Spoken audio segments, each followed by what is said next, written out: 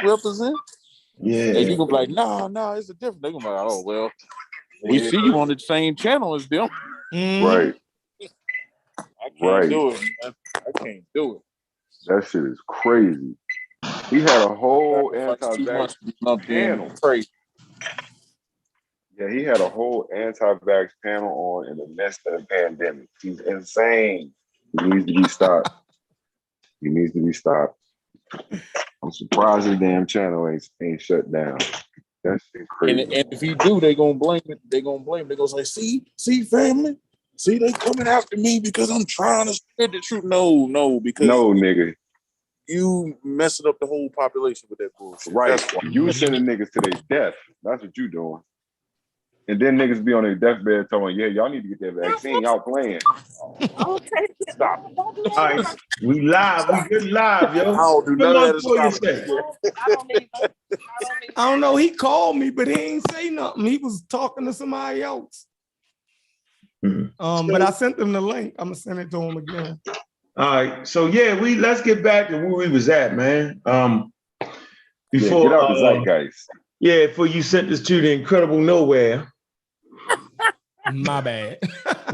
She took up the missing channel, the missing history, like the I'm saying, like the Hidden History Museum. That ain't hitting. You mean that one? Oh my God. So bro, let's rewind the tape, man. See who we got in that audience, man. Let's get this right. What I do know, man, let's go and get this party started right, man. Let me see who we got in the chat. Look, Kofi came right on. Yeah, lead that community. Yeah, I agree, Kofi. Yeah, we out of there, yo. Well, we never was in there. See, we're gonna have a whole conversation, yo. I think it's just time to really draw that line, that pristine line, yo. No, we was in there. Don't back out now, huh? I don't think so. Back out now. Nah, I ain't backing out. You want to say we wasn't in there now that we done drove to New York, stayed in hotels, been on 125th arguing with them crazy Negroes. We was in there. I don't know, Bill. We're always on the other side of the fence, yo, because I thought, this is what I thought. In my mind, in my head, yo, I was carrying the legacy of John Jackson, Dr. Ben and them, yo. That's what I was thinking. I get what you're saying. I get what you're saying, and I don't disagree. Yeah.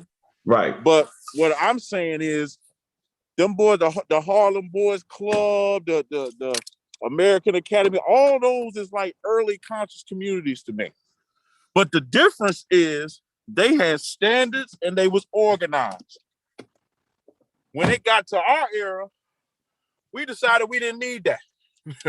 We, as a whole, not you and me, but as a community, we decided standards, references, character, let's throw that all out the window and let's just make up some shit. And we gonna galvanize the community with whatever we make up. And that became extremely popular. So when we came around and started intermixing with these people, remember how they hated us just for asking for sources? I mean, dudes wanted to fight us because we asked them, hey, where you get that from? Yeah. So we were still intermixing and communicating with the community. We were just doing it from a different reference point than they were. Right. But it was still in the community. I'm not saying we was the exact same as them or we was about the same thing. Nah, because of course, like you said, we had different reference points. But to say that we wasn't a part of that community, I don't think we can say that in honesty, because people was tuning in to Sarnetta just to see us. Mm-hmm. There were people that were doing that. Facts. There were people tuning in to Titans TV just to see us. There's people tuning in to Sal's Showtime just to see us. All of these different platforms from back in the day, man, we was on all of them, man. We was on all of them. That's the reason people know us today, because we were on them platforms. So although we had a different agenda, we was trying to bring some information that was tangible and empowering, and we wasn't on no scamming shit, we was a part of that community. You know, we can't say that we wasn't. Now it's time to draw the line in the sand. It's time to move on. It's time to say, hey, we need to build something that actually is fulfilling the people's needs and not failing in what we've been. But you know, I'm not gonna sit here and say that I wasn't to that foolery, because I was. All right, so I disagoddamn agree all the way. Yeah, we was in that space because, like, whatever space was it, and we always had enough gumph to make sure we continue to build our own space.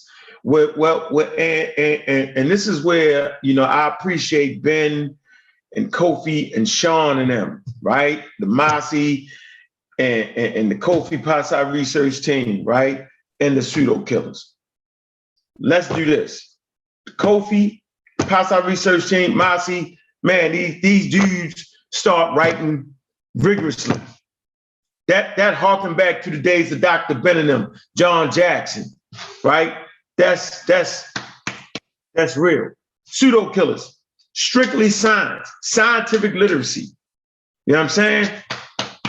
And I'm saying right now, while they all fighting and exposing each other and the scam, you're a scammer, but yet you hanging with the scammer at this point, yo, man, yeah, because Ben, little did you know, Ben, the day we was talking about, yo, we need to leave. I'm just saying, yo, we just need to draw the line in the sand. Same difference. Kofi was saying the same thing. Out of nowhere, Chef was saying the same thing. Vance was saying the same thing. That, like, our conversation ain't even for the conscious community.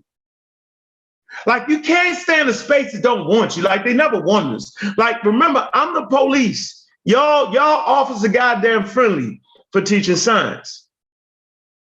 You know what I'm saying? Like, they hated me for using the word, you don't believe in God? Well, nigga, I thought you didn't either. So the space ain't even for us. You know, we need to deal with the greater African American community. That's why I got my mic, right? You know, we get a better camera. And man, it's showtime around here, man. Come on, man, they can't outright us. They can't out-science us. It ain't even no more fun. Remember I said all my enemies are old.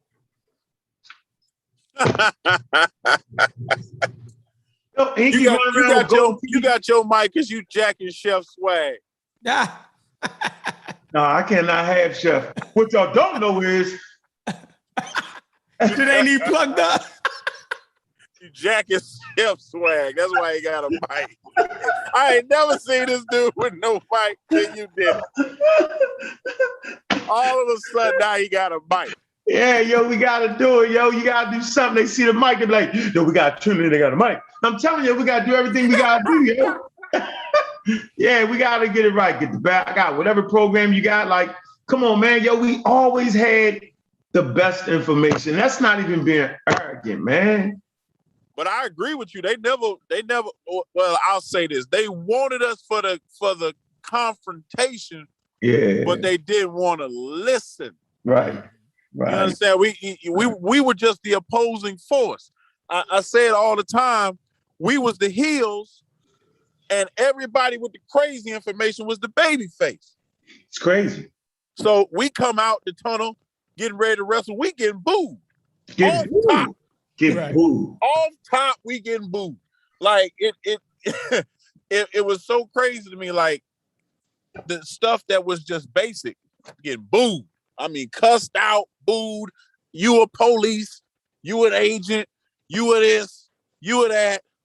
I mean, looking up your personal information, contacting your wife, you know, saying, putting up pictures, making video. I mean, the whole 9 yards was done to us. Oh yeah, remember that nigga did that? Yeah, man. Remember the nigga did that? Yeah. Nigga, I got that nigga phone number. He was like, when I called him, he was like, how you get my number? I say, check this out, my nigga. I got your address. I got all that, nigga. I got everything on you. But that's what they did, man. I mean, he was laughing. He had to laugh. Yo, he was like, yo, how you get this? I say, nigga, I got your address, nigga. Yeah. You tripping. Yeah, like that stuff happened. People think we exaggerating. No. All that happened. Yo, All that happened, man. you would think I was polite. That's how they did it, yo. Man, I'm telling you, would think we were scamming the whole community the way these people that did, like, I mean, attacking family members, like requesting family members just to try to start some shit. Yeah, you Seti. Yeah, you did that. Yeah, Wow, not my man. Yeah, you Seti. did that. Yeah, you did that, you little bitch ass. Let me stop. Yeah, he a bitch ass nigga. Yeah, he Not stayed the there. general. The general, not he the wasn't the only one general contractor. that tweaking ass Pharaoh did it too. Now he done Tried lost to come after my wife too. See, I don't just be talking just to be talking, man. I'm telling you, if I wrote a book about this shit, it'd be a #1 bestseller. But I say that to say we've been through all of the slander. We did all of the sacrifices. We fought for this. Indirectly, we fought for this community, tried to make it better from the inside, did our thing, invited people out, paid people to come out, put them in hotels, did book launches. We did the whole 9 yards, man. We took it overseas. We did everything that we could. And at the end of the day, we had to look at it and say, what we doing is not accomplishing the mission. Yeah, yo. It just ain't working. Because Lord, you got that's too right, many yeah. people that just want to treat this thing like a hustle. They just want to treat this thing like an opportunity to come up, an opportunity to sell their products, an opportunity to get some pussy, an opportunity to whatever they want to do other than enrich African minds and lead us towards sovereignty. So, let them do that. Let them want to be fake celebrities and stalk celebrities to take pictures and put it on Instagram and all the other stuff they was doing. Let them do it. But we got to go a different direction, because as the brightest minds that we know in this community, we got a responsibility. Yeah. When I realized when Inky is still don't want to have a normal conversation, do all that shit and cut you off, like I realized, yo, You gotta stop bringing them niggas up though. I can't help it right now. I'm for bringing them up. Let me get off my shoulders. How you doing? I'm working on it. I'm not ready yet. I'm the opposite, because we used to not bring them up, right? No, give them no attention. Let's give them a teaching up. Fuck that. After all these motherfuckers did to us, fuck that. Give them the goddamn attention that they deserve and tell the people the truth, so the people won't be motherfucking spending their money with somebody of crazy ass character. Fuck it. Ask me about somebody, I'm gonna tell you. Oh man, Umar Johnson. Like, you know what, man? Hell you. Hey Ben, how long ago was that when you called me up? Yo, let's tell the story. You was like, when I called you up about what? About Umar Johnson, remember? Oh man, that was 2015. What happened? Tell them the story. That's the first time I ever talked to you. Yeah, I called you. I asked you what you thought. What I say? And you told me what you honestly thought. You told me you ain't think dude was real. And I was like, okay, why? And you stated your reasons why. And I was like, well, let's give a brother a chance to build a school. Yeah, that was we going on 11 years. I say, yo, see, that's what people don't know, because I know a lot of people are late to the community, because I was late, but I went back and did the homework. 2010 is when he announced he was going to build that school. I say, Ben, get your money back. I did. I donated.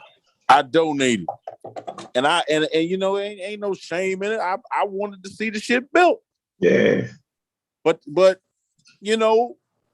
ain't nothing, and we just got word he talking about 5 more years. Yeah, hit him with the 5 more years. It used to be next year, now it's 5 more years. It was always next year, now it's 5 more years. I said, oh my Wait God, a minute.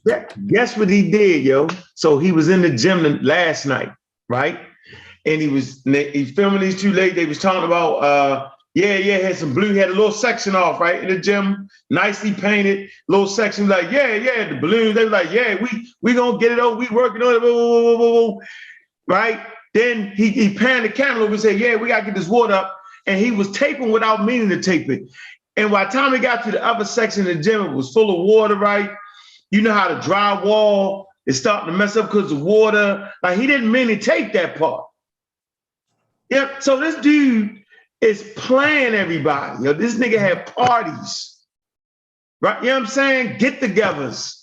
It's just, man, when I told Ben damn near 10 years ago, I say, you can't even start no school off no donations. You said it today, Chef, and it's not that we being mean, it's that our people don't even understand how to get something together.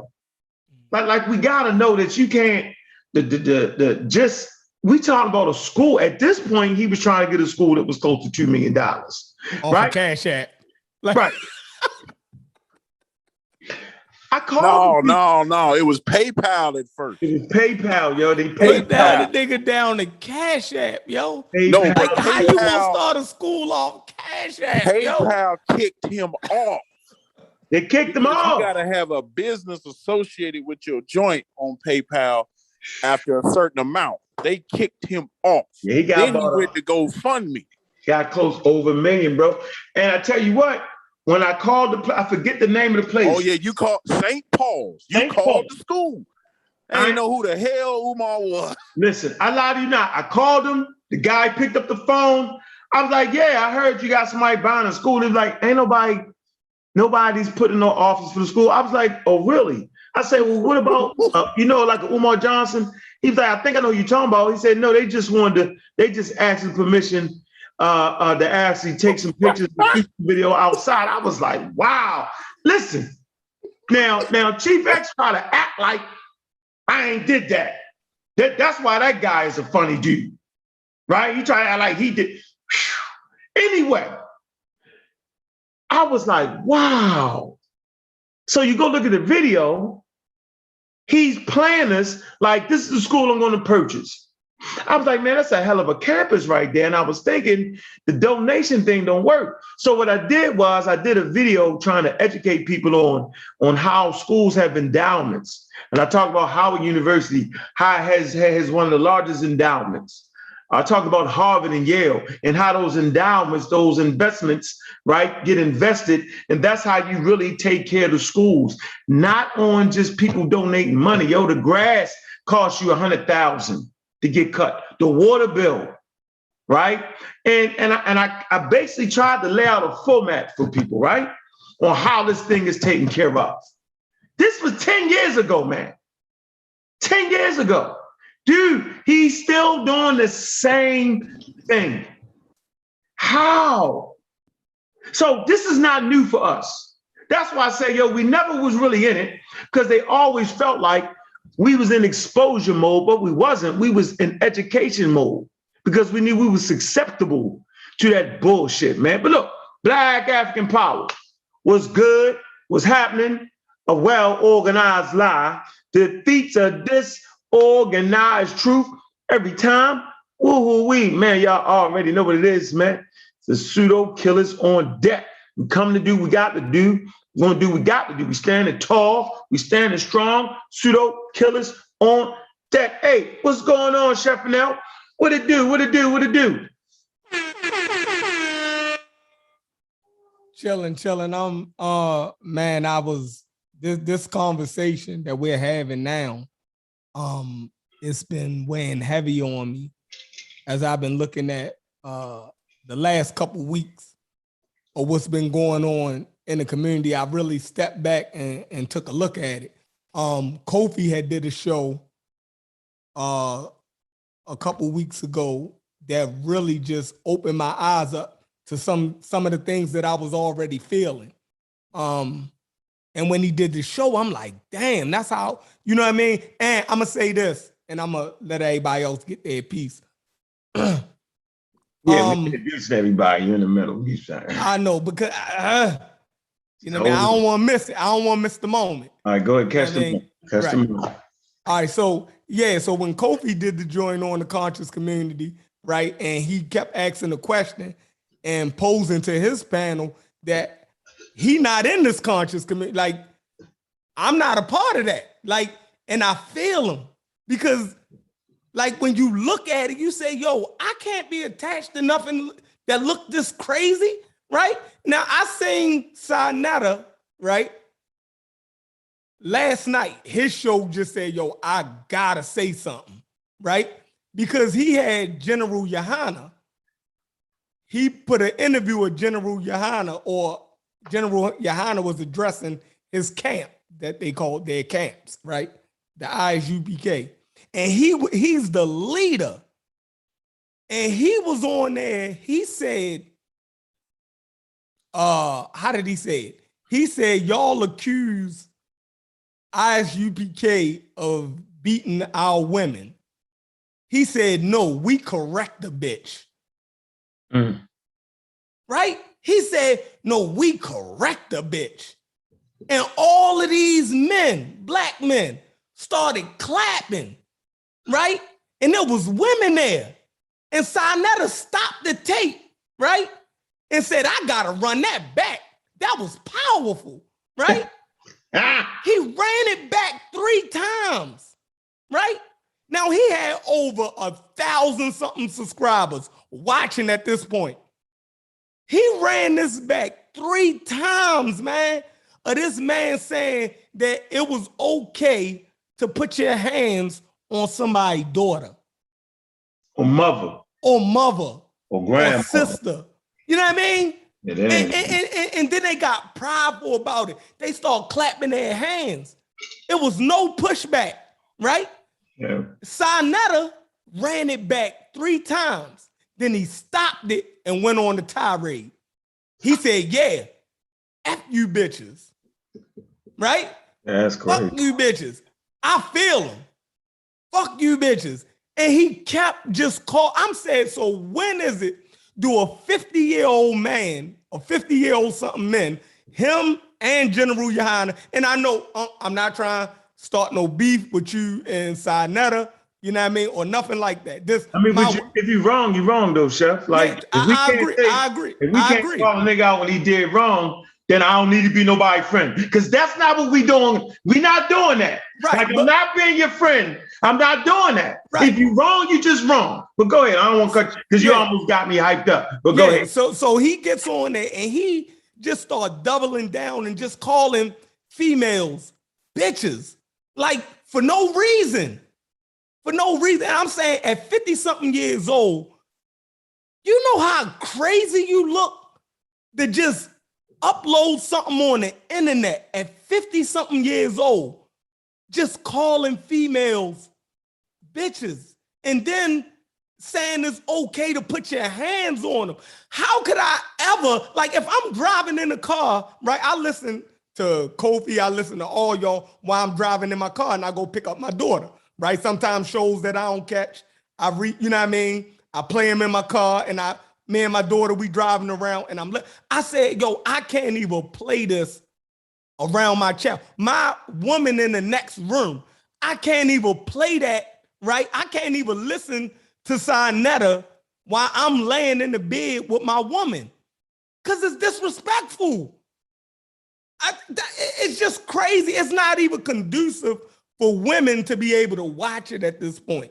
And it's not even healthy for men to be watching it, right? Because for some reason, at some point, right, it's just like the music, right? If you listen to certain music around your children, you're saying that this type of speech is acceptable, that this type of behavior is acceptable. So certain things you listen to, I gotta turn it off with my child in the car, right? If a rapper say something too vulgar, I look over and my girl's sitting right there, I gotta turn that, right? Now, I gotta do that with people in the conscious community.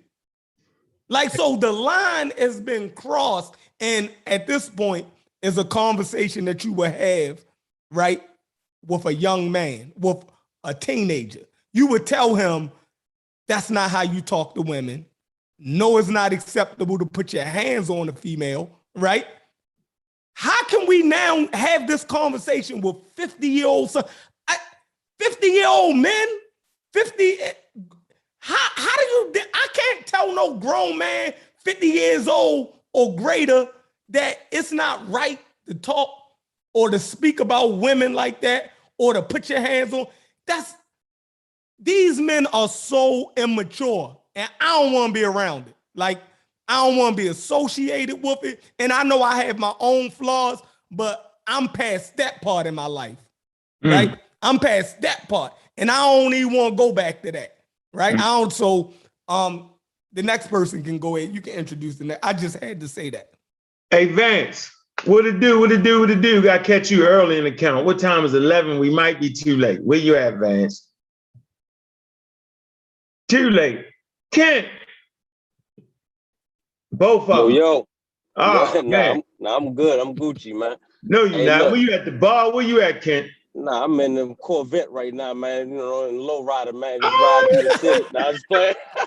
I'm just playing. In a goddamn Kia with a sunroof. And the Kia. Y'all crazy, yo.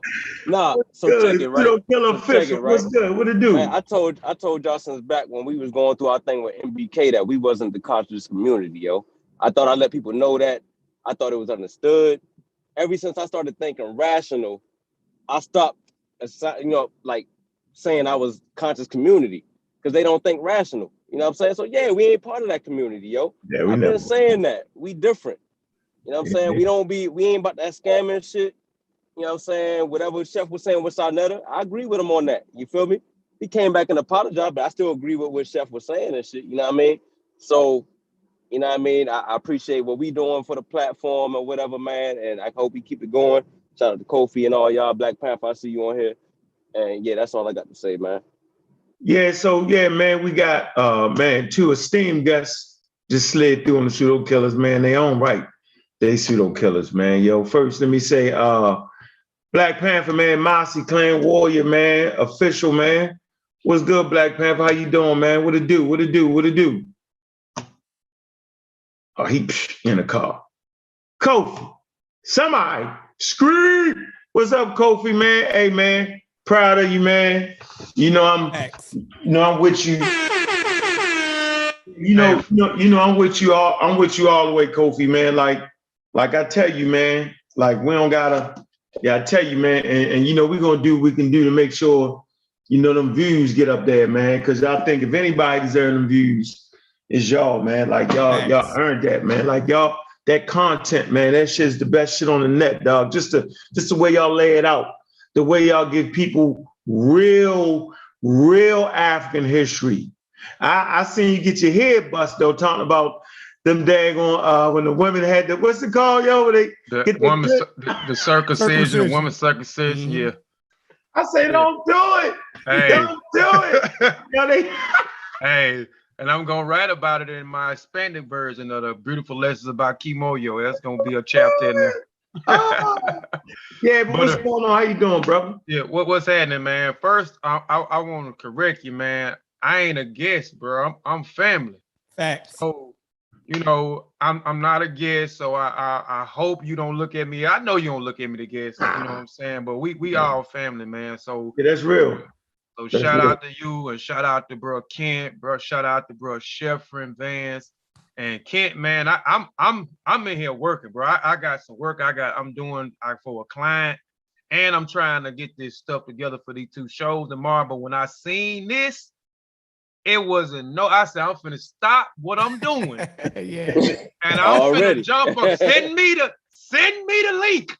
I want the link because I definitely want to go in and get some people some understanding because Chef was on the show that I did the other week. And then last week I came back and did another show called We Packed Our Bags and Moved to the New Independent African Academy Community. So, and I laid out a lot of stuff. So later on, I hope I get to come back because I want to talk about the mandates. I want to talk about the standards. I want to talk about the talent, the 10 ideology. You see what I'm saying? So that puts us in a whole nother perspective when we talk about these mandates from these talented 10 back in the late 19th, early 20th century when we started talking about George Washington Williams. we start talking about Alexander Cromwell, we start talking about Carter G. Wilson, when we start talking about John G. Jackson, when we start talking about John Henry Clark, when we start talking about the independent African Academy that came after an American Negro Academy, who had these standards and these mandates that they had when they was trying to build exceptional men and exceptional women through intellect and intelligence. But I'm gonna wait, because I'm gonna go in. Fire. Hey, peace to y'all. My bad, Unc. I heard the roll call. I was in there rapping my girl. I ain't seen her all day, so I had to do that. Oh, yeah. That's important, yo. It's passport. Go ahead. Everybody go subscribe. Real Rap Atheist Library on iTunes. Pseudo Killer Official on deck as normal. I'm gonna be here for about a good hour to 30 minutes. Y'all never know. Okay. So what you think about the topic though, Vance? Me and you've been rapping all day. Oh yeah. What was the topic again? My fault. Leaving the conscious community. Oh yeah, I've been out the game. I've been out that game. I've been stopped fooling with 99.9% of the individuals that associate themselves in that. I can't do it. It's just a rabbit hole of endless bullshit. Like it's endless. Like it just never stops. It goes from whatever the flavor of the year it could be. You're never gonna guess it, but it's gonna be crazy. Like it's gonna be crazy. From vaccines to flat Earth, like from Aboriginals, you seen how the whole transition went. The shit is crazy. They come up with something new every year, but you know, I'm with it. We out of here. Hey, you know what? Our information puts us out of here, yo. You know what I'm saying? I just was always trying to, I love the people, man. And I just got a soft spot for the people. So I remember how I was vulnerable in a cult with no way of getting out. Based off my upbringing, I never could get thoroughly entrenched. Way too arrogant for that. I always tell y'all I had a mother and a father. I had aunts and uncles. They all raised me, literally. Could go over my aunt's house, stay the weekend. Could go over my other aunt's house. We had the aunt that had, you could just play all night long and then get hit with the Hot Wheel track. Had that aunt, right? Had the other aunt where, I was like the brother. All my cousins and them over there. I went to school with them. We fought every day at school. I had, I had that aunt, right? Had my aunt, my uncle. I'd be at the babysitter, right? Yeah, you know how you just don't like being the babysitter. Out of nowhere, he pop up with my two cousins and we go snowboarding. Out of nowhere. You know what I'm saying? So we go play football with me. So I had the other uncle and aunt, they had their store. So at an early age, you get joked for not being able to count the money back and make change. That was the running joke. Well, you better learn how to count. I figured that shit out fast. So I understood business. I understood family. So you know what I'm saying? I never not needed that. But there's a lot of people that need family and they fall prey to the cults. This has been my primary mission. That's why I open myself up to the people. That's why I put honorable people in the space with me, right? Simple. We talked about today, Kofi. Honorable people around me, yo, to check the checker. Absolute power absolutely corrupts. So we're in the space of cult leaders, of charlatans, sharks, right? Matter of fact, at least the niggas in Baltimore I came up with, yo, they was honorable. I'm in a space where now, watch this. Conscious community is supposed to be the safe space. But you got people crooking in the safe space. You got these so-called, I'm gonna call out the crooks, but yet now you hanging with the crooks. Right? Let me say this again. You got people claiming to call out the scammers, but yet you're in partnership with the scammers. I don't understand that. That don't make no sense to me. Nigga put 30 videos with my name in it. Armor All Squad, name in it. Pseudo Killers is this. They that. But But yet you make parlay with the scammer. This scam in the safe space. They throw tomatoes at all I get is what I used to do 30 years ago. That's all you ever hear is what I did 30 years ago. Dr. Mayotte put a record on trial. She didn't do that in the safe space. By the way, the weed that she got locked up for is now legal in most places. How about that?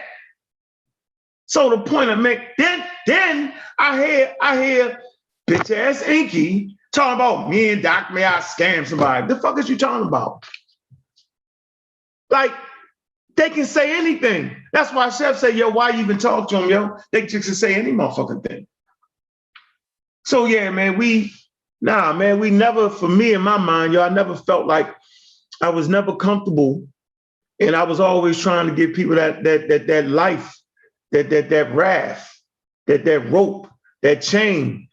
I was always hoping to drop a seed, right? So y'all get out of it. So that's why I always hung around, man. But I never was really like, yo, people hate me. See, that's the difference. You got niggas that love you, niggas fear you, so they fear me and hate me. And that's, you know what I'm saying? And I took that. I'm the bad guy, right? I'm the police because I want to give people scientific literacy, yo. Where's the scam? I even had Chief X, this nigga, I was late with an order. He called himself exposed me for being late, but like, what the fuck are we talking about? I got so mad at that shit, I figured out who it was, gave that nigga's money back so fast, the nigga was trying to buy something else. I was like, no, sir, we good. At any moment that an order is late, y'all can email me and y'all can hit that goddamn button, yo, because it ain't your $30, $40, $100, it ain't worth it for the bad name, yo. It just ain't worth it, yo. It ain't worth it, man. So nah, man, I ain't never been a part of that, yo. I was the nigga, we was the niggas on the other side of the street beating the brakes off them damn fools, because I always wanted to show you that, yo, they never had nothing at all. The whole thing was a house of cards. They never had nothing. So then people start hating the Chef and Kofi because we always win. And they wonder, why these niggas always winning? Why they always think they right? Because we putting the experts on y'all motherfucking ass. That's why I could never remotely think that anybody could overthrow modern science. Well, anyway, man, so back to the history, Chef. Back to the history. We was talking about history. And we all know we teach history around here, okay? And we was making a distinction between, and I don't know how you feel about this, Kofi. We might get to fight on this motherfucker, but it's all good, right? When we talk about African history, the way they brought it was too goddamn broad. Because really when people were saying African history, they was talking about Egyptian history. They had completely forgot about West Africa, right? And when you did talk about West Africa, you act like everybody was from one area in West Africa. And it was almost like we was trying to glorify it, and we only wanted to be kings and queens. We never heard nobody say, well, my family was farmers, or my family was artisans, right? Or my family was the basket weavers. That's an artisan. They made the pots, the weavers. You know what I'm saying? Or my family was part of the building guild. You just always heard them say, well, I was the kings and queens. So we put value on kings and queens because that's what Europeans did. We wasn't really looking for real Africa. And you know how I know we wasn't looking for real Africa? Because motherfuckers don't be having all these. I got all the values.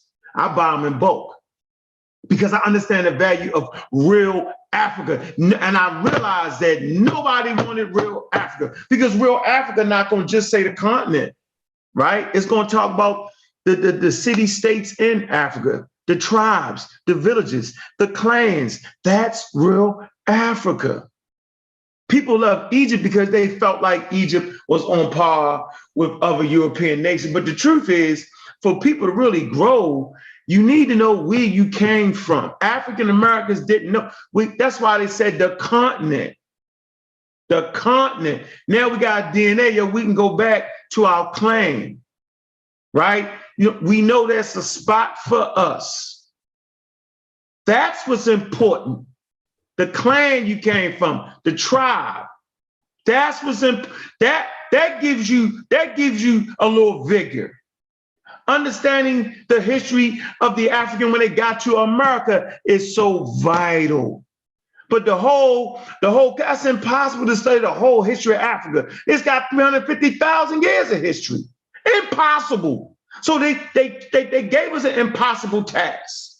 But go ahead, Chef. No, you was doing well. I know. I would love to hear Kofi perspective on it. Black Panther jumped off, but I would love because let me lay the groundwork. Kofi, I was on Montoya show this morning.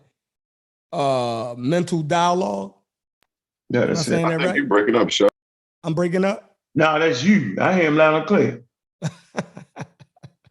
Yeah, mental dialogue, right? I was on there this morning, and the topic was I forgot what the topic was. It was the topic was convoluted. I'll read it. Go ahead, read the topic. It was. Hold on. It was the. Does it matter how African Americans psychologically view Africa? Like I didn't get that at all, but I think it was worded wrong for me. But yeah, well, I mean, I understood it. And in the conversation, it was basically like, you know, does our view on Africa as African Americans, do it impact us in our lives? Like if you have a negative view of Africa, right, then that would negatively affect your self-esteem being an African, right? You would look at the things that the African mind produced in a negative, you know what I mean, way or less than what other people, right? Europeans, what the European mind produced will be held at a higher esteem than what things that the African mind produced, right? Will be in a lesser. So I think that was the gist of the, you know, conversation. You would look at African features like facial contour and body shape and complexion and things that, you know, generally will be attributed to African people would be less desirable than, you know, features that came from Asia and Europe and, you know, other places in the world. So he was basically asking the question, you know, does having a negative view of Africa, you know, directly affect African American self-esteem, right? So in that question, I agreed, right, with him. It does.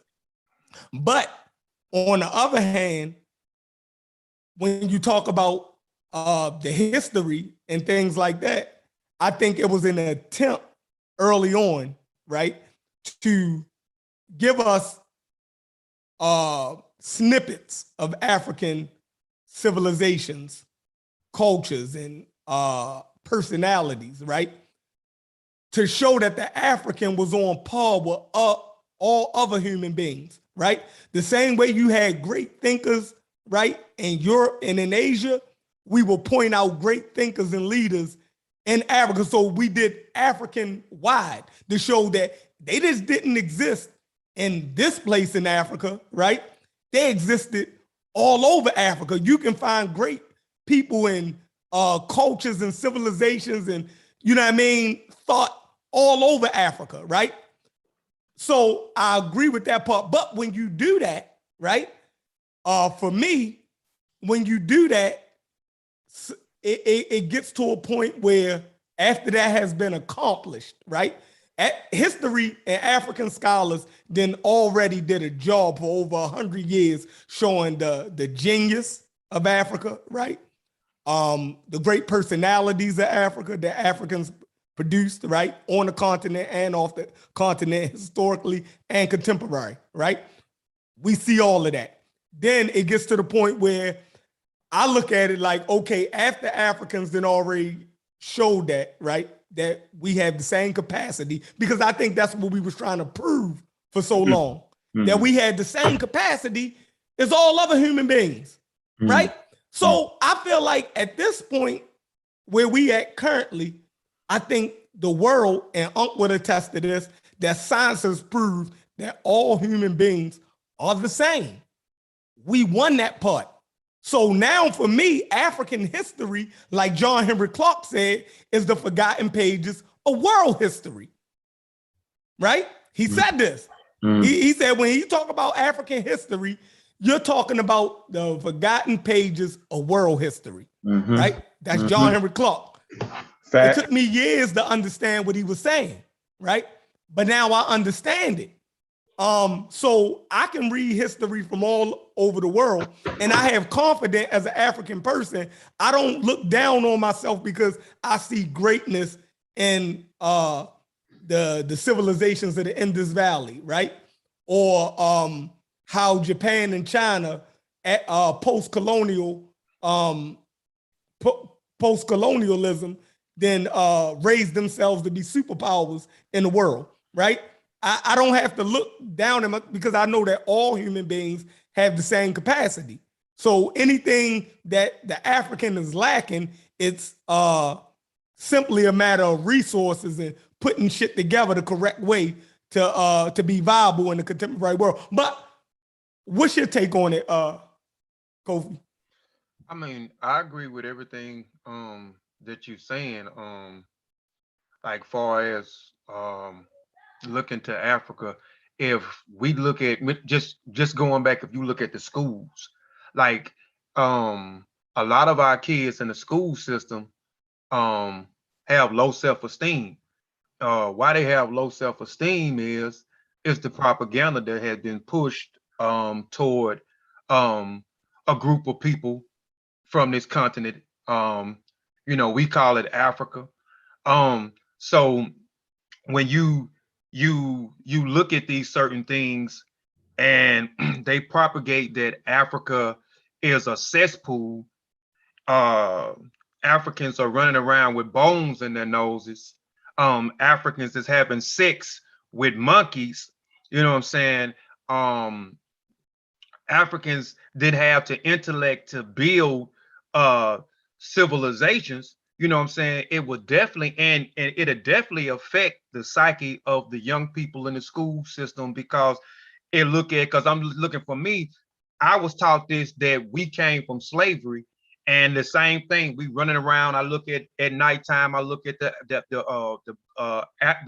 babies in these different countries in Africa with the swollen bellies. I look at, you know what I'm saying, the dirt huts that they perpetrate. So I'm thinking that we didn't do nothing, so we was less than.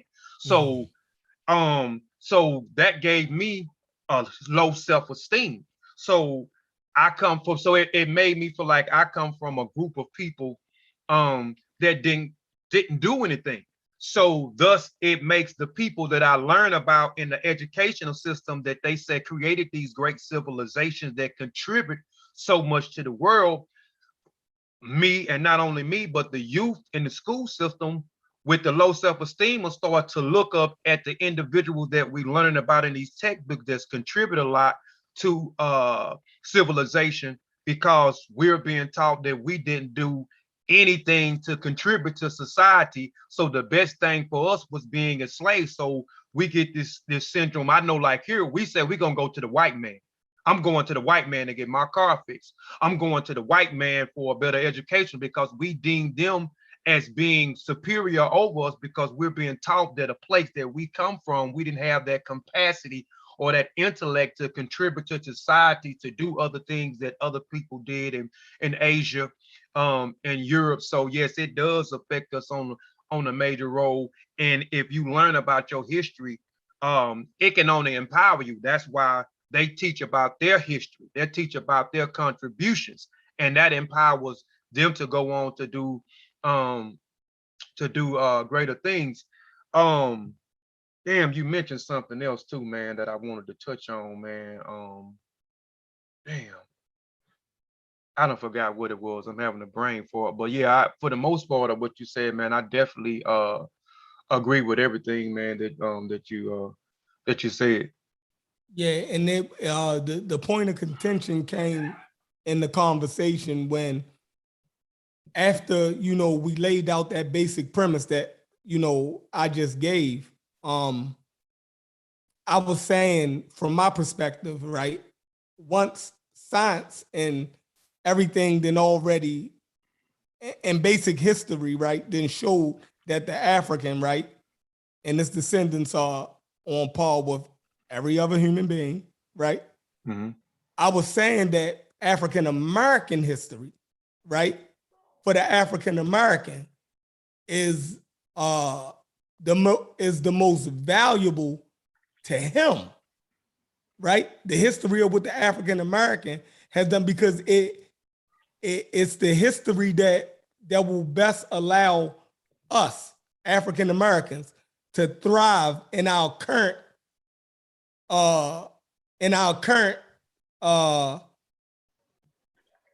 country that we live in, right?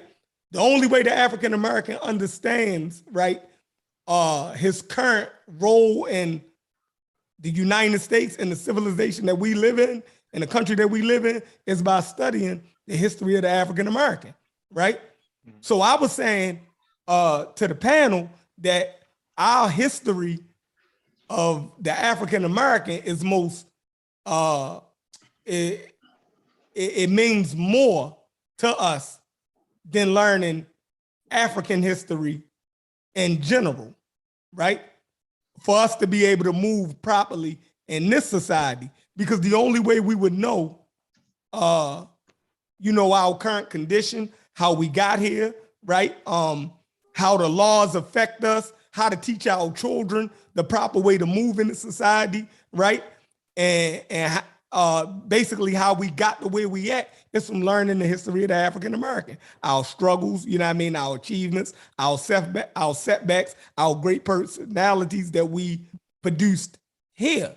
Because without them, like, they are ancestors too, right? It's continuing that same tradition, right? And the panel was basically telling me that, you shouldn't pit one against the other. But like John Henry Clark said, African history is the forgotten pages of world history. Once you know that, right, you're not looking at one above the other. But the same way a person in Panama have to learn the history of Panama in order for him to understand Panama, right? The same way the African American need to understand. He need to not only know African American history, he should also know American history, right? That should be his first. That should be his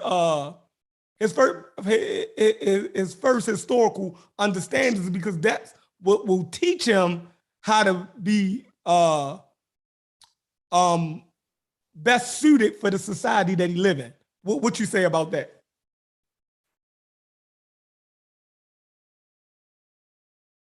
Talking about me or Kofi? Kofi. Yeah, I agree, and I disagree. I mean, I agree with you far as you saying that. Well, first, I agree with them by saying we shouldn't put one against the other. I say it's important to learn both, because even with the African American over here, we have adopted, and I'm saying we have adopted a lot of the Europeans' philosophies, ideologies, and etc. It's good to learn, and I'll say I would teach. I would start off like what you said. I agree with you. I would start off first. I didn't with my son. But I would start out first with what you saying with this society first, teaching them about the history of what the African American is, because there is a lot of rich history that comes with the African American and what they actually contribute over here. So I agree with you in even learning about how to function within the society that they're living in. I can agree with you that with that. But like I said, I would also with that, I would probably do that first, and then I will migrate into Africa, probably at the same time, because because as he's maneuvering, I'm trying to teach him. I'm still having to combat, because I'm always gonna go back to the school system, because a lot of the times we're being indoctrinated when we in school. So you go from the first to the 12. They got 12 years to indoctrinate you. You graduate, and then you go into their higher learning of education. And through their higher learning of education, we have been written out of history, right? So I would teach it simultaneously because I would want to teach them because after African Americans in most of societies, they don't have something called rites of passage. So they don't understand. I think that is one of the most important elements that we should have when we talk about culture. You know what I'm saying? And I think it should be a part of the African American experience as well when we talk about rites of passages, because a lot of times when I'm mentioning that, like when we talk about the naming, just go back to the naming ritual or the naming ceremony, which is attached to what's the name. We're there. I think that if you know, and it has worked in times where they begin to name their children after what they think their children's destiny should be. You know what I'm saying? So their name is constantly reminding them of something great that they should, you know what I'm saying, something great that they should be doing. Even when we go to the adults' rites of passages, we go to the adults' rites of passages. You got 3 levels or 3 stages of adulthood, you know, and in African culture, the adulthood starts a little early. It starts between the age of 12 or 13 years old, where a person can become an adult. And I think that stage is from like age 12 to 25. Then you go through another stage, which in stage between 25 and 45, and then 45 to 65 when you become an elder. What I mean by that is teaching our kids, because we think that when a child turns 18 or he turns 21, he's grown. He automatically a grown-up. He knows exactly how to get out. If we hadn't taught him how to maneuver in this world, we automatically think that they're an adult. But there's things that when we talk about the rites of passages, the things that they must go through in order to become an adult. So they have to learn to become adult. They have to learn about their history. They have to learn about their culture. They have to learn about the contributions that they have.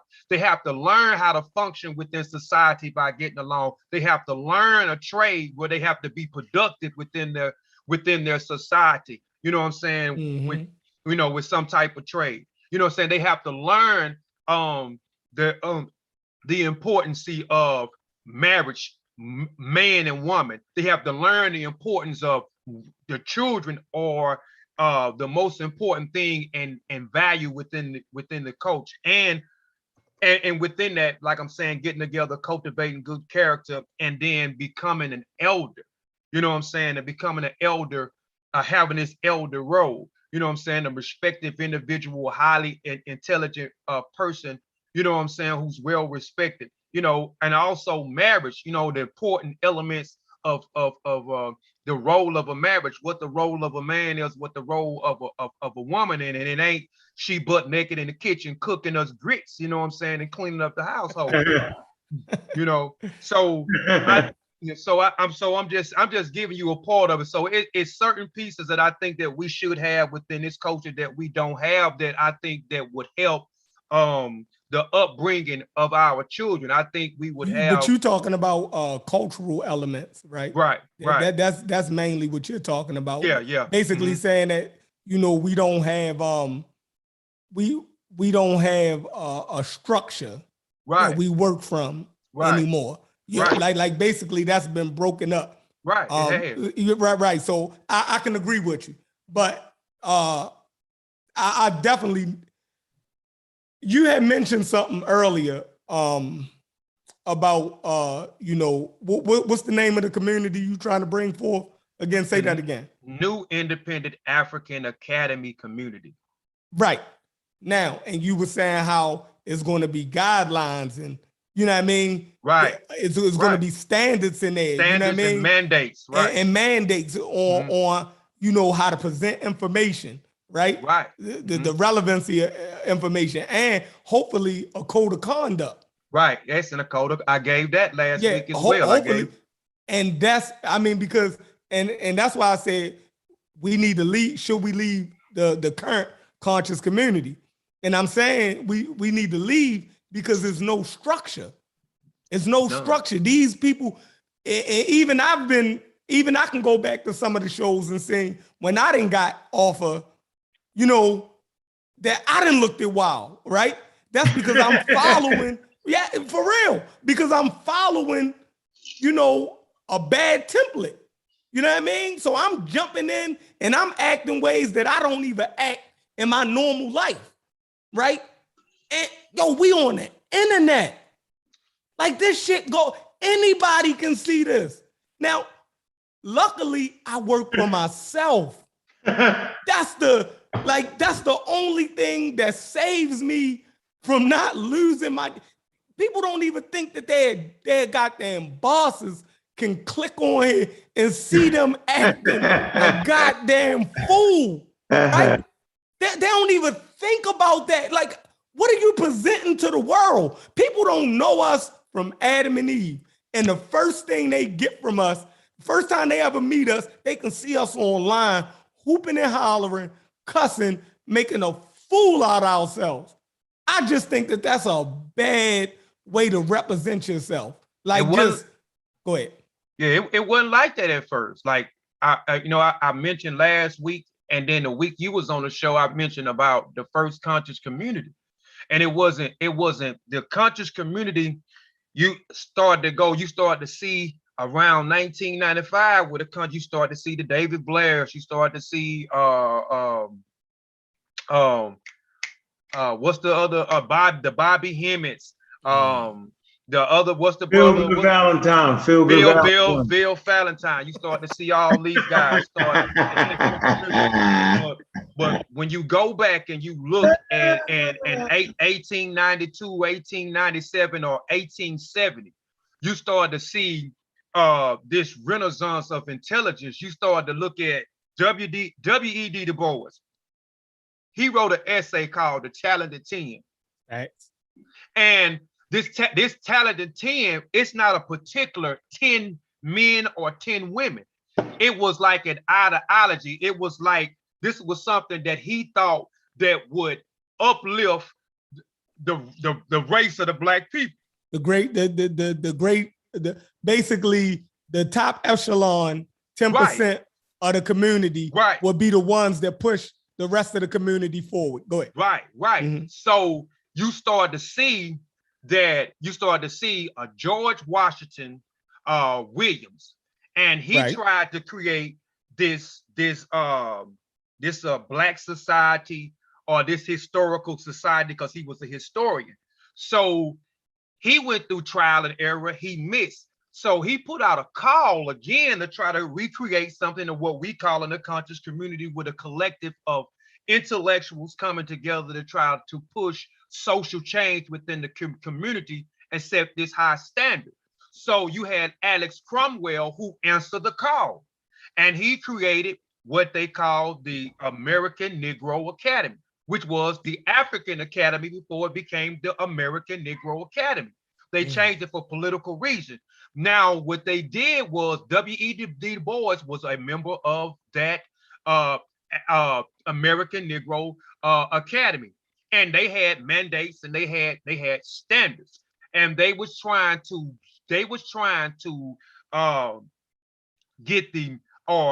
build leaders, not a leader, but build leaders within the community. Make education the basics of everything. The top of echelon was the high education to get to develop more intellectual Black men and women, to develop exceptional men and women. So they come up with codes and conducts. They come up with mandates. So you get a list of these guys that start to come down, and then you get an independent African Academy that came after that. And then they had them same mandates that we had. And matter of fact, I want to read a couple of them, the same mandate that they had, even with what we call the Talented 10 or the American Negro Society. What they did was, even at this particular time in the late 19th, late 19th, early 20th century, there wasn't a lot of black people going to college. Right. So the people that went to school, because they was pushing education, they thought this was going to be able to liberate us, was high education, right? And develop leaders to go back into the community and teach the information. So this was the thing, this was the each one teach one. So these people will go back and teach the people that couldn't afford to go to school or was in some type of predicament where they was not able to go to school, will go back in the community and push and teach this information that they was getting in the schools, right? So then you get the Independent African Academy. And from the Independent African Academy, they had these same mandates. You know what I'm saying? They had these same codes of conduct where it started in the colleges, and then the people in the colleges they made it their priority to go back in the community and teach what they had in the community with this high standard, with this standard. So some of the mandates, hold on, let me see. I want to talk about some of the mandates. All right, so some of the mandates. Did you implement them into the new thing that you put together? Yes, codes. So one of there is research methodology, right? Hold on, I hope everybody is following them, because I'm telling y'all, man, we gotta separate. We gotta separate, and we gotta be able to separate into something that's gonna be more productive, right? With better character and everything. Like, we drowning right now. Like, if it's anything good left in a couple of groups that we have to harness that at this point, right? Because we're getting lumped in with the rest of the foolishness, right? Child molestation, all kind of crazy shit is going on now. It's time to say. So go ahead, Kofi. I'm digging what you go. Go ahead. We ain't getting lumped into none of that shit. No, we ain't getting none of that shit. What you had something before? Yeah. So yeah, I think we got the Magi on, man. I'm Raw Squad up. I'm Raw Squad official. So whatever we do, yo, it's got to be based around a type of finance, some type of money-making mechanism. The books is one of them. We got to start packaging our books. Everybody got books. It has to have some finance based around it. Smash been saying that shit from day one. You ain't doing shit without no bacon. You done. We're not gonna be able to do. The thing that gonna separate us is our dedication to viewership. We got to get younger brothers and sisters that's fucking with the social media real heavy. You know what I'm saying? That's how you do it, yo. Your content got to be crispy. You see how Smash got the mic, you got the mic.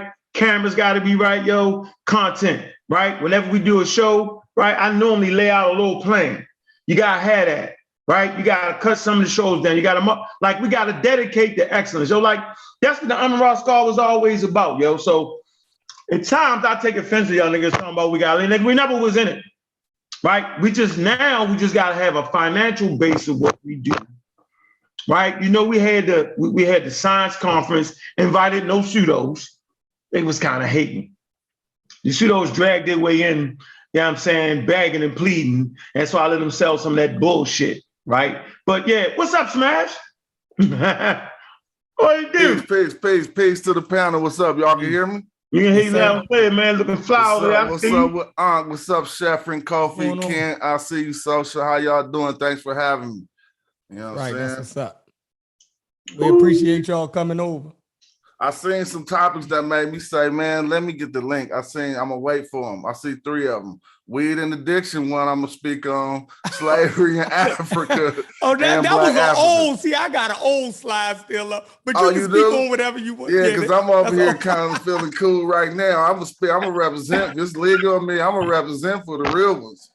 You know what I'm saying? But now, thanks for having me. I also want to tap in when if y'all do ever get around to some of those. I got some stuff to add, but thanks for letting me. You cannot speak on the weed if you smoke it. Yes, you definitely can, because y'all speaking from a perspective where y'all don't even know nobody. Y'all don't know no CEO, too many CEOs or executors or people who pull things off in the way I do. As a matter of fact, this Labor Day, I had a smoking lobby in the City Hall of Oakland, bro.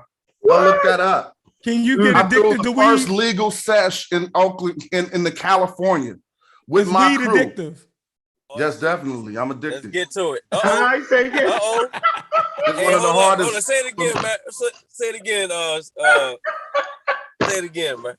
Yeah, weed is addictive. Who gonna? If anybody tell Okay. you it ain't, they tripping, they playing. You But don't want Chef nobody said, young. hold up, Chef said it That's wasn't all I addictive. said, yo. That's all I said. Man, Hey, Chef. look, All right, hold on, Matt said Chef. it Well, you wasn't don't blow like I blow. I mean, you ain't never got. I mean, I got into it into a way that it's hard to depart from. I wouldn't lead too many people down those roads. I talk to my children, and I know they getting older. They teenage girls, and I just be telling them, look, that's something your daddy's struggling with. And so, if y'all want to struggle with it, well, like I struggle with it, cool. You know what I'm saying? But I'm still talking about, we are talking about the differences between what we call hard drugs that affect you one way and things like herbs that we smoke, marijuana you eat or whatever. We know the differences. And again, like I just said, anybody can look that up. We just threw the first legal sesh in California at the City Hall of Oakland on Labor Day. And so, I mean, it ain't holding me back, you know what I'm saying? Nah, it's different. I said all that, yo. They looked at me like I was a nut. I said, y'all ain't really smoked then. I bet them. I bet none of them smoke more than me. I bet them. They was like, I say, you ain't smoke like that, yo. Yeah, see, I'm to the level of where you can actually call it an addiction. Now, some people smoke casually and some people do that. I'll be like waking up like, man, am I about to go hit some push-ups or go smoke this junk? And that's disrespectful. I mean, to your temple and to everything. I know that, and I struggle with that. And so I wouldn't come on here and tell nobody nothing else. You feel me? Yeah, I tried to tell them. They argued me down. I said, yo, I done did the hard drugs, all the drugs, and the one that I struggled with the most was weed. It was the craziest shit ever. Couldn't stop. I was like, damn, why can't I stop? Because it's enjoyable. It don't take you over the edge. You know what I'm saying? And it don't hurt you. You know what I'm saying? Yeah, it don't make you broke. It don't do none of that shit, yo. That's just, man, that shit, yo. I'm trying to tell y'all, yo, and you can smoke weed forever and never go broke. It's crazy, yo. Like, I was just trying to tell y'all. Y'all didn't believe me. Appreciate that, man. I mean, but then again, it's not for, I won't say that just because I got caught up like that everyone will. I mean, but I advise my youth away from, right. You know. So I'm glad you said that. I'm because that's where we at now. We're trying to be more what's the word? Responsible with what we say on the airways. So I appreciate you saying, you know, you wouldn't advise nobody to do it. Yeah, that's real. And so you know what I mean? Because that's one of the conversations that we having. Also like being responsible on these airways of what we putting out to people, because like anybody could click on here and watch this. You know what I mean? So, Newsflash, the Armor Raw Squad ain't going nowhere, yo. Newsflash. To all y'all that thought we was gone somewhere. Newsflash. It might be a little more structured. Some niggas might not make it back. I know we'll all go over that in due time. I'll be talking about y'all tomorrow, sir. The beacon is out. Where is the squad at? They need them. This is a time. You know what I'm saying? Whenever the community really need the squad, yo, they come back, yo. all good groups need to be back at this point. Yeah, that's real. Because yo. everybody, like, yo, we have to do something about the current state that we getting lumped, the current community that we're being lumped in with, right? So we gotta. It's time for a pushback and to show a separation. The inmates are running the insane asylum. Yeah. When the inmates start running the insane asylum, it's that time. Hey, Smash, I know, hey, Smash, you know and I know, like we all know from the inside out, we know all our fake ass enemies, right? You know I was on your blog, man. Everybody go ahead and support Rap God. That's the name of the blog. That's the name of the blog. Yeah, that's right? that Rap God WordPress. Those are the articles that turned into my book, Magi, a handbook. Oh yeah, I read it. I read one when you was beefing with Assad now. Yeah, I was putting hands on them boys. Yeah. I read that one. I'll be talking about you tomorrow too, Jonathan Owens. I appreciate you, Kofi. Thanks for any help. I got a little page I'm trying to get popping. Look, y'all, I got a little page I'm trying to get popping. If y'all ain't subscribed yet, check out Smash Rockwell on YouTube. Right now, I'm fighting through the lower morale of the poor viewership. You feel me? I'm talking about like when you like only 10 people saying this. And so I'm trying to keep it one. And so if any of y'all out there want to tap in, because we got good information, we know about the algorithms. I'm not talking about it personally. I'm talking about where you are in the algorithm. You feel me? And so really we trying to be through that. We can all support each other. We could even start putting links to each other videos at the end of our live streams when they ask you where you want to tag this to. We got to start working together.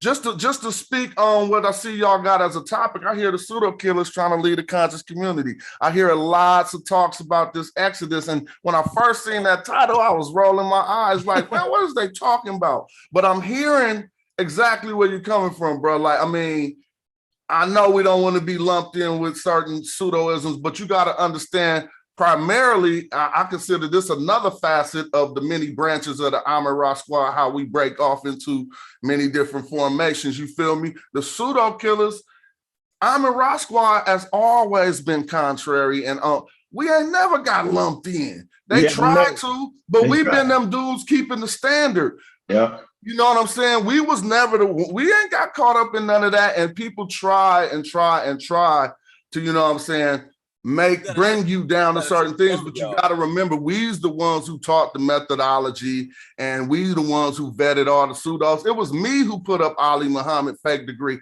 Everybody be forgetting all this stuff. I was the one who paid the $50 for the school to send me the degree to find out that he really only had a degree in dancing. Remember? And we was laughing. Yeah, he had a degree in dancing and something else, but nobody got to that yet because they don't do it the way the squad do it.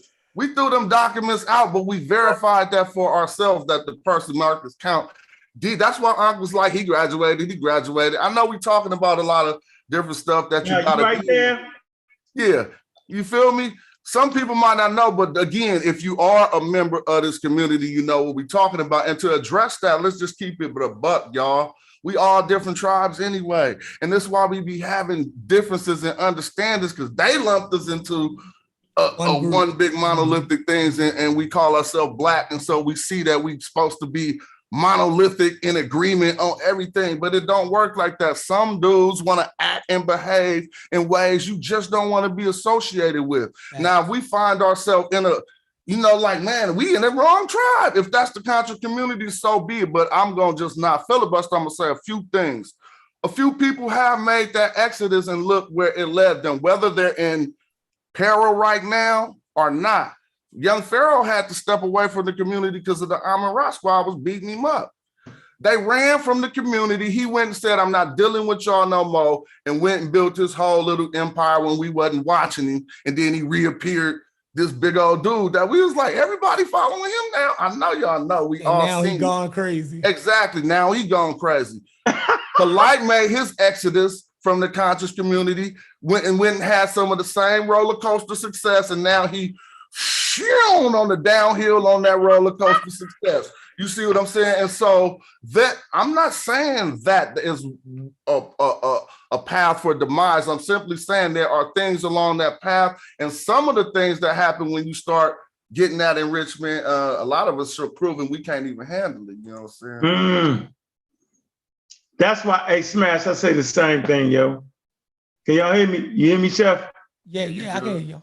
Yeah, I say the same thing, yo. They never lumped us in, yo. We was never, that's when they hate us. Like, you know what I'm saying? Like, there's no breathing room. And Smash had to tell me, yo, let them live, yo. I let nobody live, yo. Right? That's why the niggas, the enemies hate me. They go from Chief X, Dr. Doolittle, the whole, all of them. You feel me? Like they know what the standard is, yo. They know there's no getting around none of that. It never was.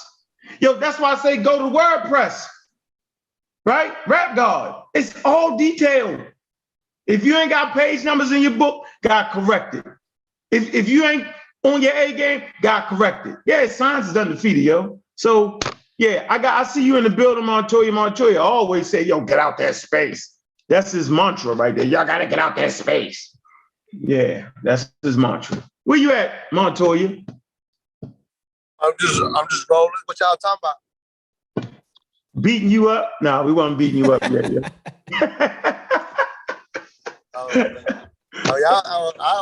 I could beat 10 men. Nah, we ain't beat you up, yo. Well, I was just talking about how we need to redefine the space we in is what we really doing. Because we've always been totally different from everybody else, man. The whole thing was set up proper. Whereas though, you know what I mean? Like Rap God, man, the way he ain't even coming as Rap God, yo. He came as just a guy who was dedicated to learn the meta nature and beat the shit out of a Song Wuja. They swear they didn't get beat up, they did. Well, let me say this. Now, when you say, you know, you never was a part of that community. Yeah. From the outside looking in, and this is where I agree with Kofi, right? If I click on YouTube, right, and I go over to Sinetta channel and I see you on there arguing with Young Pharaoh, right? Mm-hmm. You in it now, right? Like, I'm just clicking on. It's like what my mother used to say. Like, if you end up in the pig pen rolling around with a pig, you can't tell who the pig. Something like that she used to say. You feel me?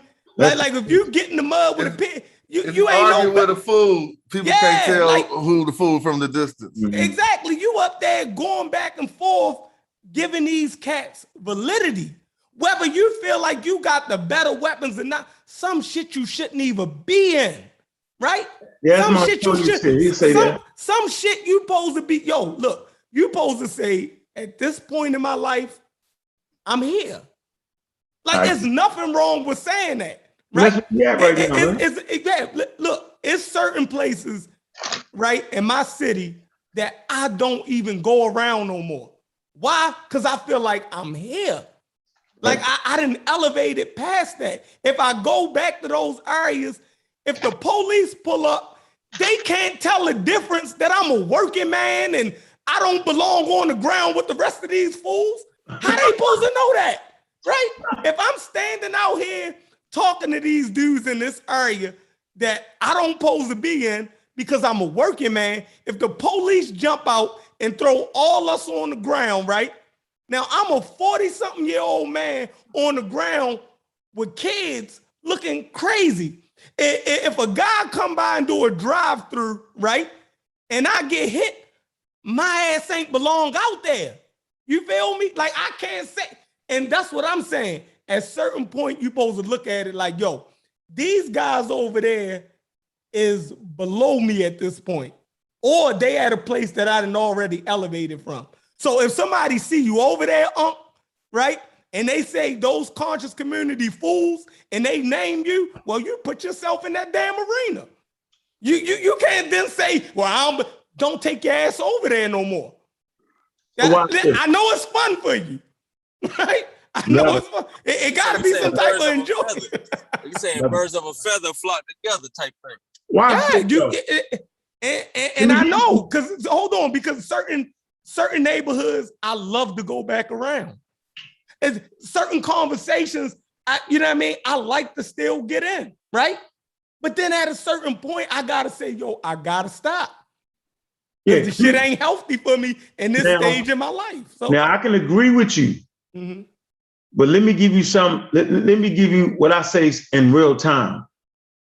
Everybody that used to fuck with all that pseudoism shit, they found their way through cussing me out, looking, saying, them niggas in the mud, them niggas fools, but why in the fuck is this nigga saying something that's totally contrary to these niggas? Every time I talk, every time I hear him talk, he's always on the other side of some shit that I just don't agree with. Why? And the intelligent people start saying, why? Why is he, why? And then they listen a little bit longer. And then they be like, oh. That's the moment, yo. You know what I'm saying? See, sometimes you gotta be in the motherfucking mud, yo. to grab them diamonds out of that, yo. Imagine if we wasn't in that space at all. Remember, I told you I came into this, right, because I was in a cult. Montoya say the same shit. Why you fucking with it? You say, why you fuck with it? Man, I fuck with it because I love my people. I gotta go with my people there, yo. That's why I never asked the squads and the teams to go with me. I say, yo, I'm gonna go start some shit. I'm gonna go smack some niggas around, right? But when they come chasing, then we pick them niggas apart. That's how it's always been. Now that I think we thoroughly entrenched, right? And I think it's time to move this shit forward. I ain't saying that I'm not going over there and smack niggas up, right? But what I could do is, right, I don't have to have, like I've learned, like I don't even need you there. Let me just do my crystal clear presentation, let some callers call in, answer some questions, and I'm out. See, that's where I'm at my stage right now. I don't mind going, right? But I'm not going over there to argue with a bunch of nuts. I'm gonna do my presentation, right? They're gonna see the quality of work, get some callers, smack them around, and then I'm gone. I'm not talking to Divine Suspect. This nigga saying he a doctor now. Man, he's a doctor. How the fuck is you a doctor in 1 year? Now you're a doctor. It's been more than 1 year though. For him to be a doctor? See, No. I would give him more just by character. I would think that could have more validity to it than any Inky or Ali. I don't think it's true, but he's a young man who could have been in school all this time and just keeping it on the buck. When we was with Divine in Atlanta, that was 5 years ago, bro.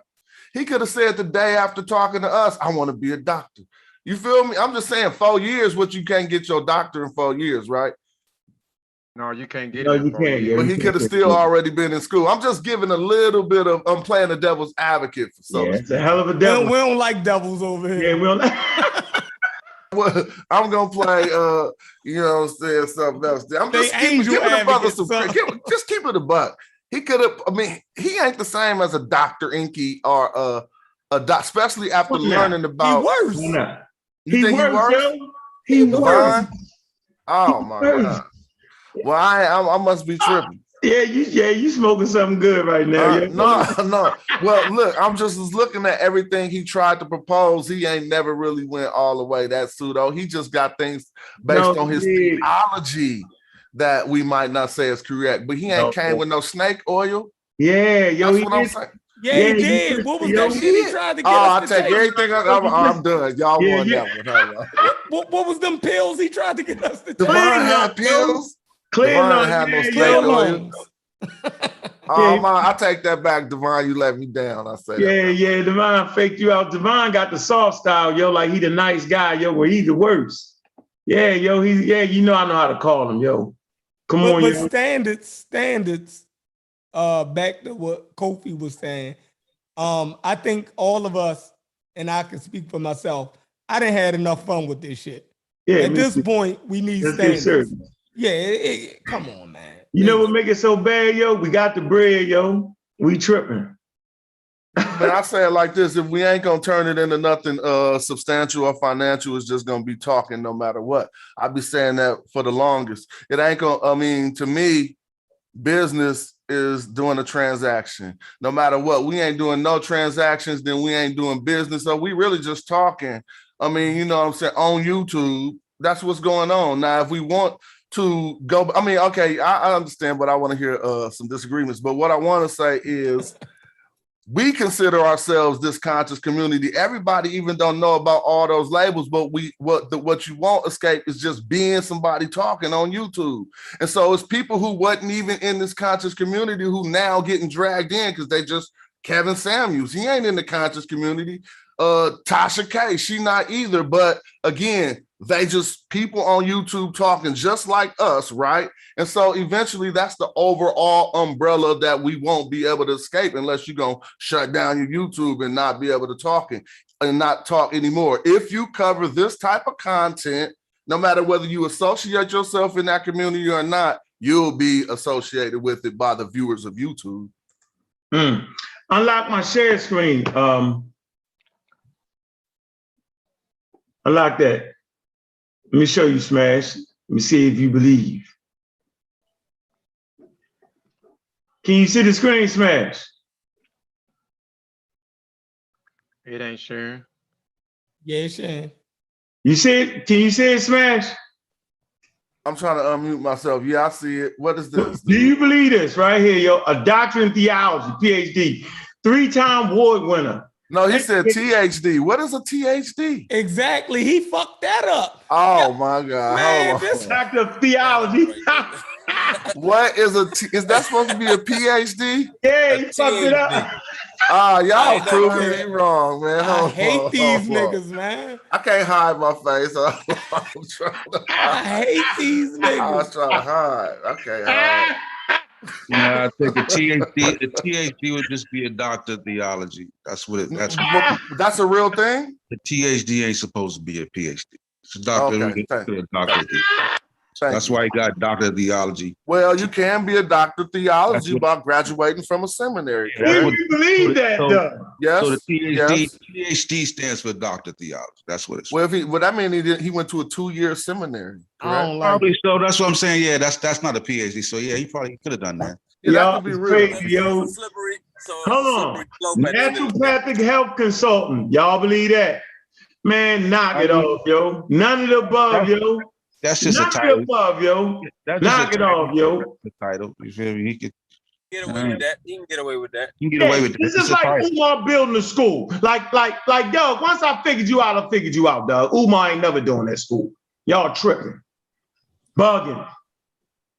None of them niggas did none of this shit. I always said it, yo, because I've been around real people.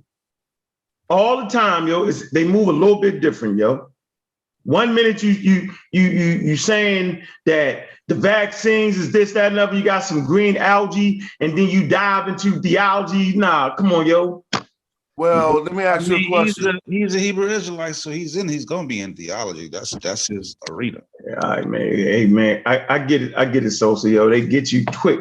I ain't mad at you, yo. No, You know I'm what saying they got? if he got a doctorate of that's not that amazing to have a doctorate in theology. You know what I'm saying? Like if It's he's more than 2. You trying to say That's a that's 2-year school. That's what I'm saying. That's Man, seminary like- and ain't 4 years, I don't think. yeah. Go ahead though. Oh, I was going. No, I got that. Then go ahead. No, go ahead. Ask me that comment. You can go ahead and keep doing. You dove out of nowhere, yo. I don't believe it, yo. Not listening. What? You don't believe what? I'm not listening to a nigga selling me some red algae, yo. Y'all tripping for a virus to stop a virus. This is what he proposed. There's a gap somewhere. There's a missing something. It makes no sense. It doesn't add up. Just like getting cash apps to build a school that costs $2 million. It don't add up. Well, that's what I was asking. What do we have in the conscious community to contribute to donate to try to build that is not considered a scam? Anyone? Man, they done dried up all the money, yo. Now we got a museum. We got a hidden history museum.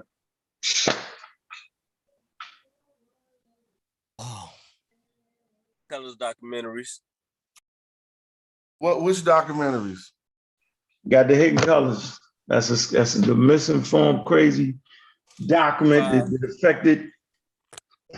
Like that's the one thing before I go, before I do, that's what I'm gonna deal with. I would like to see a documentary on somebody like a Noble Drew Alito. You know what I'm saying? Like accurate towards history. You see what I'm saying? Because he got that, because there's a Moorish community and stuff like that. Like I'm interested in you know what I'm saying, even though he got his flaw, you can have his flaws, his theology. You know, I'm still always intrigued by individuals. So now you want to promote cult leaders. I mean, if you take it that way, bro, I mean, you're not No, going to we can do a documentary on a cult leader. you can, yeah. So it's like, so why you even going? Like, why you even spinning me that way, though? You feel me? How was he a cult leader to you? How was he a cult leader? How was he a cult? I'm wrong now, so I'm saying, tell me I'm wrong. I'm saying you spinning me that way. You saying so now you want to support a cult leader? Like that ain't what I'm saying. I was talking shit, so let's. But I want to hear you. No, just say, how was he a cult leader? Just how was that? So let's do this. The only game in town, charismatic speaker. You're the only leader of your program. weirdness. Snake. He wasn't the only leader. Man, Noble Drew Ali down. Yes, he was. What you No, mean? he wasn't. Yes, he was. What you talking about? All right, go ahead. We can finish what you're saying. Yeah, That's why we need a document. Yeah, finish what you're saying.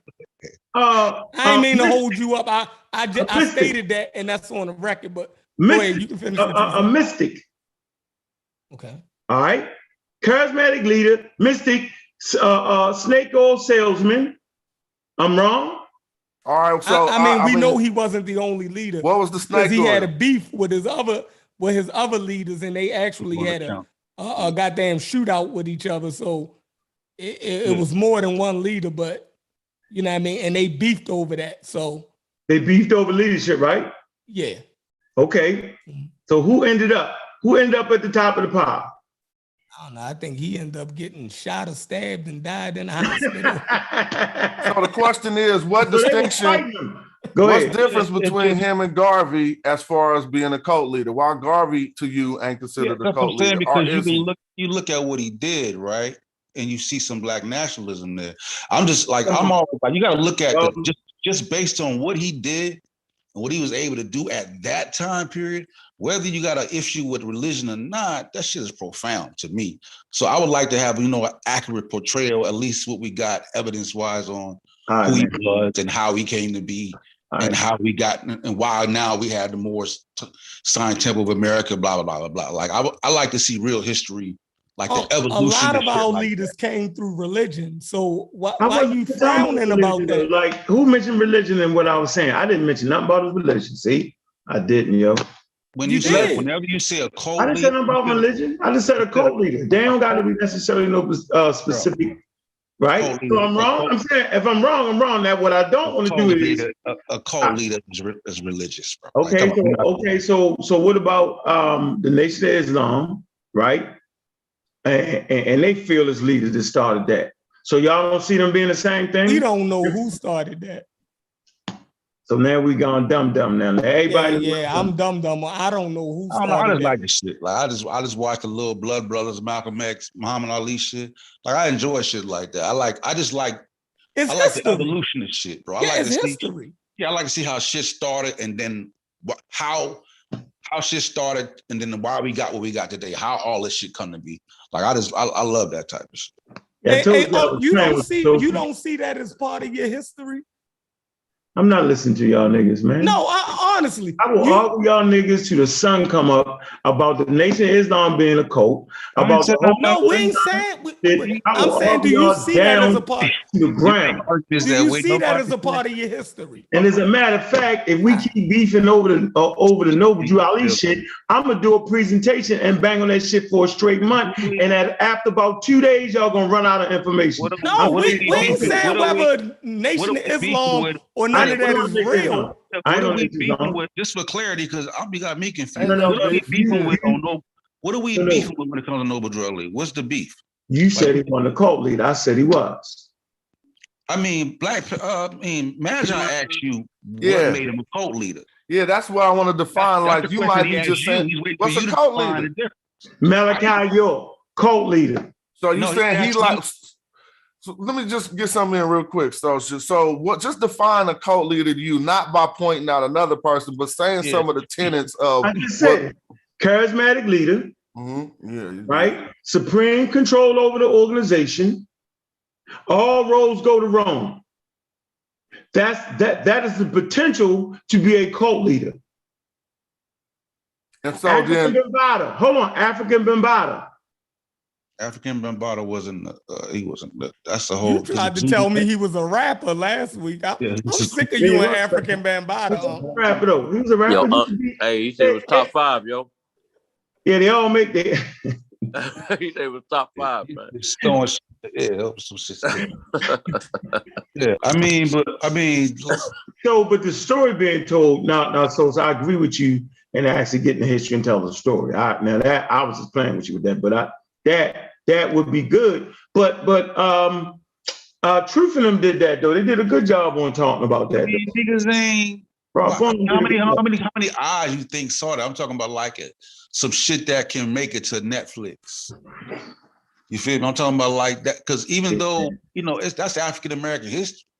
Like even they got shit about Nation of Islam and Elijah. You can disagree with the shit, but when you look at the impact of that shit at that time, like fuck, this shit they made a noise. You know what I'm saying? It's like Malachi York made a noise. Malachi, you can't compare Malachi York to goddamn. Why not? What's the difference? Yeah, he had a whole land. He had a land. A whole land. That man had. That man. Look at the businesses we had. Show me the businesses that Malachi York had with as far as that nigga was employing a lot of niggas on the land, yo. Yeah, I ain't going back to that. I ain't going. Man, I'm talking about bookstores around the world. I'm talking about building. I'm talking about employees. Well, he might have been paying them under the laundry man. I ain't talking about goddamn putting up some goddamn wooden pyramids. Yeah, no, he actually had bookstores all around the world, yo. Yeah, man. I'm talking about businesses like laundromats and shit like that. The newspaper. Oh man, I can't do it. I can't do talk about some Marcus Garvey type. Hey, shit. he got a Sosa. He got a bookstore in Charleston, bro. Man, fuck a bookstore, Ken. I give y'all like Marcus Garvey type shit, not a bookstore. I mean, that's businesses though. You said businesses. So what you saying, Marcus Garvey versus Noble Drew? What's your point? How did Marcus Garvey feel about Noble Drew Ali? He didn't know him. Yes, they said that he didn't know him, but he came around that time and like, you know what I'm saying? When you look at the time, Marcus Garvey got statements on Noble Drew Ali where he was calling him to say he was doing the same type of stuff that Ankh did. He was like, dude, keep claiming me, and I don't even know who he is. I got this in my research. I'll pull it up right now. Hold on. What the shit about I think dudes Noble Drew Ali said he went to see him and and Garvey said he was a fraud. You know what, dude? You know what? See, Sosa, you gonna make me? I'm not trying to do it, Sosa. I swear, don't make me do Sosa. Nah, you ain't gotta say nothing though. Watch I don't even understand. Like, it ain't that. Like, hold on. Before we even go down that road. Nah, it's too late. We in that road now. We in that road. It's too late. I'm on the show now. Just listen. I'm on your ass. It ain't deep enough for nobody to be on my ass about. That's what I'm trying to tell you. I'm on your ass, nigga. Fuck that. I'm on your ass. About Noble Drew Ali. Nah, I'm on your ass. It ain't that deep. Like I'm not a Moor. It ain't even about Noble Drew Ali. It ain't about Noble Drew Ali. It's about the bullshit you promoting. What did I promote so we can understand? All right, so you can't. It came out your mouth. I want to see Tariq Nasheed do a thorough. I never said bullshit. Anything about the Nasheed. Okay. All right. So y'all was on the point of hidden colors. Yes or no? No. Was you not? No, we will see. I'm saying you already. Sosa. You just said like less than 10 minutes ago that you want to see them dudes come out and do some shit. How about you ask? You wanted a documentary on Noble Drew Ali, yes or no? Ask some people on the panel if that's what I said, bro. Before you get off on some shit that I ain't said. Ask them. No. I listened to you in the chat. I don't need to ask nobody. Yeah, I listened to you. I ain't said nothing about Tariq Nasheed. You would like to see a thorough documentary or something like that on Noble Drew Ali. That's what you said. Because Magi said, what do we have in the community that we don't that people are donating to, right? Ken said a documentary, right? And I said, you know what? I said I would like to see a documentary on like the real story of Noble Drew Ali. That's what I said. And before that, y'all was talking about Tariq Nasheed shit, right or wrong? Because you just said what I said. You just said what I said. No, but I said a real life documentary telling the story of his life. Right. Who's gonna do that? Who's gonna do that? Like the same people who just did the Malcolm X and I just Muhammad Ali. All right. So no, hold on. So you trust these people to give an accurate attestation of Noble Drew Ali like he fucking means something to the rest of people in the world? I don't give a fuck what I'm just saying I like the Moors are here now. So his impact is still felt today. So I like what do you mean the Moors here, bro? Motherfuckers ain't acknowledging the Moors. I'm saying, but what's the beef though? What's all right, yo? You know what? Go ahead, bro. Get it off your chest. Yeah, ain't that deep, bro. All right. So first of all, people are not going to give an accurate attestation. So I'm asking again, you want somebody to give you a Netflix series or show like they did Muhammad Ali and Malcolm X when you don't know these motherfuckers' research methodology. But you're going to expect them to give you something that you're going to entrust in. I can research the shit myself as a goddamn documentary. It's already been done. Where's the Noble Drew Ali documentary? I ain't saying a documentary been done, but the truth about this nigga been done. Like, we know all the stuff that he's done leading up to things. We know about the magician shit. We know about him lying about Garvey. We know about all of those. Why would we want to watch that when we know he's been a fraud the whole entire time? If he's a fraud, then let the story say he's a fucking fraud. I don't give a fuck if he's a fraud or not. I just said do this shit so we can see the shit. I don't give a fuck if he's a fraud, he's a fucking magician. That's not my fucking point, bro. I said I just like to see the origin of shit, bro. Whether it's the fucking, even the origin of Malachi York to the crazy shit he did, bro. I watch shit like that. Why the fuck would you want to watch a crazy motherfucker though? No. You talk about psychology, but you just said you want to watch a fucking Dr. York shit? Nigga, you out your goddamn mind. Hey, hold on, man. Y'all tripping. Like, the psychology ain't there, yo. I don't even know. Y'all tripping. I said we take a break. I watch fucking serial killer shit. I watch fucking Ted Bundy, nigga. What the fuck I gotta do with? What the fuck is wrong with niggas, bro? Everybody free. Dude came on taxing this guy just because he wanted to see a documentary. Like, damn, y'all make up fights. Crazy, bro. Don't speak to y'all, yo. Don't speak to y'all. That motherfucker said, why you want to see it? He just want to see the shit. What the fuck? Hey, Montoya, have on your suit and tie when you come over here, yo. Do not raise your hand.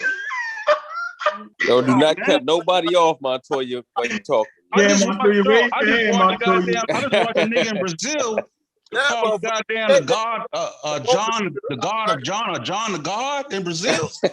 Yeah. Hella damage in Brazil. I just Hey, watched that. hey, Sosa, let's do this. Hey, Sosa. You can do something better with your time, yo. Hold on. Wait. Fucking tell what to do with my time. You can't tell that man what to do with his time, though, Sean. Everybody freeze, hold on. Everybody freeze. I'm not telling him what to do with his time. I say he could do something better with his time. That's all I said. I didn't tell him what to do with his time. I didn't tell him what to do with his time. Yeah, how you know? All right, let's get it. Hey, let's reel in. Whoa. Let's reel in. I think what happened was I told you I was playing with you, Sosa. I know you heard me. And I think if you want to watch a documentary, that's fine. But I think what the real pushback is when I was kind of hearing that, yo, it wasn't a cult. It was a bunch of banana ass shit. It just was. And I thought you kind of knew that. Like, but now I realize you don't. Like, I don't know if you got a problem with listening because no, I never addressed you on the cult shit. Magi asked you what made it a cult, bro. That's conversation between you and Magi. No, Sosa, no. So I'm saying if you asking what made it a cult, but you already know Magi that. did. It's not me. That's you and Magi. That ain't shit got nothing to do with me. Man. So why am I sitting here talking to you about this shit? Magi asked you that. So why am I fucking sitting here talking to you about this shit? And why are you arguing back with me? I keep telling you, don't address me, nigga. Magi talk to you about that shit. He explained to me the tenets.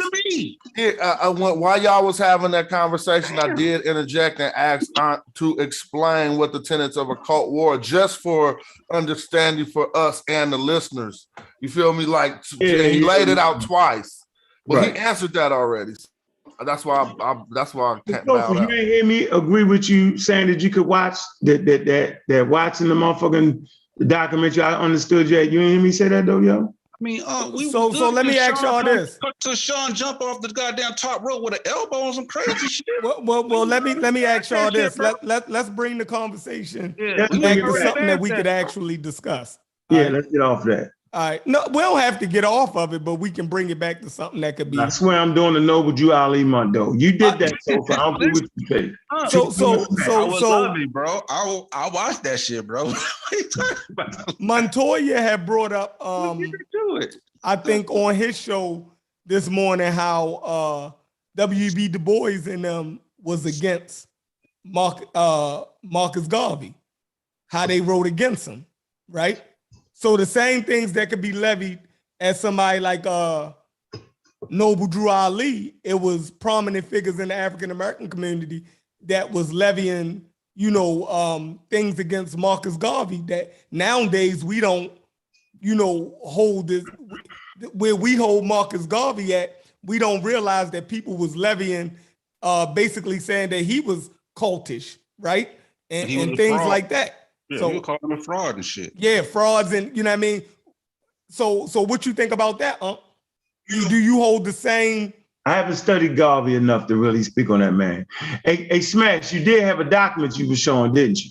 Yeah, actually, I got this whole long ass stuff I wrote in 2011 about Marcus Garvey. Was talking about the relationships between him and a guy named Deuce Muhammad Ali. Are you guys figuring? Yeah.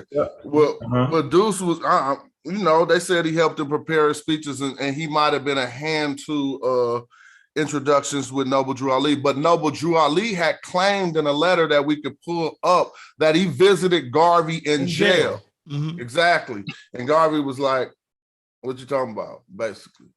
And so that's old stuff. Yeah, they had pulled that up because they actually pulled up the I seen Truth and them did it. They pulled up the when you go, you got to sign in. The visitors list. Yeah, so they had so they look at the date and there was nobody that even signed in at that time. They look at the visitors and shit, so they knew that he was lying about that shit. And I think the one it was like a letter. Somebody said they wrote a letter to him. It got a little deeper. Yeah. They just caught him up in a bunch of lies though, but he made up history. I mean, that's one reason that goes back to the definition of a cult leader is the revisionist, how they try to incorporate all these different cultural aspects of things and then rewrite history from their perspective to make it make sense to their people to pull them in or have them gravitate toward them. So that's paramount in the conversation because that is a clear definition of how men and women today, even in the so-called conscious community, get sucked in. They hear something, it sounds good, it feel good, they feel some type of way about it, and then when that information it carries over to other people, and then when other people combat that to correct that, then it's seen as a defense mechanism with those people who fell in love with the false information. And then next thing you know, they're following someone, they're following that charismatic leader, that person that they never heard this information before, and it just sounds so overwhelmingly true that they tend to bond with that person's personality, because in the church it's the same shit. The preacher get up there and preach on Sundays. The first thing they do is fall in love with the preachers. The women start wearing shorter dresses, wanting to be acknowledged by the preacher, especially if he ain't married. And then you got a whole lot of hoeing going on in the whole church. You know what I'm saying? So it's the same thing within the community. It's been the same way since people been looking for leaders, because that's all people been doing this whole struggle. Instead of using the information, applying the information to advance the people, especially in your own household or neighborhood or community, they're looking for someone to lead them in a direction so they can say that they were a part of something great instead of being great on their own merit and bringing that shit forward. So that's how I feel about it. It's a waste of time. Yeah, but it's the way of the world. Like, rather you look for, it's like you don't even got to look for a leader. A leader always rises up. Like, motherfuckers are always gonna be enamored by individuals. You know what I'm saying? Like everything we can get scientific with it. We can go back to hunter-gatherers. They had an egalitarian system where we ain't got no leaders. You know what I'm saying? But at some point, Homo sapiens sapiens broke away from that shit. You know what I'm saying? You start getting these leader types, you know what I'm saying? Because, you know what I'm saying? Certain individuals galvanize the crowd. So sometimes it may be a cult leader. Yeah, just like I highlight the humans breaking away from egalitarian, because that's what humans generally were for the most part. For some 95% of the lifetime on the planet, yeah. Yeah, more 1,000 years. But it just really just basically farming is what led to the breakaway from it. So basically economics is what changes the periods that we're in. So egalitarian was for more the time once the concept of farming was developed by humans. So now you have a piece of land that you can own or not initially, their mindset is not own it, but this is a piece of land that I can toil and make food and, and kind of grow my own food. So now you have to protect that. So it was farming is what brought humankind out of egalitarian. And then farming and agriculture stayed it all the way until the industrial age in the 1900s. And the industrial age changed into a marketplace. And so now we see humans change again. But it really was just, so that was, it wasn't just leaders coming forward or whatever. But I mean, even but egalitarians still had leaders within it too. So you're right about that. I'm talking about, I get it. I get what you're talking about.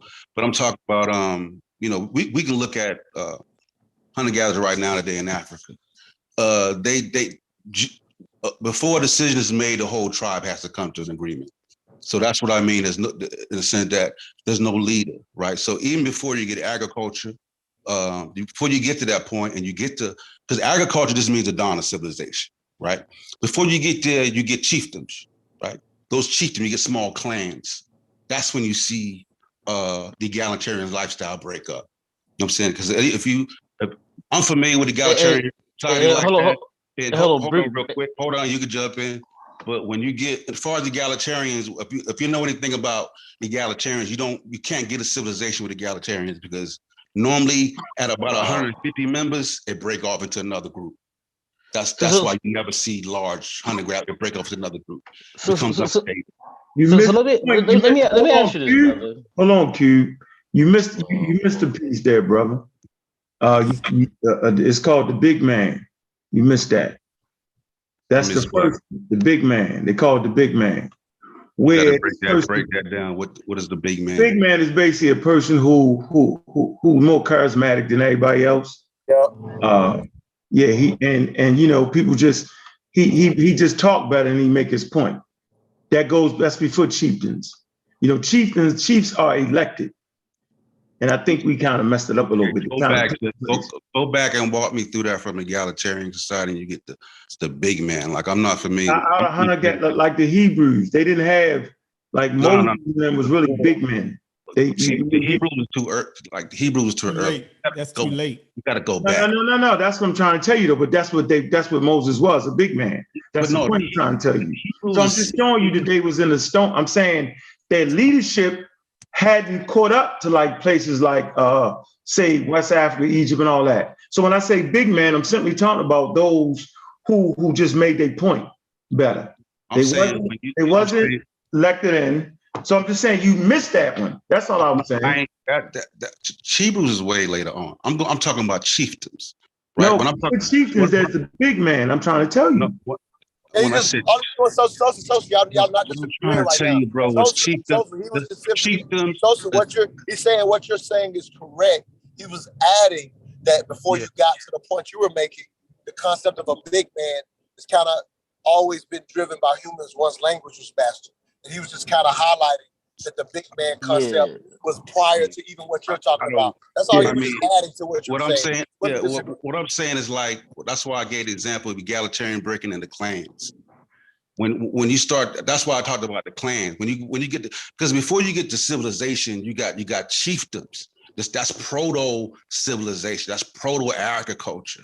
You go from chiefdoms, then you get large civilization. You don't just jump from egalitarian to civilization. There are steps in between that steps. So they'll call those steps. They'll talk about the chiefdom. That means that the clan break up, and then now you're together like your brother got a clan. You know what I'm saying? Right. You got your separate group. We're related, but you still operate. And then those clans started combining together. Now they're working. They're still separate groups. Hebrews, whatever this group. I'm not used to. How's that going against what you're saying? But let me say this real quick. How's that going against what you're saying? Sosa, like your energy. Sosa, your energy is incorrect, brother. This is what we're saying. You're saying what you're saying is correct. Is agreeing with you. He was just adding that. He said I skipped the text. I forget about the big man. Yeah, your energy is if he's disagreeing with you. Brother Sosa. Brother Sosa. I'm not disagreeing. Hold on, Q. Goddamn, Q. Come on, Q. Knock that shit off, man. Yo, but the other nigga was just talking at the same time. You was talking, bro. Just chill, bro. Conversation, yo. We don't got no niggas around here, yo. You know I stay on your head anyway, though, kid. Yeah, because you that type of nigga. I get it, but come on, go ahead. Get it out, nigga. Let me finish my point. So I'm not disagreeing with your format. I'm simply saying you left out. So you got to go big man, then into what you saying. That's all I was saying. I wasn't saying you were. I'm just saying, like, I'm not. What I said to you is like, I'm not familiar with the terminology big man. Right. Yeah, I got you. Just give me that because I ain't never read the big man. I got you. You know, I got you. Yeah, just give me that, and then we can, you know what I mean? And then I'll take that correction and we'll move forward. But when I talk about chiefdoms and clan, that's what you get. That's the beginning and process of your chiefdoms. And then you go from chiefdoms to your agriculture. Because before you get to agriculture, you got semi-nomadic. Okay, right? good. I want you to stay right there. And I want you to stay right there, brother. And I'm glad you got there. But I do want to say something. What the brother Unc was trying to say, even though it was highly unintelligible, what he was trying to say. You got my boss put you off because I ain't playing. Bro, what's going on? I'm having a conversation. Nah, nigga, you ain't coming here throwing no shots at me, yo. Bro, I'm speaking to the brother. Nah, nigga, just say what it is, bro. Just say what it is. You talking about me, though, Cube. You always do that. Yo, recognize where you at. Yo. What's going on, bro? You too slick. Are you okay? Bro, are you okay, bro? Are you okay? Not at all. You just so you're not okay. You just say what you're saying. You're unintelligible. Matter of fact, nigga, I'm gonna put you out. No, you missed what I said. I didn't say you were unintelligent. I said it was gravity. What I said was unintelligent. I said, listen. From the big man, someone who's so better than everybody. How's that unintelligible, nigga? I didn't say it was unintelligent. Stop. Y'all gotta stop. Y'all not stopping. You coming and run this fat lip. Now go ahead and be friendly, yo. Come on, bro. He said be friendly, Q. Be extra to be friendly. Go there. Like, I get it. Q, be extra to be Cube friendly. You at the end of the Okay, I got you. like your ass in the now though. Hold on. We good on that. Just go. Just no, give me the big. You didn't say your shit was unintelligible. No, I'm saying like we ain't got to go. I'm saying like I said 5 words. I say a dude who can but we ain't got to go on for 30 minutes. Listen to him. How the hell is that unintelligible? I'm saying it's cool, bro. Like, don't even trip on that. I'm saying just give me that thing on a big man. Right. Okay. So only thing, the only thing I was saying, like you ain't talking to an intellectual gunfighter. I'm about to lock the fuck up. I'm definitely coming with that. Nothing that I said had anything to do with your intellect. I said unintelligible, not you said unintelligent. The way I explained it was no one could understand it, my nigga. I'm not dumb. Yes. Okay. I know what you so said, what are you talking about? All I said was the person who could speak the most. People listen to him. How the fuck is that unintelligible? Bro, listen, unintelligible with that.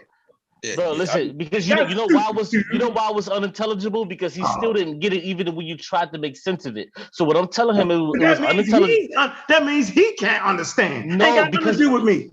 Because it was unintelligible. Shoot at him. That's why. Shoot at him. Okay, brother, come on. Y'all see how the first part of the conversation went? Yeah. And now y'all see where we at? Yeah, why can't y'all just bring it back? Bring it back. Bring it back. Okay. So let me just say this. Unc was 100% right. Let me say it like this. Unc was 100% right. I just wanted to build. Stop right there. I wanted to build on what he was saying. He was 100% right.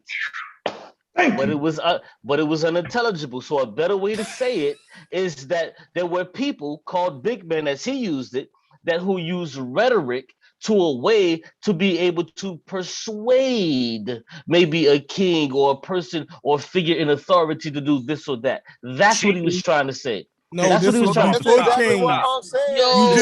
You just messed it up. Yeah. This was before King. It ain't no kings yet.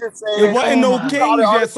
So hold on. I didn't stop. I didn't stop at king. I said a king or person in authority. That's what I said. There wasn't no person in authority at this point. See, you just messed it up. No, I didn't. You came in throwing shots and you messed it up. You called him unintelligible and fucked it up. Right, you messed it up. You wrong. Okay, hold on. That's why I said when he that's why I try to stop it when he jumped to the Hebrews. Like, you done jumped 11,000 years. That's why I'm like, don't even use that because it's going to muddy it. So he was just actually trying to give you an example. He knew Right. he was jumping. He knew he was jumping. I understand, but yeah, but I'm just saying, whoever, I'm not sure who called Uncle Unintelligible. I really don't be tripping about it. But you, bro, you took a shot and you still fucked it up when you explained the exact same thing. Yeah, And I'm and calling that listen, out because that was funny as fuck. all y'all gotta do, and listen, and to make it clear, listen, drop that on the big man. Cause that, like, I don't know the big man concept. Yeah, That's the, you know, I don't mind getting the source. yeah. That's Well, what the fuck we do. listen, We'll well, gladly all you source gotta up. do is drop that, and let's see how it stacks up, so we can see what it is. Okay. Okay. Let me just get. Let me just get to my point. Let me just get to my point because that won't be recognized, and I understand it may take a little bit more to get that recognized, and I'm not willing to do that because that might get me kicked off if I decided to do that. So let me just deal with what the brother said. So what you were saying specifically was that, oh yeah, and peace to the panel, by the way. And fuck y'all niggas in the chat. But nah, shouts out to y'all niggas in the chat. But what you were saying is that there was this type of democracy, and that's what I was. No, I said egalitarian. Whoa. Egalitarian, bro, not democracy. Egalitarian. So, oh, great! I'm so glad you said that. It made the distinction. Can you tell me the difference between the two? Egalitarian is you have to get the democracy is like the majority. Egalitarian is like you got to get everybody in the tribe got to agree. That's the difference between egalitarian and democracy.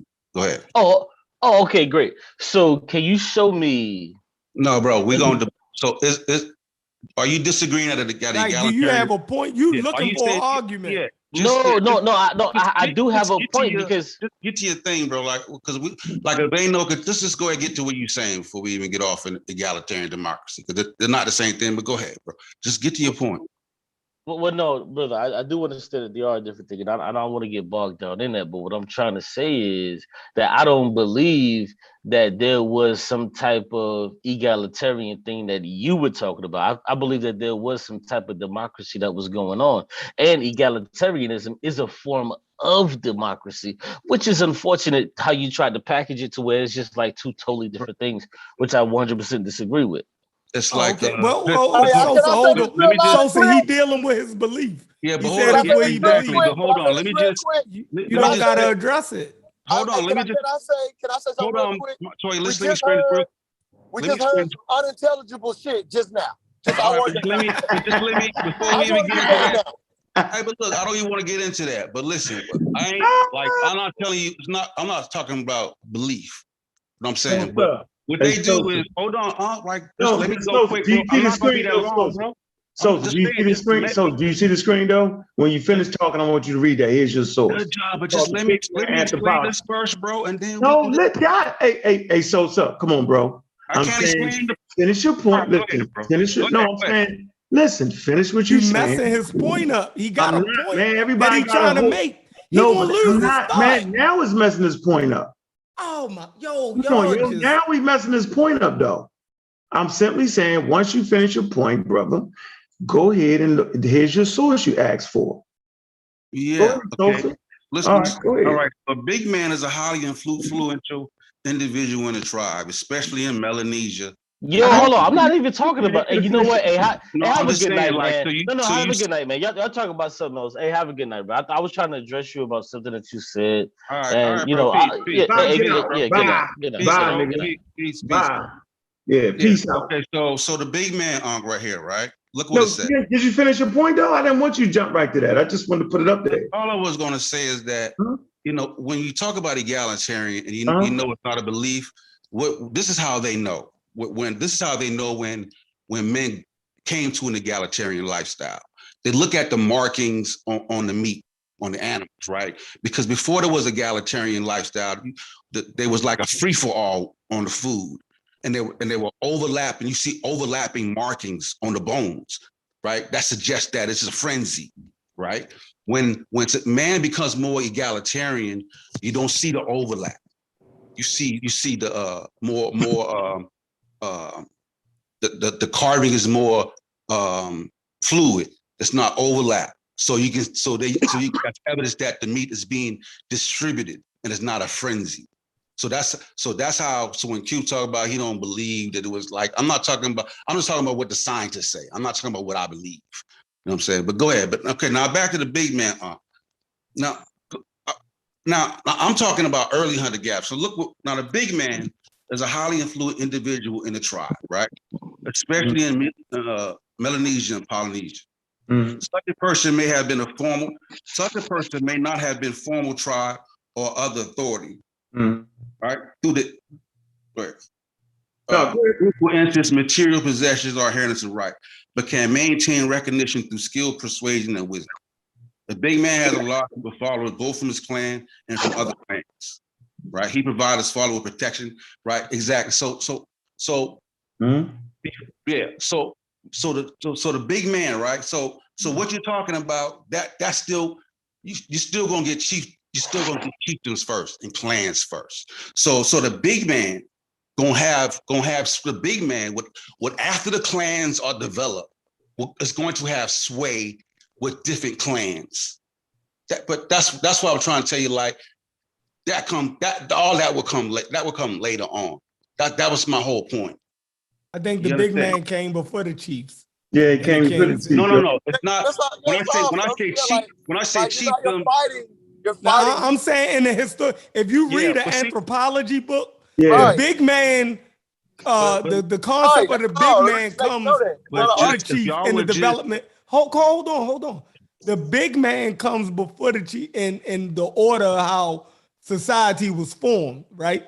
To get the house stage in society, the big man came before the chief and the king. And listen, okay, but listen to what that's just how they put it. They could be wrong. I'm saying you could be right, they could be wrong. I hear what you're saying, Montoya. If you would just before you jump in, bro, just let me explain. It's gonna be real simple. But you're trying to you're explaining it like you're fighting though. They're just saying. I'm not even yelling, bro. I'm just trying to have the conversation. I'm not saying you're yelling. I mean, I'm talking about you're just missing that add-on. It's not a but.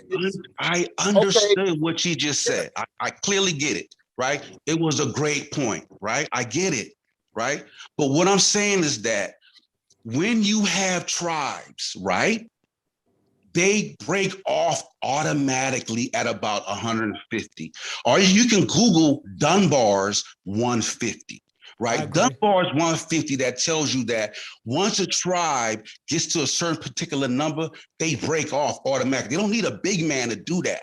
That's what they do. They break off into resources. Nobody said that. Yeah, so type in Dunbar's 150, and it'll tell you what Dunbar 150 is. And it'll give you the dynamic between 150 and 250. So clans, right? These egalitarian tribes, they break off automatically when they get to a certain point. They don't need a big man, right? Then once right. You're using big man incorrectly. Like I'm saying, like you're cutting me off in the midst of my explanation. Like you just allow me to finish. You're explaining incorrectly though. That's why you're saying what you're saying. I'm not saying explain it. I'm saying that what Unc is talking about comes afterwards. And I'm giving you an example of how tribes break off. I'm just telling you we don't. Type in Dunbar's. So let me ask you this. How do you go from one clan, one group to two groups? Somebody that motherfucker influence. So what you're missing, and he's wrong. So hold on. So type in Dunbar. What you're missing is this. Type in Dunbar's 150. Okay. Nobody's arguing with that part. So what you're missing is mentioning it at the point that you were talking about Chiefs, and so he wasn't mentioning it that you were wrong about how groups break off or any of that. He just mentioned that when you mentioned Chiefs, he just said you skipped over that the big man came first. No. I said chiefdoms. And I said what chiefdoms is, or chiefdoms are just small clans, bro. That's what I try to explain. Right. If you're listening, we're saying the same thing, brother. Nobody's disagreeing with you. Nobody's disagreeing with how you're breaking away. Nobody's disagreeing with any of that. Before you can get a big man that has influence on both clans, you have to have two clans. You understand? Right. Nobody's disagreeing with you, brother. All right. So that's why I'm telling you that comes afterwards, and you don't need a big man. And I'm trying so to maybe we misunderstood your brother. Just like so Montoya, he may have missed when you said chiefdoms. Maybe you wasn't meaning a person that was a chief. The way you explained because you don't know what. Hear me out, brother. Hear me out. Maybe y'all not. Yeah, because maybe you don't know what a chiefdom is. Okay, no problem, brother. See what I'm saying? No problem with that. So just understand. We're just telling you how it. Right. Look, But that's like what I'm saying. Like you think we're arguing with you and nobody is, bro. No, I'm not saying you're arguing with me. Listen. When you mentioned chiefdom, we might have been thought you were talking about a person. You didn't just simply mentioned that the big man came before that point. Right. So when you so basically what if we you're don't saying, know, that's no problem. Yeah. But don't act like us not knowing. So Montoya, for you to be contentious. Bro, since you don't know, why would you just not allow me to break it down? And I was going to show you what the Dunbar 150, because when I asked how they get the two clans, he said because of the big man. No, he never said that. No, the Dunbar, you never brought the Dunbar up until after the fact. He never asked you that. Because the Dunbar would explain how these clans break up. That's why he was only responding to chieftains though. Nobody said that. He was responding to chieftains. What are chieftains? What is you're making a point that nobody's ever made tonight. Not at one point. Nobody's asked you that. Nobody said you're wrong about how they break up. You're talking to us as though we've said you're wrong about how groups break up. I'm not Nobody talking. said that. All I'm doing is that if I make a statement, bro, and you mistake what I said, right? Wouldn't it just be better just let me clear it up so you can understand what I'm saying? Well, but you're telling us that I'm we said lost. something. All right, never mind, bro. Go ahead, bro. I'm lost. I can't you argue. All right, go ahead. I'm done. Go ahead. All y'all are losing me. I can't have the conversation. It's like he arguing me in the midst. Like I just like. Go ahead. That's why I'm like I just give up, bro. So let me ask you. Is there? So are you saying that big men do not come before chiefdoms? No, that's what I'm saying. Because clans, like if you look at the Dunbar theory, clans break up. Egalitarian societies break up naturally once they get to a certain. Once they get to a certain number. Number. That's what separates men from monkeys. Monkeys normally can gather about 30 before they break up the group. It becomes unstable. So I'm saying, so tribes split because of instability, not because of a big man. The number gets to a certain point and it's just not able to withstand itself. And then it splits and become 2. And it happens again to become 3. And then you get these clans. You get these clans that are might be a brother or a cousin or relatives who have a connection. And then that clan is what you get. That's chiefdoms. Those are proto-civilization. That's the whole point that I was trying to make. So then once you got clans, then you can get the big man, like Uncle was saying, who has sway, like just in what I read, who may have sway with 2 tribes and who's influential. But the clans come first, the big men come later. You understand? That's my whole point, bro. So you think you're able to say the big man comes later and you just got introduced to the source a few minutes ago? Like I don't understand the logic of it. Because I don't have to know what the big man. I don't have to know because well, you know. But see, now, hold on, bro. If you can tell me a word that I don't know, right? But once you explain to me what the word is, I know it. You understand what I'm saying? Mm-hmm. So if you say the big man theory, once he's explaining what the big man is, I still know that. People on here that studied it, and they're suggesting that it may have happened before the chiefdom, possibly. I'm not saying they're right. I'm just trying. Yeah, I'm just blown away. Give one. Tell you what. Give me one. Just give me one, man. Moses, nigga. I tried to help you out. You wasn't going to do it. I'm saying Moses is 10,000 years later. I know, but you kind of cut me in. I was trying to help you out on that, man. So I'm not this. Only part I'm trying to show you is that when in terms of speaking of Moses, right? That the nigga wasn't even a chief, bro. That was the point I was trying to show you. He was just a big man. That's the point. They wasn't king. That they hadn't reached that level yet. And so I would ask you this question: if You can only have 150 people before your brain split, whatever the hell you were trying to explain. I want you to know the human being is not going to split up and run off into nowhere without somebody saying, yo, let's go over here. That's not going, you're just not going to haphazardly just break off. No, it does it automatically. What I'm saying is that it happens. It's the natural. Conflict happens No. Come on, let me finish. Come on, dude. Listen. No, the natural part is that someone amongst them will arise up and they will split off based off of that. It's not just we just going to do that. That's not what we do. I'm telling you, you're not going to all start walking left 150 at one time. No, it's going to have to be a dynamic that occurs. Do you before I just said Dunbar's 150, or do you understand what Dunbar's 150 No, is? I'm trying to help you out, yo. 150 people. If it's only 150, you can't help me out. You don't get that dope. You don't get that dope. You can't help me out if you don't know what Dunbar's 150. Right. Okay, So the theory is a natural law. Yeah, and the theory is going to do it automatically. Yeah, in the Dunbar, in that automatically theory, do what? What do you automatically do? How about just let me? In that theory, it says that what keeps hunter-gatherers tribe together is that they have close relationships, right, with each other. But the more people you get in a tribe, the less connected you are to individuals because the numbers become too large. Now you get people that are so far apart that you don't have a close connection with. So the type of trust and the ruling system you would have breaks down naturally. And it splits up. So the same thing with chimps. You can see the same thing with chimps. That's why I gave chimps as an example. Once they reach about 30 or 40, they break up. The highest they've ever seen is on record is 100. But once they get to a certain point, it just becomes unstable. You see what I'm saying? So you just don't get my point then. Fuck it. I get how you're trying to. No, I'm not trying to nothing. What am I saying? What's it called? I just want to. It's called Dunbar's 150. That's why I say when you bring up Dunbar's 150. Okay, I just want to know what I'm saying. When you bring up Moses to represent the big man, that's why I'm saying you can't. Where you start, it's going to be fallacious because Moses is bringing together a bunch of clans. There's already clans. No, it wasn't. No, man, that's not it, man.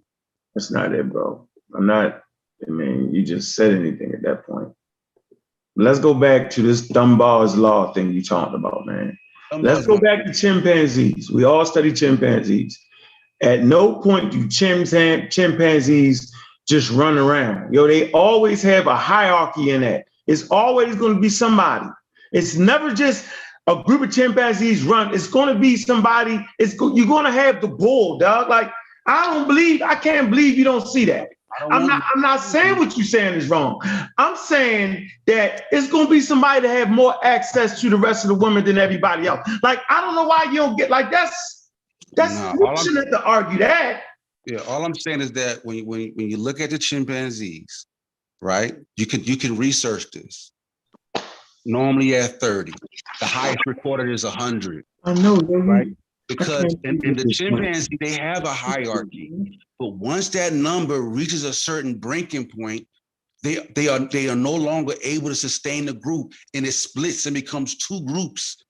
And then it happens, it happens again. Right, let's stop at two groups. Let's stop at two groups.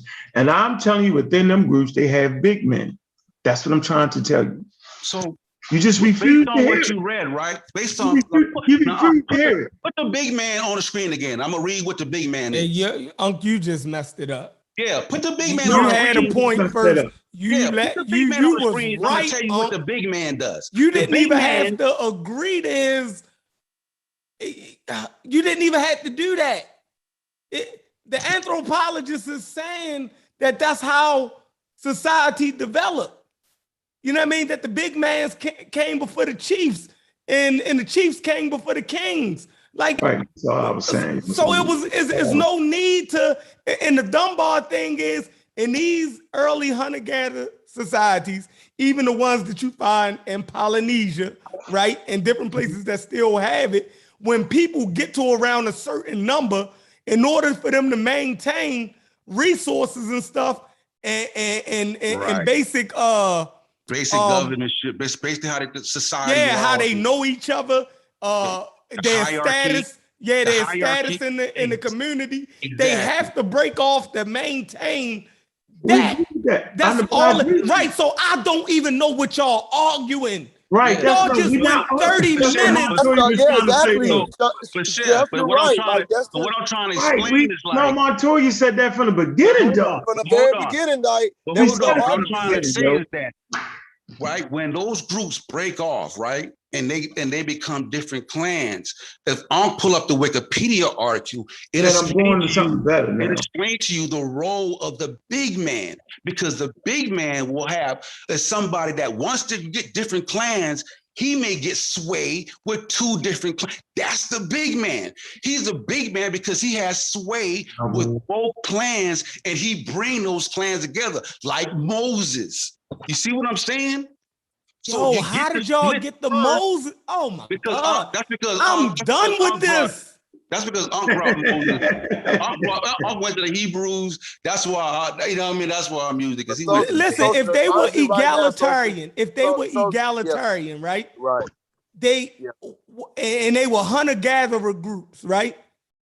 These groups could operate without chiefs. Right. So what? So if a big man arise, right? If these hunter-gatherer groups, if one get too big, and according to your Dunbar law, they split, right? Mm-hmm. Now, a big man can arise, right? That both groups know that can have sway over both groups. Right. So This what? Right. So exactly. So when I say, so when we talk about chiefdom, chefs, all chiefdoms is small clans broken up. So every time that group break up, that's a chiefdom. Small clans are chiefdoms, not necessarily a big chief like an Indian chief. I'm talking about a chiefdom. Don't say that. That's just small clans that break up. How about that's just a clan? How about that's just a hunter-gatherer clan? Why is you calling it a chiefdom without a chief? Because that's what they call them. When you study it, they'll tell you that before civilization, you get these small chiefdoms. And this chiefdom just means small. You start getting small clans, just like how they're saying, like how they talk about Egypt, right? And they'll say there were different nomes, right? That were just all people under the same umbrella in the same territory, but different split fractions in the group. Even though they're all in the same, these little chiefdoms or these different nomes are there. That's all it means. So you disagreeing, basically. So what? So you disagreeing? I'm just telling you I'm just asking. Yeah, I'm telling you, when you read the role of a big man, the role of the big man. I'm going to get you a serious source while you talking. I got you, Fabian. Go for it, bro. Like I said, I want you to just use your big man source. That was good enough for me. No, that's the Wikipedia. I got to do you. You're just misusing what you read. But I know, No, I mean it just that's what I'm saying. Instead of we worry about me misusing what you read. You're just personally deciding. What's a chiefdom? You're making because a chiefdom is a territory. Is a territory or state ruled by a chief. Right. So he's you're kind of misusing the term maybe a little bit, but even more so, I hear you're just deciding that what Unc presented to you, you've decided when a big man would appear, disregarding, like you're saying, you broke down to us that it would be at the point once this person has sway over a couple of clans, disregarding that same sway could be what offered them to split up in the first place. You're just disregarding that. Like you're theorizing when the sway could take place. That's why I gave you Dunbar's 150 so you can understand how clans split up. Oh, right, yeah, right. But we're looking at the Dunbar's 150. It doesn't necessarily guarantee that it ain't like you. So you're saying that if it's once we get to 300 of us, about 150, between 150 or so. I'm saying, but what you're saying is once there is, let's say we're all a clan and we're egalitarian, everybody's looking out for everybody. You know what I mean? We have babies. Nobody cares who the father is because we all take care of the babies, right? Like that's what egalitarians do. Egalitarian, yeah, go ahead. Yeah, so we're all, let's say we're all this group and we're all looking out You know, we all fuck because humans don't never realize this. But No, we got that part, but just go ahead. We all got cool. then what Yeah, happens yeah. next? So we all right there. And so you're saying that once it gets 300 of us, we would naturally break away without any big man. You would, yeah, because you can't, because the community becomes hard to run. Can't it's just sustain itself. Yeah, that's why I gave you resources and structure wise, That's right. the terror, because there's too much people in one territory. I know, yo, but then what they make a decision on which way they going though, yo. Right. That's somebody can step up and influence you to say, yo, we want to go over this way. I'm just telling you, yo, like how you missing that? I mean, bro, no, y'all adding that to it. Yeah. No, I'm saying, but I know how, but no, we talking about obviously, if it's gonna do it naturally though, obviously, it's no way to maintain. What I'm saying is that you don't need a big man. You don't need a big man for that. Listen. That's my whole point. I was trying. That's my whole point. You don't need a big man. It just. I didn't say you need a big man. I never said you need a big man to split it up. That's obvious. Based off of the law you just put in place. No, you said the big man comes first, and I said the big man comes after you get the clans, because now after the clans split up, he has sway with both. He has sway with multiple clans. That's in the Wikipedia. You just putting that theory in there, bro. It's in the Wikipedia. That's put the Wikipedia on the screen. That's what I'm saying. Like it was in what he read. I read it. It's in the Wikipedia article. That he can have influence over clans, yo. Yeah, like they keep saying I'm making it up. Like I'm adding the shit to the Wikipedia. Right, but I'm saying influence.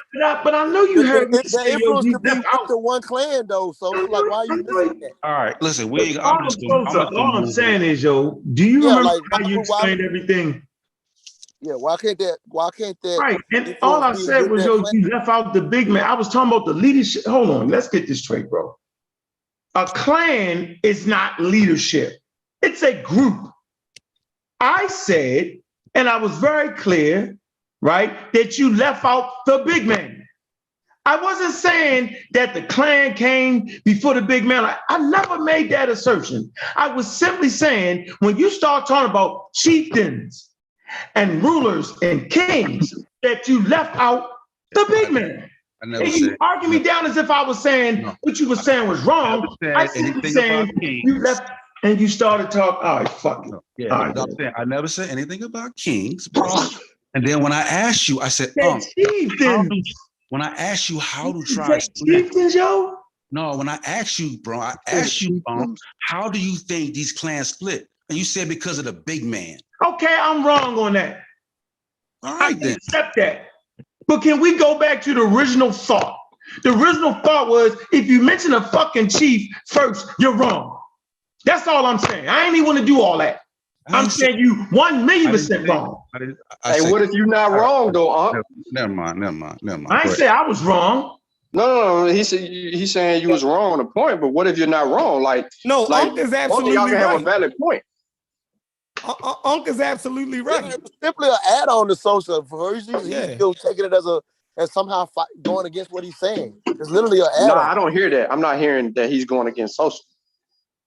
No, I'm saying social. No, we were just talking about the social order. is taking it that way. I'm saying Unc just added on to it. Like Montoya, that's what I'm saying, bro. Like we really just do like me and Unc, we do this shit all the time. Like it ain't really that. It ain't that. Like I ain't really tripping like that, bro. Like this is how we get it in. No, I'm not talking about you tripping. I'm talking about that you simply intellectually took it as though it wasn't simply an add-on to what you were saying. Like you're because I was talking about, because I was like, are you saying a big man come first? Because I'm thinking like even when I said they break up in clans, these clans are still egalitarian. You do know that, right? Even when they split, these people are still egalitarian. Just because they split, that doesn't mean they're not egalitarian anymore. Right. Yeah, they still egalitarian. The split just happens naturally for them to maintain their current structure. So are you agreeing with that, Sheffrin? Because I'm still going like, I agree. I can agree so that. If you're thinking it happens naturally, so I think it happens naturally. So since you're saying that, help me. So you're thinking, oh well, which 150 go with which 150? Like you really think that ain't natural, man? That's just somebody stop talking about that. Well, however you That's all. However, Explain it with monkeys. Because monkeys do it. Yeah, I think human beings can do monkeys, stuff. I think human beings in those states would do things naturally, like it would just happen. You know what I mean? Knowing the amount of resources, knowing how we can maintain, the structure of our current society, it's not working properly no more because there's too many people. I think people will start gradually moving away. It'll just happen. Like, that's his whole point. They would start communicating with each other like, yo, what do you think? You know what I'm saying? Right. Yeah, all these individuals, but it's still egalitarian. Nobody's not saying egalitarian is going away, but all Uncle saying the communication is happening amongst the best communicators. Is all Uncle saying. Yeah, but that's all Uncle saying. Of course, and I don't disagree with that. My whole point is that happens when what I'm saying is that it happens naturally because, like, in other words, if there was a big man before the split, when they split up, the big man would be in charge. You see what I'm saying? But even when they split up, Unc wasn't saying no. That's not the concept of the big man. I'm not addressing Unc right now. I'm saying, do you understand that point though, right? Okay, well, I can't understand it because I can't because that's not what big man means. Okay, so so now we at contention. You disagree with that? We've been at this point. No. I'm saying so listen.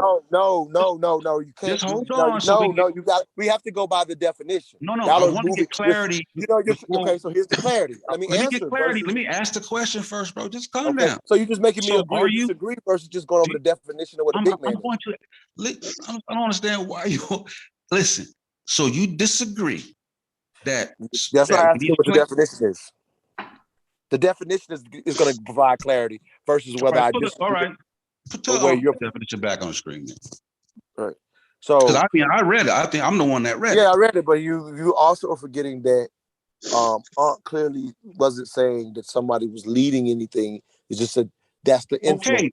Okay. So me and Aunt, we're done with that. I'm asking you, when these groups split up, right? They're still egalitarian, right? Yes. What happened to the so?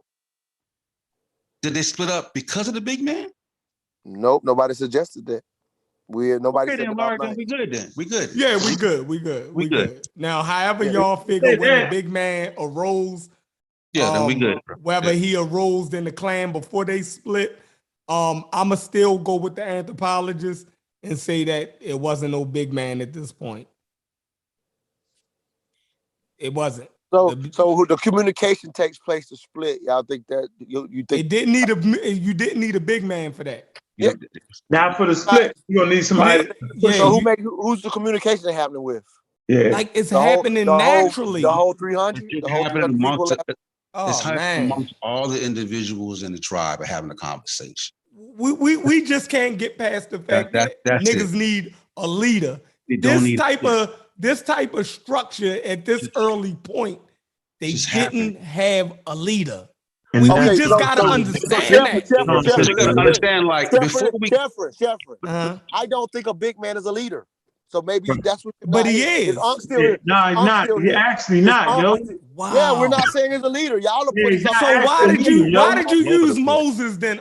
Now you just fucked it up. No, I didn't fuck it up, yo. I kind of got caught. Let Uncle explain why he used. Yeah, Moses. I know why I used Moses. People try to make Moses into some kind of great ruler or some kind of chieftain and all that, and King David and them, but there wasn't that. At that point in their history, they had big men, people who were better at communicating than everybody else, who just had a little more influence. They wasn't to the stage of having chiefs yet.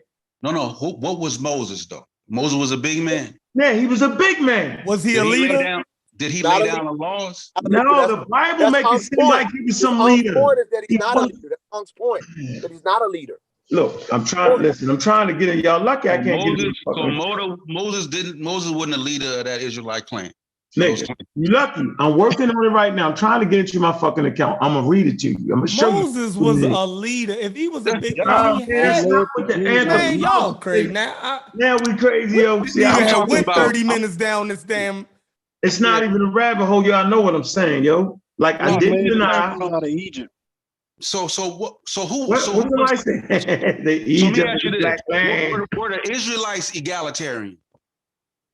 There was a point where they had no order, like they had judges. No. Were the Israelites egalitarian? You damn right. They was hunter-gatherers moving back and forth in the hill country. You damn right. The Israelites was not hunter-gatherers, bro. They were nomadic people. They were nomadic. First. It was nomadic, yo. So yeah, nomadic people aren't hunter-gatherers. No, they Nomadic weren't. shepherds. They was moving from place to place, They were moving herding from their place to place. sheep there. Yeah. Yeah. And they don't know, and those nomads don't have an egalitarian society, bro. They don't even get down like that. I'm about to get you, yo. Just give me a second. I can't believe I can't get my fucking. I ain't fucking with this. Definitely said in the beginning that that this wasn't a leader. Yeah. I think y'all missed that. So y'all are talking. If you're missing that he's not calling a big man a leader, then now I understand where the fight's coming from. I'm saying that. I never said that, yo. I mean, we can do. I'm saying Moses was a leader. According to the Bible, according to the biblical story, Moses. No, we're not even. Yeah, but we're not. Bible walking out. We just read the definition of a big man, and y'all saying it's not a leader. Read the definition again. It doesn't say nothing about leader. Chef stupid as shit. Yeah, y'all be jumping like all over the place. Like first, I debate you that you don't need a leader. You say, yeah, you need a leader. Nobody said that's what we've been talking about. How you more. gonna tell us we said we need a leader when we telling you the definition? Yeah, It doesn't talk isn't a I've been leader. arguing that it needs a leader because they got somebody We've got a damn never been. You can't tell me we've been arguing that if we telling you big man wasn't a leader. We've never been saying that. At no point tonight. Oh my God. All right. When he first said it, you skipped the big man. He said he's not a leader. He said that too. It say the big man is highly influential individual in a tribe, especially in Malaysia and Polynesia. Such a person may not have a formal tribe or other authority. I mean, goddamn, yo. Never suggested we're talking about a leader. It's right here. It say the big man has a large group of followers, right? None of that. Like, come on, man. Like, so that now I get it. But now I do understand where they're coming from now because they thought you were suggesting because big man, I guess, sounds like a leader. You were just using the scientific definition. And even when, like, I'm looking at it again now, and I'm going back over it, right? And even with the article, the shit they talk with the big man is based on modern situations with the tribe now. The anthropology work is not. This is not. No, yo, you got to know the Polynesians and the Melanesians. Because when you read the whole shit, American anthropologist Marshall Shillings has studied the big man phenomenon. In his much quoted 1963 article, The Poor Man, Rich Man, Big Man Chief, Political Types in Melanesia, because he's talking, that's why he referenced Melanesia and Polynesia. This is a recent. Just finish reading, brother. So as used analytically construct the ideal types of hierarchy and the quality to compare a larger scale Polynesian type hierarchical society of chiefs and sub-chiefs with the Malaysian type big man system. So the big man system anthropology is dealing with this particular tribal group. It's not about the evolutionary development. Like when all you gotta do is keep reading, and now that I'm reading it, you see clearly what it says. This is his hypothesis, his theory about the big man system. That's why he's talking about Melanesia, and he said highly individual in the tribe, especially in Melanesia and Polynesia. So when you go down to his articles and the anthropologist, he's comparing two tribes, Melanesian because they have one type of system, and then he's comparing them to the Polynesian who have a big man type system. But they just said that they wasn't leaders. I'm lost. If it clearly says in what Unc read that the big man has a large group of followers, both from his clan and from other clans, in order to have followers, it means that you are a leader. No, it's influence. Like now I'm reading the Wikipedia, bro. Like we're not even on having the same conversation. Right. I'm reading the Wikipedia that Unc just read. Having the same conversation. That's you're talking about something modern. So now you're gonna act like. Let me say this right, because it'll fucking confuse you. I just want you to know that there are tribes, you put it in the group, Chef, these niggas is worshiping planes. Right. They build planes. Yeah, I'm familiar with it. I'm familiar with it. And this is in Cargo modern cults times. in the Pacific. The cargo Yes, cults. modern times. So, right. So only thing we really looking at when we look at the Melanesians, when we look at them, we're actually looking back in modern times. We're looking back in time. How do you not get in that part? So if they apply the big man to it, they're applying it to a group that's really in modern times, but as we look at the way they live, they're back in time. Do you get that? I do get that, but I'm saying like, but that's this all I was saying. But this concept of the big, that's because it's like, not a modern. It's simply applying it to a people who have not progressed since ancient times. Right, that's all it is. Yo, come on, yo, you gotta work with me on this. So they give us a look back in earlier man how how they we developed, how we got to this I point. can't argue this, yo. Yeah. So listen. So even when you look at the article, that's why, and I keep telling you, like, I never heard this shit because this is new to me. I heard a lot of shit like, you say. Don't like mean the chef was reading, right? Yeah. The big man has a large group of followers. Both I'm not feeling from his clan and other clans. That's a fucking leader. That's I'm that's like, I'm why? 100% agree with. I That's don't know a what they leader, saying. bro. Like, He's not a don't leader. play. I disagree. He's not a chieftain yet, but listen, can we just didn't say he was a chief. No, can I He's just before chief.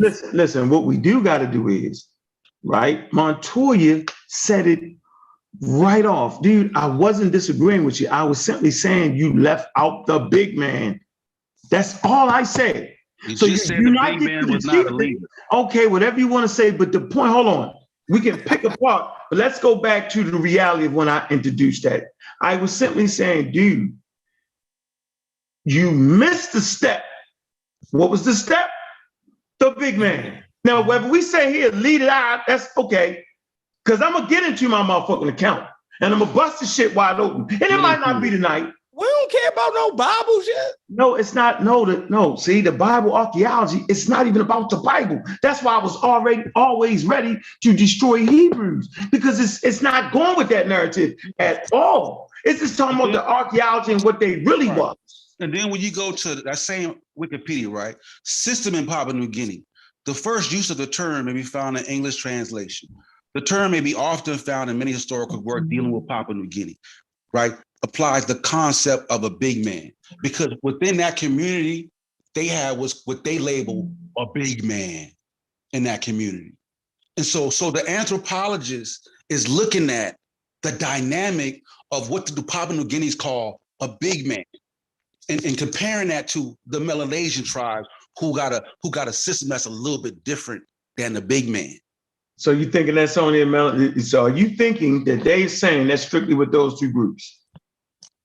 I'm saying that the big man concept, right? That because none of the books I read bring that up when you're dealing with early man. That's you didn't know water was all over the universe neither, yo. So I don't deal with the cosmos every day. I don't read the cosmos shit. I know, but you argue me down like you're doing me right now. I did not argue you down about water, bro. As soon as you call me, what I say, bro, you got me on that. You wasn't wrong for it. Let's not get it twisted. I didn't argue you down. Me and CK was on the shit. I tell you, when I don't know something, I'm gonna tell you, bro. I don't know. But you just heard about the big man tonight. Yeah. Just and you have a full argument already ready for it. No, it wasn't because what I said, bro. I didn't understand that. I said, as far as the evolutionary beginning, I've never heard of a big man concept, bro. I know, yo. And all you have to do the 150, what was it called? The who? Dunbar's 150. Right. You know what I did? I shut the fuck up and y'all read that shit. See the difference, yo? See? Yeah, but you wasn't even wrong. Montoya tried to cue you in. He was like, no, Montoya was saying a big man. Y'all, this is what y'all do. No, you get y'all present the big man as a leader, right? So I address the fact of the leadership. No, bro, listen. The big man is a leader. Ain't nobody ever said that shit. No, listen. No, that's not how. I don't think y'all know what y'all talking about. No, I'm gonna just say that. I think y'all trying to work that shit out I think y'all trying to work that shit out while y'all having a conversation. Yeah, Let's be honest.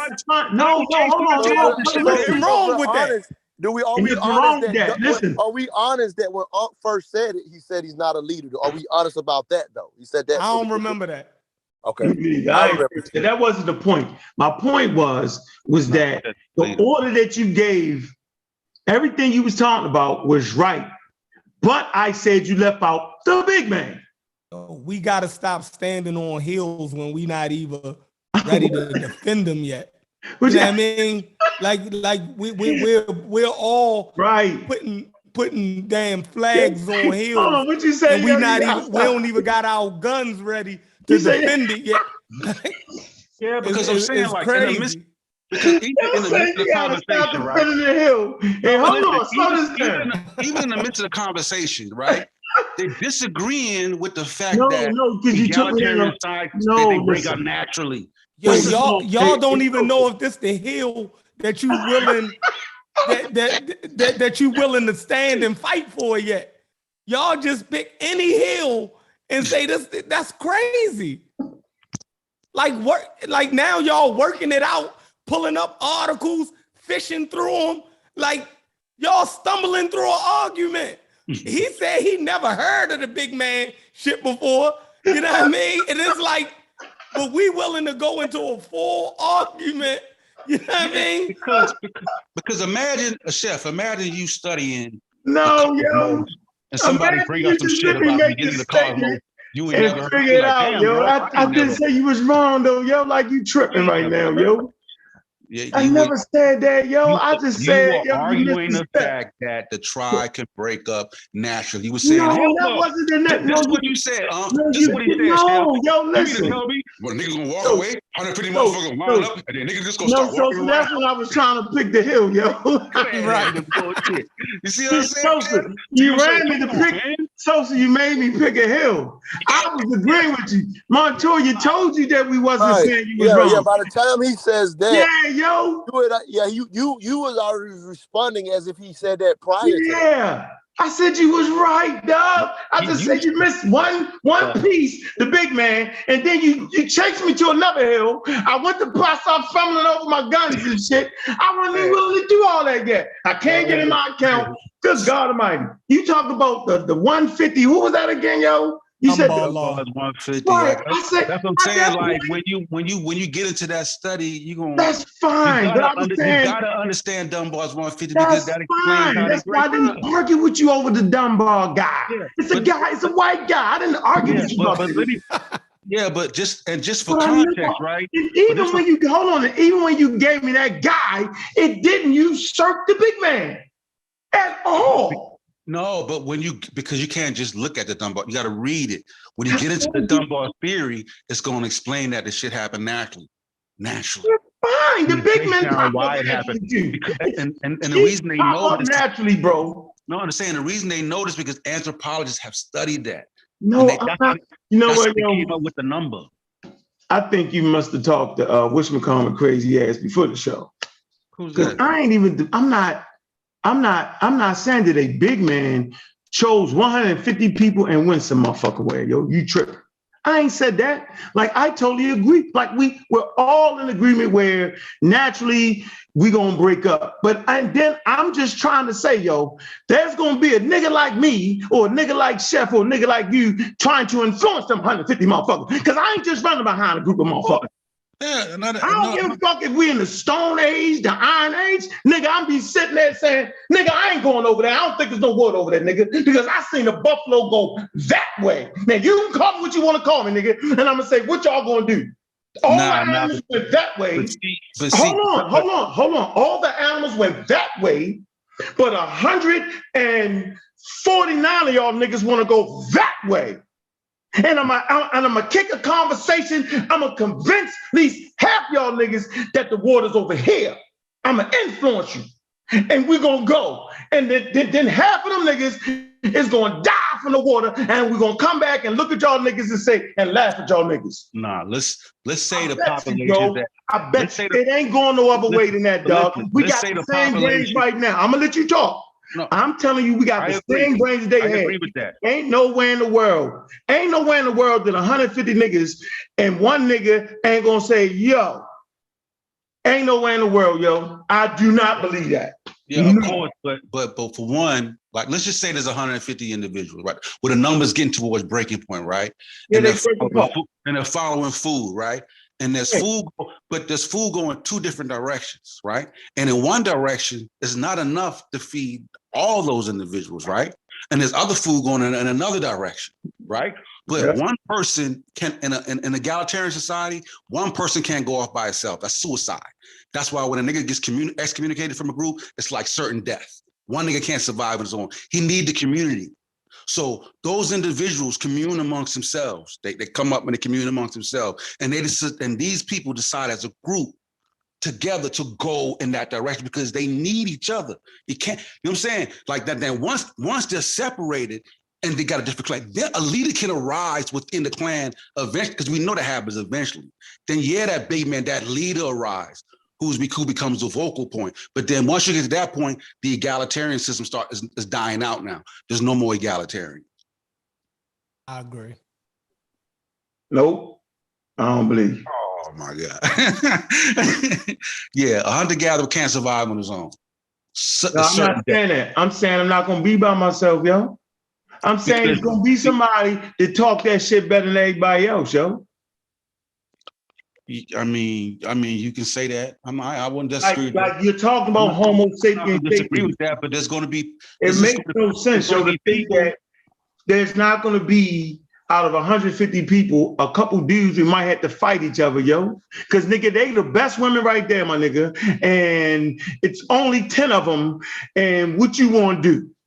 It's something, yo. You just know. You know it. Looking at it like what I'm saying is like. The unstableness is starting to develop as you approach a number. So the conversation is already being had before it gets to breaking point. See what I'm saying? And then once it gets to that breaking point, these individuals already know that they rolling together. Right, but why? So who is in the mix stirring the pot, yo? Think about it. Human communication is stirring this pot. Listen, if you want to say that individual roles, okay, cool. If a group could have did it too, okay, cool. I'm not gonna argue with that. I'm just saying that it just happened naturally. And the anthropology says that it happened. But having somebody talk shit is natural too. That's what we do. That's a natural thing to do. Yeah, but you got to understand, coming from an egalitarian society, a nigga ain't just gonna be talking shit. They kill niggas like that. Nah, I don't believe that, because you're gonna have one nigga that fights so good and whip niggas' asses. I don't want you to believe it. No, I am telling you, yo. You're gonna have an athlete. Listen, I ain't gotta listen to nobody on this one. You're gonna have some dudes that are better athletes, and every time they try to whip his ass or bank him, he fucking niggas up. And then you're gonna have a wicked nigga that can fight a little bit and say, yo, I'm gonna fuck with him. So I'm telling you, yo, you're not just gonna beat that. Ain't they? We all gonna jump on this nigga. They all jump on him and get stabbed up and say, damn, they wipe him out. See, that's what this is. This is like, you know, wipe who out? Wipe somebody to bring them the most. What is y'all talking about? Yeah, the group will kill that. That's why when you look y'all at hear yourselves. Yeah, but I'm saying that's what when you I'm look lost, Chef. Yeah, because when you look at hunter-gatherer tribes, right? I'm done. What's up, Corey? Hold on. Don't change it. Just let me say what I'm saying. No, you look at hunter-gatherer tribes, right? This is why. That's what I'm saying. Like when you get to study these tribes, okay? You don't, if you look at whenever they hunt something, they never brag, because anybody that brags will get their ass knocked off. Anybody that, if they suspect you doing a little, you may be a little better, bro. You got to be extremely humble. That's how egalitarian society works, bro. And you got to understand, before we got to egalitarian, we had just came from the monkeys, where the monkeys got that nigga, that hierarchy. We came from that. We went from to egalitarian. Nah, yeah, that's a bad example, yo. Them chimpanzees. No. The monkeys, bro. We can't. What about the lion, yo? What about the pride, yo? What about the truth, yo? No, I'm saying, before we what was the rule before egalitarian? What was it? Y'all making stuff up. Chef, what the hell are you talking about, man? I don't. These dudes, they didn't bring something that they wanted to argue over. And they just going at it like two mice in a war shot. Yeah, because I'm familiar with this shit. But like I'm extremely familiar with it because I've been telling Uncle for years. It's what I this is what I do. I don't fuck with the cosmos shit like that. He fuck with the cognitive and shit. Got me, yo. You went, yo. Also like to deal with the evolutionary neuroscience. Y'all niggas is scamming at this point. I feel like I just got scammed. Shit. That's funny as hell. I think one of y'all about to put y'all cash chat in the chat or something because this stopped making sense 30 minutes ago. Oh, shit. Point. All you gotta do is just study the tribes, bro. We gotta stop, yo. I don't give shit about no tribes no more, yo. Yeah, I'm done. I feel like y'all about to scam us at this point. Nah. I thought one of y'all was gonna bring a pickle man. Nah, that's why I give you Dunbar 150. Like when you understand that, like you can't just understand that Dunbar 150. I got Big Brother Kofi in here and everything, man. What's up, Kofi? Let Kofi jump in, Kofi. It's going down. Yeah, tell them niggas that Big Man wasn't never in Africa. He wasn't no leader. He wasn't irrelevant, but he wasn't no leader. That's a damn show. Wasn't no damn leader. That nigga was just talking shit. Like nigga ain't I probably should have introduced that, as my early looks at early human groups as being the size of 500. I probably shouldn't throw that out there right now, huh? 500. Throw it out there, you're gonna kill him. You just killed the whole 500. Like, I already beat you up on that, like ASAP. I'm just telling you, that's what it's looking like. Because the Dunbar theory is a recent theory. Yeah, Dunbar is recent because it doesn't matter how recent it is. All that matters is it was accurate. That's because the work was done recently on anthropology. But like 500, I think the Dunbar theory had nothing to do with anthropology. The anthropologists took the math theory and brought it over to anthropology. Mm-hmm. Right. Yeah, because Dunbar theory is a mathematic theory. Exactly, based on anthropology, because they watch. No, because it's not based on. No, it's not. What I'm saying is that they watched. They watched. Took the math theory and brought it over to anthropology. Dunbar theory is not based on anthropology. So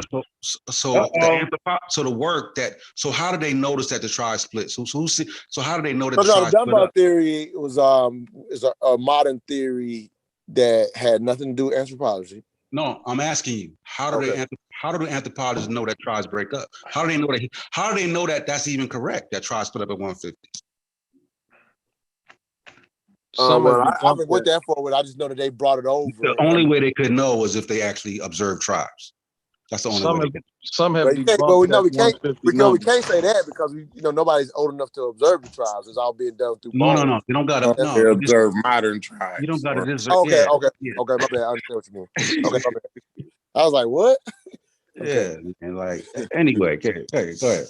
No, well, actually, Montoya is right. Some tribes got big as 500. But it is connected to social groups though, Montoya. But it first dealt with brain connections or something, meaning we could only make 150 connections. Exactly. Before your closeness, your ability, like we rock together, me and Chef. But if 1,000 niggas come in a group, like how close can 1,000 niggas be to each other? Because Chef gonna know niggas in the group I don't fuck with like that. Right. Each group, you're gonna break off into a number that's closer to the 150 in order to maintain, like cohesiveness. Yeah. Like it would be. We can't do it in groups larger than that. Like you know what I mean. Like even when you go to school, you got. Oh no, I'm not necessarily disagreeing with you. Okay. I'm just saying some early. I was just throwing out there's some early research that said the early groups was big as 500. I'm just throwing that out. What you said? Early groups was big. How early? About now? The earliest humans. Some of the groups was 500. But I'm not saying I haven't researched it like you guys. I'm saying before agriculture. Go ahead. Like, yeah. That's different. It's a bunch of articles just talking about like this what is what time period? Give me a Let date. me look it up. Let me pull it up again. He's Hold on. saying before agriculture. Yeah, before agriculture.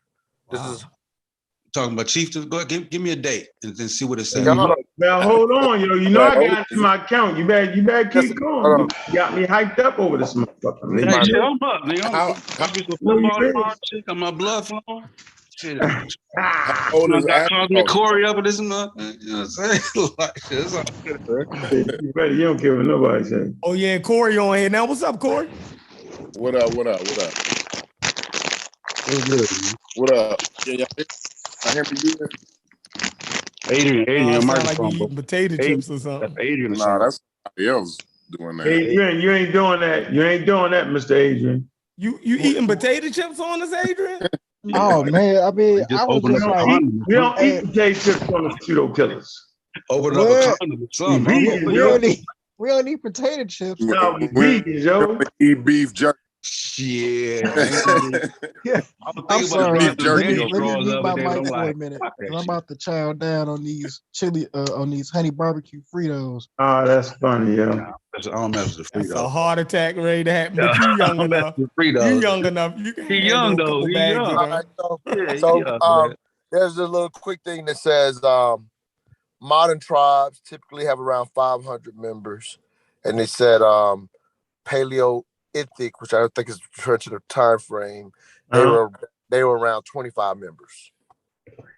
Yeah. Because when you go that's back, why they're running little bands of 20, 30 people. You know what I'm saying? Yeah, a few dozen, yeah. Yeah.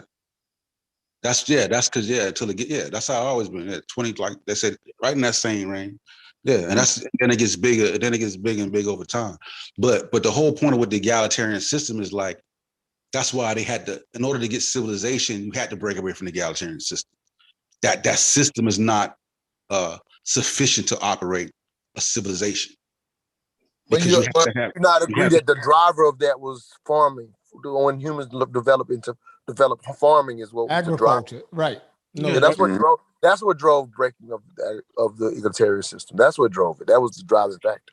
But it actually produced people that live, produce bigger societies, bigger groups. You know what I mean? Bigger groups, yeah. They had a stable but the food farming source. drove that. Yeah, the farming drove that. Yeah, I think Sosa said something else drove it or So something. you saying they was growing to 500 without stable food sources? No. I'm not saying no. He asked about the time period, and it said modern tribes today get up to 500. Yeah, so, that's because they still got. I'm saying when you go back to the Paleolithic times, then it was. I was just saying I saw something. I just remember I told y'all. I said I saw something on the line real quick, and he asked me. I went back and looked it up, and it was just referring to the modern tribes of that big. So no, exactly. I wasn't suggesting anything additional to that, Sheffrin. Oh, okay. Yeah, that's what I'm saying. When you I get was just saying what I found. So Sosa right. Yeah. What I'm saying, what I found is consistent with what Sosa's saying. Okay. But I'm asking him now about. He was saying it sounded like he was saying something else drove it other than farmland. He said something else. Yeah. So what we do here is we keep score. If a person is right, we mark that up. No problem. Yeah, no problem. Clear points because we haven't made a clear point about that other shit. We just showing that it was a clear point made here. I don't like to talk for 2 hours and we get nothing out of it. You know, in order for you to get a big group, they had to establish some type of stable food source. So it probably started with fishing, right? Close by the river. That's a good food source. And then they were able to become, you got to be sedentary. You got to be able to sit still. Right. Farming is the catalyst for all of that. Like when humans develop farming. And I agree. That's what I'm saying. That's why I said it probably started with fishing. That's why you always see them near a river. No, it started with farming. Wow. Y'all pick anything to fight. I get it. I get what you're saying, Montoya, but before you get to farming, like Anka tell you, you see them settling around the Nile River before the farming comes up. Like the people are, because that's where you get a constant food source. So now they're beginning to sit still. You know what I'm saying? And then now they're fighting over people trying to hold on to that land with the water. So they're fighting over that. Then after that, then you get the farming. And now you can establish the bigger societies. That's all I'm saying. I'm not saying you're wrong. Past history and science tells us that usually there's a precursor to things. So I don't know if Sosa is absolutely right, but I could imagine a precursor would be, fishing. You know what I'm saying? Having a group of people who have a systemic way, developing a systemic way to fish. That's what gets you a society. That's what help you gain more members in your clan. You know what I'm saying? And then you develop, something like agriculture, but you don't just develop agriculture. You have to have a precursor. Yeah, you got to sit down to agriculture. Yeah, you got to be able to sit still. So you got to have something in the meantime that can get you to sit still to allow those crops to plant shit, allow it to grow. Absolutely. There you go. It's a proto. And you know what we about to do though? You done Dunbar is so goddamn much. We're gonna have to get you out of here with the Dunbar shit. How about that? Let's do it. Let me get you out of here, man. So you just went and debunked it that quick. Yeah, I gotta get him out of here. That's the quickest study. He said it too many goddamn times, though. That's the quickest study to debunk something ever. Yeah, he said it too long. All right, go ahead. This about to be a hack job. Hey, it ain't gonna be quicker than when he started going against it and just heard it. Yeah, I wasn't. It ain't gonna be quicker What than I said was I never heard of the big man, and that the time period I'm talking about. I'm not familiar with the big man theory and that concept. Well, where I was at in time, I'm talking right. But I'm just saying, talking Neolithic 12,000. Then about 10 minutes after that, you started arguing against it. Yeah, because once I hear what it is, bro, I'm saying like it's not like I'm not. Oh yeah, my only point is what Unc is doing now is not quicker than that. That's all. I was messing with Chef when I said that. Well, go ahead, Unc. Let's hear what. Let's go with the Dunbar theory, bro. Go ahead. Yeah, we're gonna get him out of here. Hold on, I saw in the chat. He said he running for Conscious Community president. Go for it. You can have it. We elect you. Let's go over there and be the president of the insane asylum. Go ahead, It's right here. Here you go, yo. Go ahead. Read that. I'm still trying to get my account. You see it? Okay. Go ahead. I got damn screen big. Where we at? Right here. The new study deconstructs the Dunbar number of friends. Okay. Go ahead. I'm saying, look, an individual. An individual human can maintain social relationship with about 150, not more. This is a proposition known as the Dunbar's number, that the architecture of the human brain sets an upper limit on our social lives. A new study indicates that cognitive limit on human group sizes cannot be derived in this manner. An individual human can maintain. Wait, you know what I'm saying? You didn't have to read all that. Maintain stable social relationship with about 150 people. This is the proposition known as the Dunbar's number, that the architecture of the human brain sets an upper limit on social lives. A new study from the Stockholm University indicates that a cognitive limit on human group sizes cannot be derived in this manner. Keep going. Dunbar's number is the name of the British anthropologist Dunbar, who proposed a theory in the 1990s. The number 150 is based on an extrapolation of the correlation between the relative size of the neocortex and group sizes in non-human primates. Some empirical studies have found support for this number, while others have reported other group sizes. You can stop right there. Huh? You stop right there. I'm gonna put this in the chat though, so people can read the full thing. Why are we gonna stop right there? Yeah, because Go ahead. Where we at? Right here, the theoretical Dunbar number is shaky. I said the theoretical foundation of the Dunbar number is shaky, but yet Sosa screamed it for out. Now I'm fucking with you, yo. Go ahead. Yeah, because it's just to give you a reference. But anyway, now you been Dunbar is hard to death, though. Hold on. Other primates' brains do not handle information exactly as human brains do. Right? So no, just read. A primate's sociality is primarily explained by other factors than the brain, such as what they eat and who their predators are. Furthermore, humans have a large variation in the size of their social networks, says Patrick Lindenford, associate. Well, we ain't gotta go all that. All right. When the Swedish researcher repeated Dunbar's analysis using modern statistical methods and updated data on primate brains, the results were simultaneously much larger and far lower than was much larger and far lower than 150. So what? Yeah. I mean, because Dunbar can sometimes go from 150 to 250. So they're saying like sometimes they get it, it's a little bit, it's far lower, and then sometimes it's higher than 150. There you go. And that was Mr. P threw that source at me too. You see? But wait, I read that. Read that. The average maximum group size often turn out to be lower than 150. So shit, that don't matter. Shit, that's even better, huh? Go ahead. The average maximum group size often turned out to be lower than 150 first. But the main problem was that the 95% confidence intervals for these estimates and between 2 and 520 people is not possible to. Right? 200. That's 520 people. Yeah, between 2 and 520 people. Go ahead. It is not possible to make an estimate for humans with any precision using available methods and data. Dunbar's number. What? Okay. Dunbar's numbers often cited and has had a great impact on popular culture, not the least after featuring prominently in Malcolm Gladwell. What you say? It say the Dunbar number is often cited and has a great impact on Sosa. In popular culture, yeah. It say on Sosa. It don't say on. It say on Sosa. The Twitter point in 2007 Twitch media report. Yeah. So, but yeah, what? We'll take that. I ain't tripping on that. You Dunbar me to death. You said it like 30 times. When the person get to 30, then I'm saying, you know what? No. I gotta really look it up. I never said when a person gets 30. I said with monkeys can't sustain a large group of humans. They break up way quicker than humans. And what? I said, now are you switching up? Are you leaving your man done? I said 30. That's why I said 30. But I'm saying, I ain't tripping on the exact number. The whole point is that you know it's a limit. Yeah, at a certain point. At a certain point, human beings are gonna break up. No, you was 150. That's the death, yo. You was certain of this number, yo. Just say you was.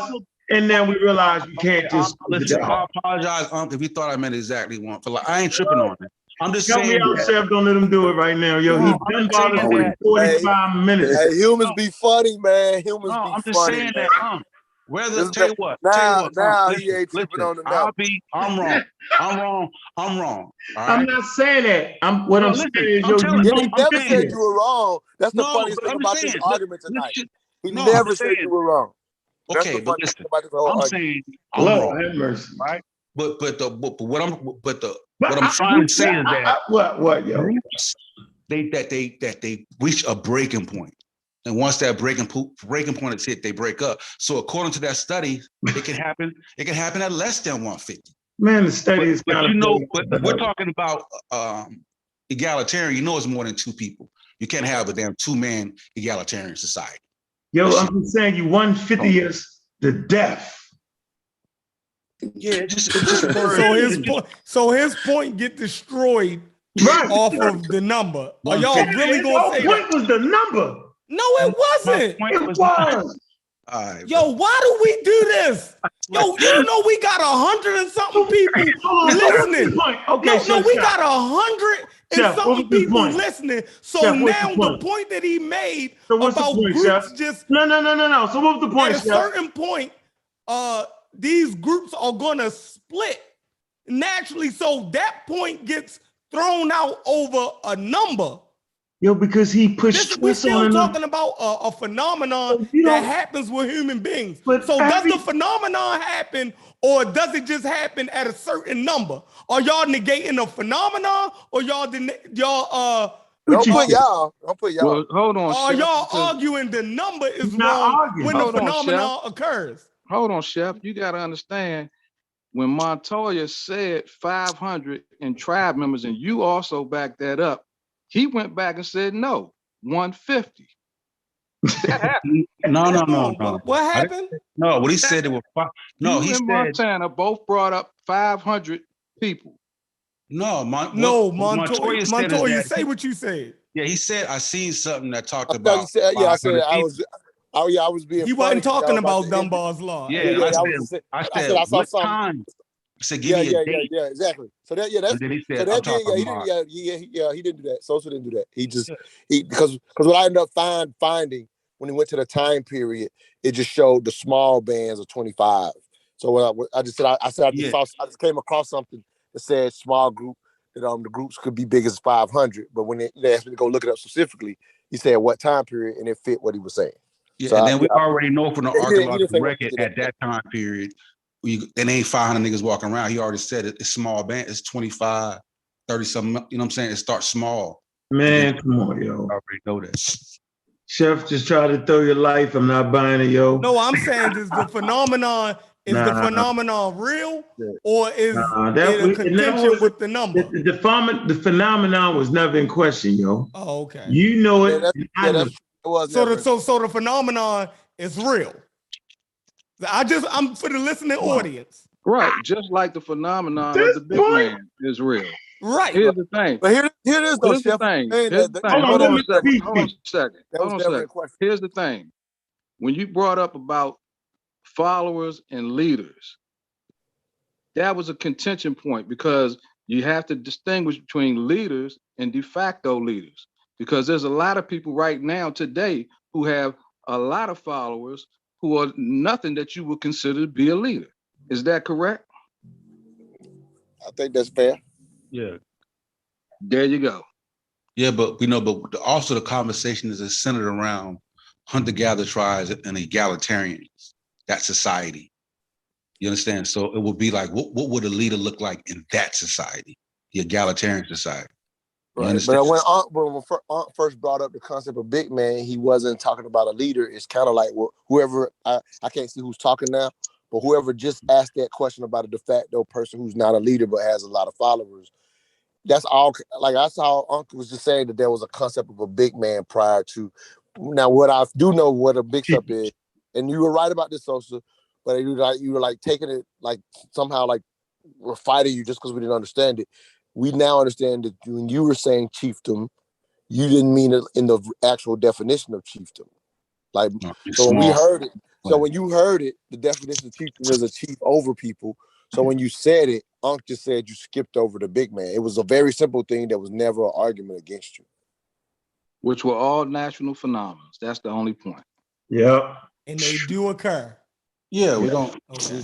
Yeah, it was never an argument. It was never an argument. Dang. You know, but and I'm not saying the way you're using chiefdom is wrong, but you know, when you used it, we just went by the simple definition of it. So that's what made Unc even point that out. It wasn't even against what you were saying. Yeah. I would just making it clear that, you know, like, because like I'm thinking he's taking it as when the group split, that the group splits and there's a leader that goes with the group. Like I'm just trying to point across that even when the group all he splits. simply said was you skipped over that. Yeah, but it wasn't. I'm clarifying. Yeah, I understand you took it that way, but that's a big. Yeah, that's a. I'm just saying, but he just simply said that he wasn't saying that at all. Yeah. So that's the only point I was trying to hammer home. Like even when they split, they're still together. Right. You're hammering it home. Yeah, You that's all. that's all why I was trying to make clear. So if there was a disconnect, then you know, but shit. Yeah. We hammer it out anyway. We hammer it out till we. It's all good. Yeah. But I'm saying you took it that way. But I'm just saying, simply saying that you skipped over is not suggesting that. So when you started hammering that, that's what I was like, there's no fight here. That's why I jumped and said, there's no fight. Well, I think part of the contention too, because we went to damn Moses. And I was like, oh, I was you got Dunbar killed. But he used the Moses analogy. I was like, yo. Yeah, but when you use the Moses analogy, is like, that ain't what I understand. Yeah, you jumped there because you see what I'm saying? First you thought he was going against you. That's why that Moses thing. Because he brought up Moses. He said, let me give you an example. Like when he got the Hebrew. I remember when he did it. But yeah, why would you bring up Moses though? Exactly. I was like, what the fuck? So this is why. He gives the theory of the big man based on this stuff that he can't open up in his account now. So he's talking about the I'm with his ass right now. No, he was talking about he's talking about the science of the big man. So he was jumping to Moses as an example, not because of the time period, but uses Moses as an example is for people that think Moses is a leader. He really was falling in the concept of big man. So he was just using it as an example to explain himself. Because you thought he was being contentious, Sosa, you were like, how you gonna jump 10,000 years? and he was just trying to give an example that we could relate to, since he wasn't able to look at the science that he's trying to find right now. That's all that happened. Just using Moses because that's something we all can. It's a context thing for all of us for something to come up with something relatable. He's like, here's a recent example of what I'm talking about. That's why he brought up. We good. Damn, all that. You know I mean, we covered a lot of information. No, we didn't. Plus, Sean had me hot because Sean jumped off the top rope. Hey, Shepard, I agree with you on that. We didn't cover a lot of information. I agree with you. No, we But it was never an bogged argument. down. That's what makes this shit crazy. It was never He an was argument. bogged down. Listen, we would never At got one to the Bay Man point- theory.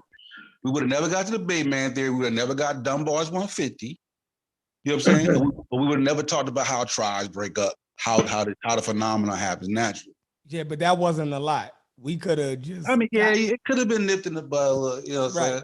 That shouldn't have took an hour. I'm still fighting. He think he still got bullets. Yeah, I'm still fighting, yo, because you know I don't say something unless I got the serious sources. What you fighting now? What you fighting? He just want to give you the correct information on the big baby. Bro, what you fight me on so we can know what you beat me up on? Because always get you. But in this case, he didn't start out fighting. Like you said, it became like Shepard said, we all started getting on some bullshit heels later down the line, though. Out on the hill, but we definitely built the dumb one later on. Yep. Let me see. Yeah, I always get bogged down. And now we all know can't let you go now that there's a hill built. He's trying to. I respect that. that. He ain't gonna be able to let it go. You gotta break leg, bro. He gotta. Yeah, he's the super petty. Yeah, he do this to me all day, every day. Yeah. He King Petty, yo. Yeah, he will stay on something. Yeah. So at this point, like I roll with him, but at this point, I don't give a damn either way. You know what I'm saying? But we know Unc can't let it go. We know that. Yeah, I'm trying to kick his knees so he can damn roll down the hill. Just be. It ain't nothing. Hey, at this point, Sosa understand. Ain't nobody argue with him, but he finna find that goddamn. Unc is climbing to the top of the hill right now and about to take some shots. I got my guns. Ladies and gentlemen, I got the guns, I got the heavy artillery, and I got my hill now. One thing we do know is that he 150 us to death with absolute certainty. So now I gotta question the whole idea around the whole thing. So let me come So Moses real. So what are you about to do? Like I don't. That's funny as hell. Now he about to argue Moses. Funny, dog. Like I'm talking shit. Definitely funny as hell. I like that. I like Chef. I wasn't saying that on 150. Even the Dunbar was saving. It even goes up to 250. It's saving 150 to 250. It goes beyond. It's not this exactly 150, but that was his little theory. You know what I'm saying? Yeah, now Dunbar. But the whole point of the theory is just to explain that that this shit happens now, just a phenomena, and he was just trying to really give an explanation of why the phenomena happens. You know what I'm saying? And they came, they came up with that theory based on close relationships, and they were maintain. You know what I mean? That's all. That's it. That's all that's about, really. Yeah. Okay. Mm-hmm. Y'all keep talking. I gotta get you the actual magazine. Magazine what? Dunbar? Nope, we not Dunbar is dead. Now he want to talk about Moses. I'm trying to get a source on the big man. I'm trying to give you the serious source, to be honest with you. No, because he don't want you to really think he was bullshitting. So I know how he Moses was the leader, nigga. That nigga, he came down with the laws, nigga. Like he talking about that nigga was the leader. That nigga came down and said, these are the commandments. And I was like, okay. When they didn't listen, niggas got burnt up. Like, yeah, he definitely was. All followed him out of Egypt into the wilderness. He was leading. Yeah, he was definitely. He was a leader. I don't care. Yeah, that's 100%. Yeah, he definitely was a leader. You know what I'm saying? Nah, you know what I'm saying? That his brother Aaron have some responsibility? Of course. But hey, I'm about to be funny as hell now. Ain't no way in the hell you finna tell me and Unc that Moses was a leader when the motherfucker didn't exist. I know. Hey, if I don't do that shit, I'm done. I ain't. How you gonna tell me I'm arguing this motherfucker leader? He is this? Come on now. What is you about to do here? Yeah, I don't know. I gotta get this too much. How you about to boomerang dagger yourself? I would never do that, yo. I got understand. Bible archaeology, goddamn magazines. Yeah, and you probably see some things. What type of atheist is you? Like, oh man, man, you're a Christian atheist. Oh, that's funny. Christian atheist. Wow. Yeah.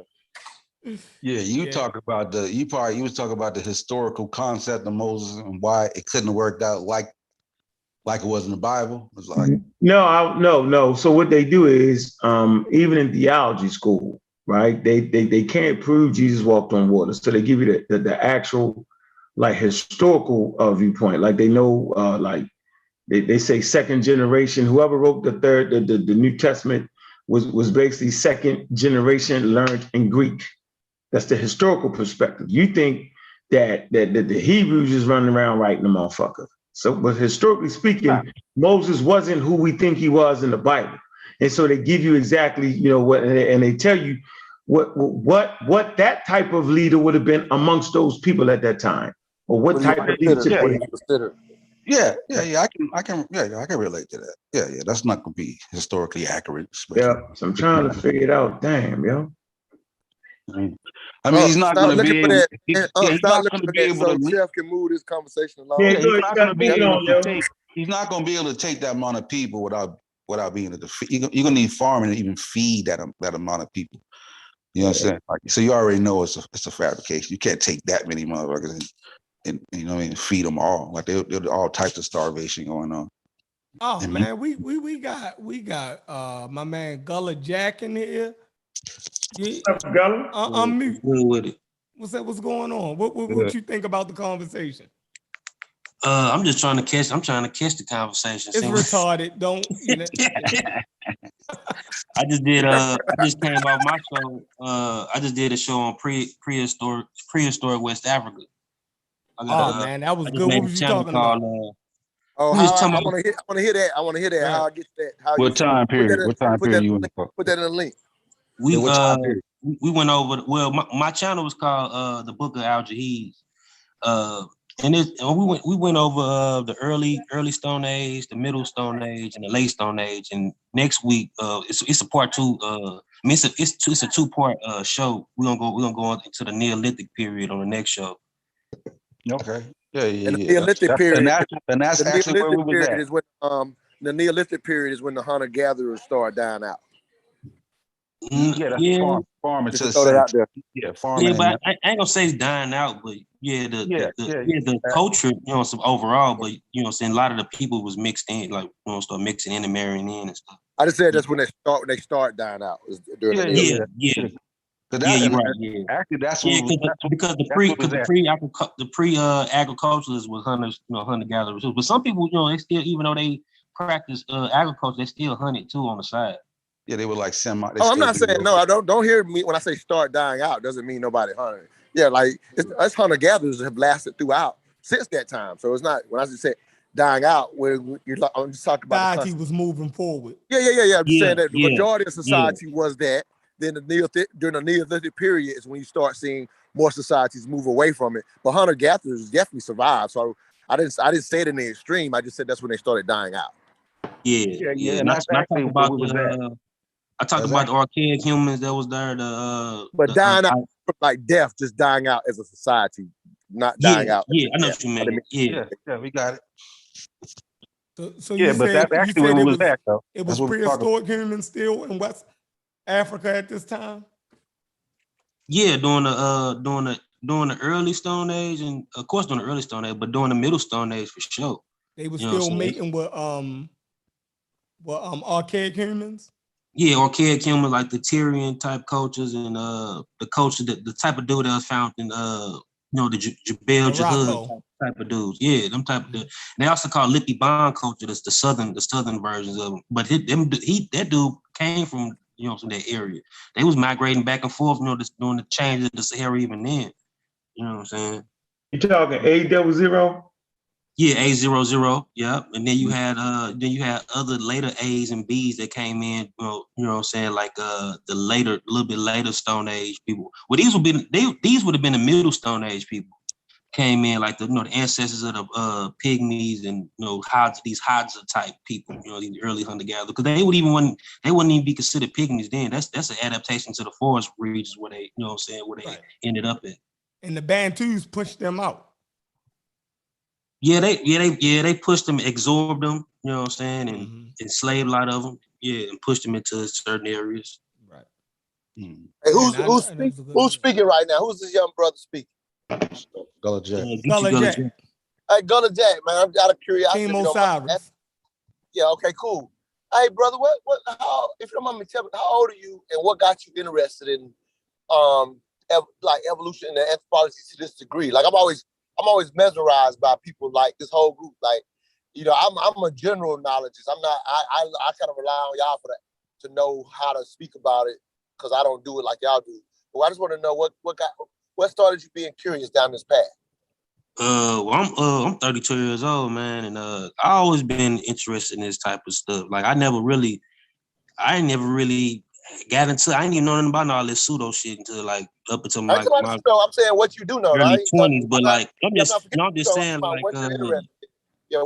like since a young kid I've been into science. I was just wondering science fairs and all that shit. Like, you know what I'm saying? Yeah, that's all good. I was just wondering, what influenced you to do it. I was just curious. I always mesmerized by people. The only pseudo phase I had growing up was I was a Rastafari. I wasn't even questioning that, brother. I simply wanted to know what. He just building my choice. He just building, brother. He just expressing himself. Yeah, I wasn't questioning when he was. Gullah Geechee. Yeah. Tell the damn truth, man. I ain't fucking none of that shit, man. You asking goes to that, bro. I've been fucking with the science. Like, for real. The pseudo as I've been. We're not saying that. We were saying what motivates you, yo. Where did you pop up online? What you mean? How you getting the team Osiris? Like, come on, tell the truth. Oh, yeah. For fucking, shit, coming with the evolution shit from the get-go. Shit. Beating up motherfuckers and shit. Yo, hey, how you hear about Team Osiris, yo? How'd I hear about him? Yeah, how you hear about him? In Gozy. All right. Yeah. You're a member of the Team Osiris. I was the first member. I'm the first member of Team Osiris. Tech always right. How you the first member? I'm saying I'm the first recruit. Oh, yeah. Okay. I'm about to say. Yeah. Right. So whoever recruited you is one of your influences. I was just curious because of you. No, he was they probably recruited him because they had relations. They like you building on the same shit I'm on. So that's dope. Yeah, that's dope. I'm always curious. Like, it blows my mind when y'all could start talking about A00. I'm like, who the hell goes that deep? I'll be tripping off y'all. I really respect y'all. All of y'all. Yeah. I came in Hey, Gullah, I was just trying to give them a little brief history of Team Osiris, though. So Team Osiris is really the younger guys. It was dedicated to having the younger guys actually be a checks and balances to the Amara squad. So it was important, right, that Ngozi actually had a group. Right, so you got me, Ngozi, and Khufu. All right, the name I think was either Khufu or Ngozi, because I was saying some Osiris shit. They was like, "Get out of here, old head!" Right? They was like, "No, they're not going with that." Asar, they was like, "We're not going to Asar shit." So I got voted out on that. They was like, "We're gonna go with the Team Osiris," right? So he's right. He's the first person actually recruited, because back 10 years ago, you was in your fucking 20s, sharp as a motherfucking hawk. All right? Simple as that. You get on my fucking nerves, though, because you was a Wikipedia nigga to death. I'm like, come on, yo. You remember that, right? Oh, yeah. Okay. So you was also going to school. Yeah. Like I don't forget none of this shit. So I want them to really, so it wasn't that we introduced you to science. You was already there, right? So that's why you the first fucking member, right? But me and Gozy and Kufu and it's the same routine, yo. Leadership, right? Sitting at the round table. Okay? But Ngozi was, you know what I'm saying, the leadership, right? Yeah. Because he younger, I can't be the leader of the team, Osiris. I could just be the big homie. Because it wasn't for me to lead. Simple as that. Too old for that. And I don't want to get into how shit went to the left because old niggas fucked it up. Yeah, don't go down that road. No, I'm saying, I'm just making my point, right? That man, I always loved Team Osiris. Sometimes older people gotta get out the way. They gotta get out the way. I'm always smarter to get out the way. You know what I'm saying? Like, I know how to get the fuck out the way. Like, look at this brother. Family now, kids now. Like this shit was a success. You just gotta say it. How they living their life right now, 10 years later. So nobody can never say that older groups like the Umar Squad got in the way of young groups. Now we might end up battling, which was a good fight. Some things got pulled out that needed to get it pulled out, right? It was always about checks and balances. So I just want to say that, like this is what this is about, right? It's about older groups, right? Younger groups, right? It's about that, yo. Like at the end of the day, yo, we're gonna always win because we got groups upon groups, yo. Now we gotta support his channel. He talking about prehistoric West Africa, which is really an untouched phenomenon, based off of the fact that we be waiting on Europeans to do the archaeological digs, which is crazy. We gotta put our money in that whole situation. You know what I'm saying? But the conversation is great. Hey, Smash, I seen that light come back on. Where you been at? I've been right here. What's up with Get Together? What's good with it, bro? It's been a long time, man. He just smoked one and he heard West Africa. Man, I start joking all up in the chat with after I had to go blow that one. But keep it serious. Hold on, man. Don't make me into that. I just kept it honest with y'all. Everybody be blowing and don't want to keep it honest. You feel me? Yeah, hey, Rock, I be blowing on my show. I don't give a fuck. You feel me? But I like that nice. I like the way that my show.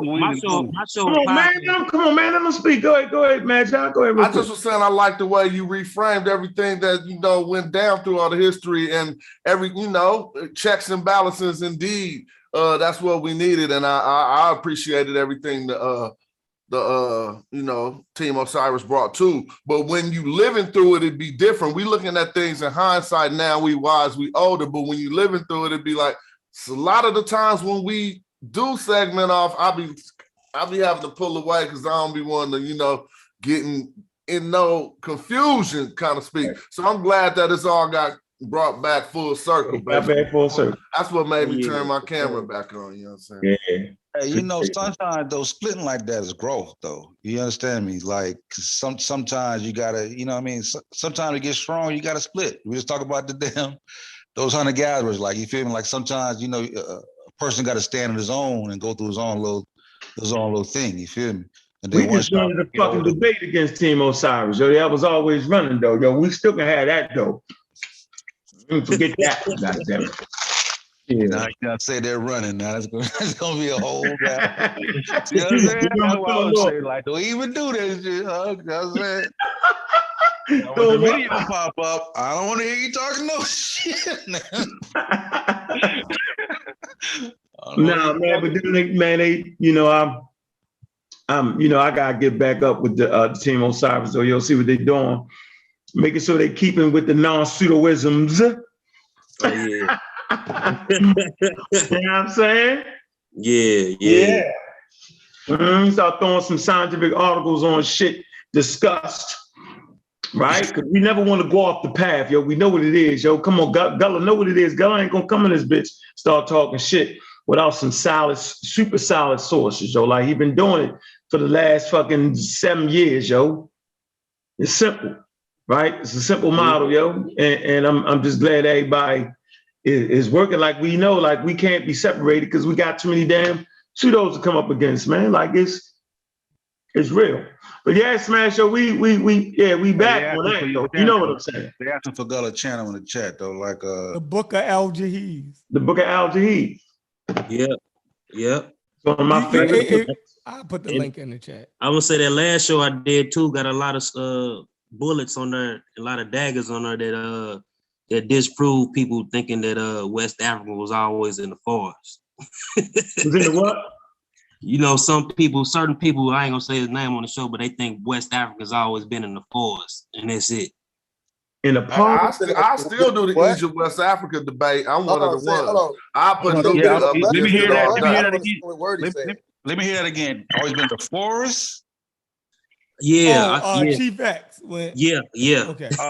Okay. Chief X just did a video on the stream already. Shout out to Chief X, by the way. I mean, I know how everybody feel different, but y'all know he just did a stream on this stream already, talking head about this stream already. Shout out to Chief X. Shout out to Chief X. For that free commercial, Chief X, we always appreciate you, bro. So, hey, Magi, what you say you willing to debate on what? Yeah, I definitely take that. I take the Nubia West Africa debate, or I'll take the Egypt West Africa debate. I understand everybody got tired of us talking about Egypt all the time and wanted to go find something to say. But I'm still right here. What's happening? You know what I'm saying? Whenever y'all want to do that, let's do it. Let's talk about the relevance of the cultures in history for Black people. We could do it whenever y'all ready. Not right now, obviously. That'll be inappropriate. Let's not talk about this shit. Please don't talk about it. I'm not talking about right now. Hear what he's saying, I'm talking about I'm willing to take that debate. That's all I was saying. Or what? Saying that Egypt influenced West Africa? West Africa. I'm talking about all the get up out of Egypt. Y'all ain't got nothing to do with Egypt. It's y'all West African, all that. I'm right here to take that debate. Right here. Nubia. I've been representing the Magi in Nubia since day one when I learned all this. I'm willing to argue the significance of Nubian, sub-Saharan Nubian culture versus the significance of West African culture. Okay, significance. You gotta find I'm lost. I would say some of the clusters in Nubia, you know what I'm saying, like some of the clusters of like what's called Niger Kaddofian scope. It's that some of them people was in Nubia and the Nubia Hills, especially the Kaddofian speakers, which were related to Proto-Mini people anyway. They came out the east. Like Proto-Niger Kaddofian or Proto-Niger Congo people came out of the east, came out of East Africa, out of the Western Sudan, you know what I'm saying? At what time? Around 19,000 years ago. Oh, okay. That was way before Egypt and all of that. Okay. No, I wasn't trying to take you down. And I know you said you was lost. I was talking about how we try to speak away the significance of the cultures we was talking about at first. I'm talking about the conscious community. They, started on some Kemet stuff. Then it was a rebellion against people talking about Kemet. Hoteps and all these terms start coming out. And then we made this intellectual migration into West Africa, where we should have been and where rightfully so. We need to learn a lot about that. But I said, when dealing with the significance in our historical lives or whatever, I'm willing to simply have a discussion about sub-Saharan culture and Egyptian culture versus West African culture. That's not nothing that should lose you. You know all these conversations that's been going on in the conscious community. Yeah. But Unc don't believe in sub-Saharan Africa. See, well, then he would have to choose what part of that debate he's on. You know what I'm saying? But we just using... No. I'm on your side. I'm just simply saying I don't like the fact that Europeans came in and didn't and made a mischaracterization based off of a person's skin color. And then when they realized that there was motherfucking dark-skinned motherfuckers in North Africa, you know what I'm saying? Then all of a sudden, well, really, it's the sub-Saharan. I don't like that racist bullshit game. And you're right, and you're 100% correct. We know that. We've been talking that since the term Nubia. That was one of the main contentions people had against me using the term Nubia, because it was used to separate Black people from Egypt. They said, the Nubians were the quote unquote Negroes, the same way they do with sub-Saharan culture. Yeah. But still, I only want to toss that out there. It's a misconception too, because Nubian, like, the term Nubian didn't even come around to the Romans anyway. But the term noob or whatever, it only has to do with the trade or minage of gold or metals. But all like the stereotypical Nubian, they're not all Nilo-Saharan type people like the Dinka. Like people think that you had other Cushitic groups like the Bija would be considered Nubians too, which would have more affinities to stereotypical Egyptians. Hey Gella. Yeah. But when they say Chief X came over on the channel and beat all y'all up on that. Ain't show? We might have to get Chief X for you from shit. Somebody needs Chef. Yo. Is that what happened? Well, when they got the hooping and hollering, cussing each other out. That shit went left quick. Yeah. I gave Chief X a shout out in the song about dumping Moringa. I mean, some people, it is what it is. You let them say what they say. Yeah, I gave him a shout out in the song. I ain't never released it yet. So, I like it because he's been busting people out from day one. And sometimes you watch YouTube, you just like people. Then they might be wrong about certain stuff, you know what I'm saying? But I mean, that's what it was. They put the link in the chat, Chef. Yeah, I forget you and Chief X, y'all in Cali. Yeah, I hope y'all right in Cali. Oh no, Gullah, they asking for your channel in the chat. It's called the Book of Al Jahiz.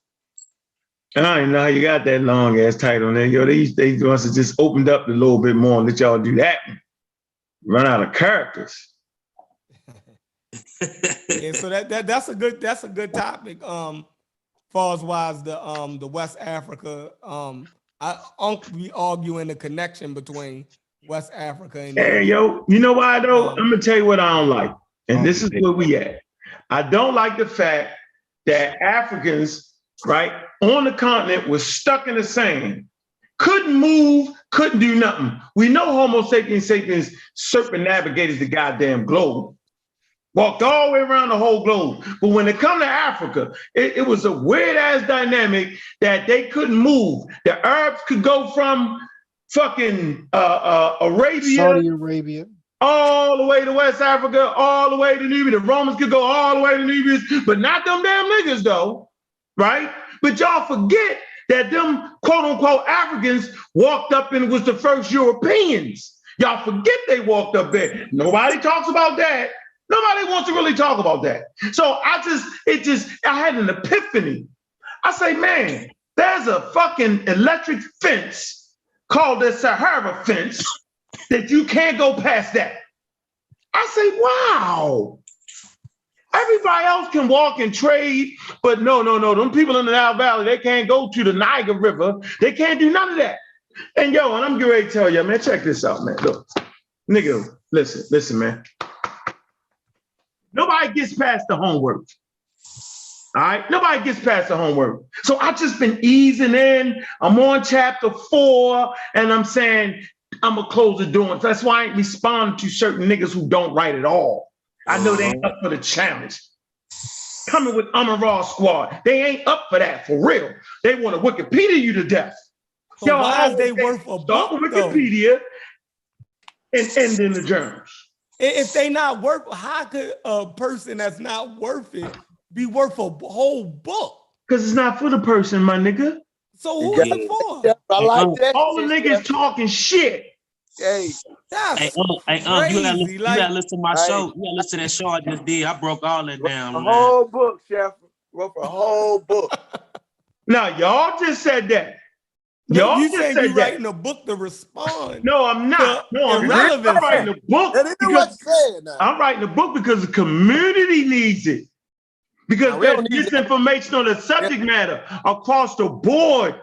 Just like Smash said, it's a whole uprising, right? And it should be Egypt. It should be because so much stuff got conflated together. Yep. So clarity is not needed. That's why you write books on it to give the clarity. All right, so you're clarifying. So you clarifying the connection.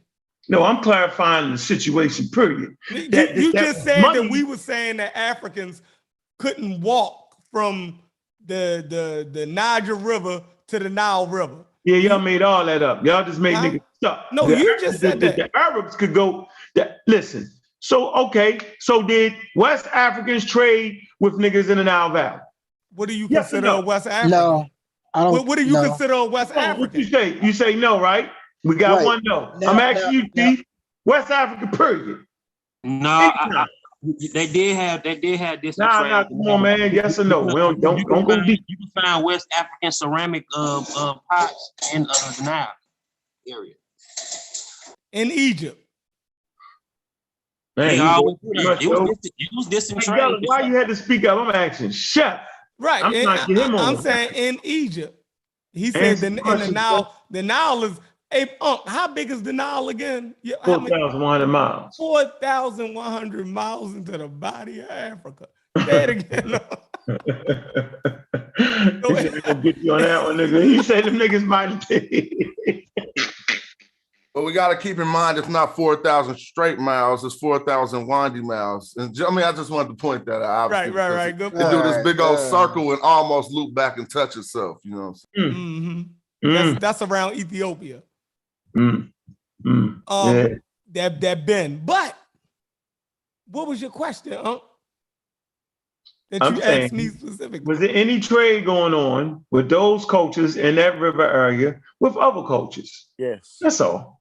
With other cultures? Yes. Yeah, in West Africa. What culture, and specifically with Egypt?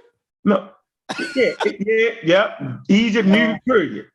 Well, why did you put Nubia in there? What do you keep doing that for? I'm just asking you. That's a simple question. Still yes. The answer still yes. Yes. Okay. Well, there you go then. So then, what? I didn't say yes. But you try to suggest that the position has been that the trade didn't happen. That ain't got nothing to do with what the position is. What's the position, Montoya? We ain't gonna go. We're gonna put a time limit on the conversation for real. What's the position? What you think the position is? Is like Chef said, due to the conflation and some of the misinformation, whether it was, even if it was unintentional, in some cases, unfortunately, intentional by some of the master teachers, due to the conflation, we've attached ourselves to the Egyptian at a time period where we probably wasn't there that much. And so you're always right that when you do evolution and go further back, then you're going to eventually have a common ancestor. But if that's way prior to the period that us as African Americans are finding pride in, and we're attached to it at the wrong time period, we probably need to get over to West Africa and find out, like Chef mentioned, the Benin Wall, which I had never heard about till the brother broke it down to me. Like there's things that our immediate ancestors that we don't know yet that would be more effective for us as African Americans. So that's why that's why the suggestion is to get out of Egypt, because at the time we did learn it through a lot of misinformation. That's the position. No, what I just did real quick while we was talking, I just pulled up the word. Chef, did I get the position pretty straight? Because I only been listening to y'all. Yeah, that's a good position. Okay, I'll just make sure I captured it correctly. Go ahead, Smash. Oh, I was saying while we was talking, I just pulled up the word West in ancient Egyptian language just to see, how many people. I mean, we got a person called the overseer of. Let's look at this. First, Wishman comment. Can I share my screen real quick? Yeah, go ahead. Say that. Let me see something. Let's get them out of there. Nah, I don't know if it's gonna go that far, but I know we're doing a knowledgeable show, so we just want to give some information for people who might be watching to think about. These are things to think about. There's a person called the overseer of the Western Deserts. Mm-hmm. Something you can't oversee if you didn't travel into that area. But this is one I wanted to trip off.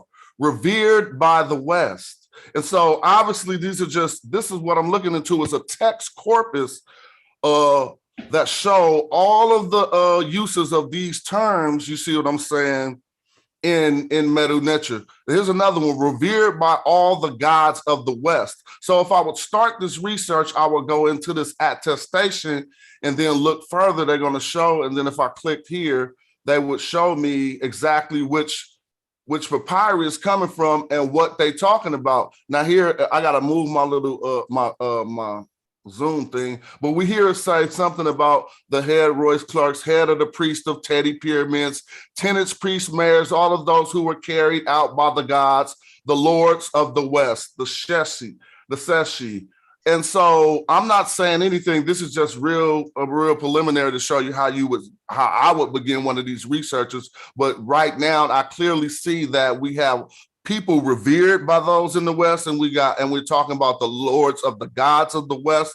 The West is Amenta in ancient Egypt. Some seen it as the underworld too. We got gods of these areas, and so they often talk about going into the Western deserts, but we should know that sometimes these areas wasn't even deserts. So I just wanted to, I'm gonna unshare my screen.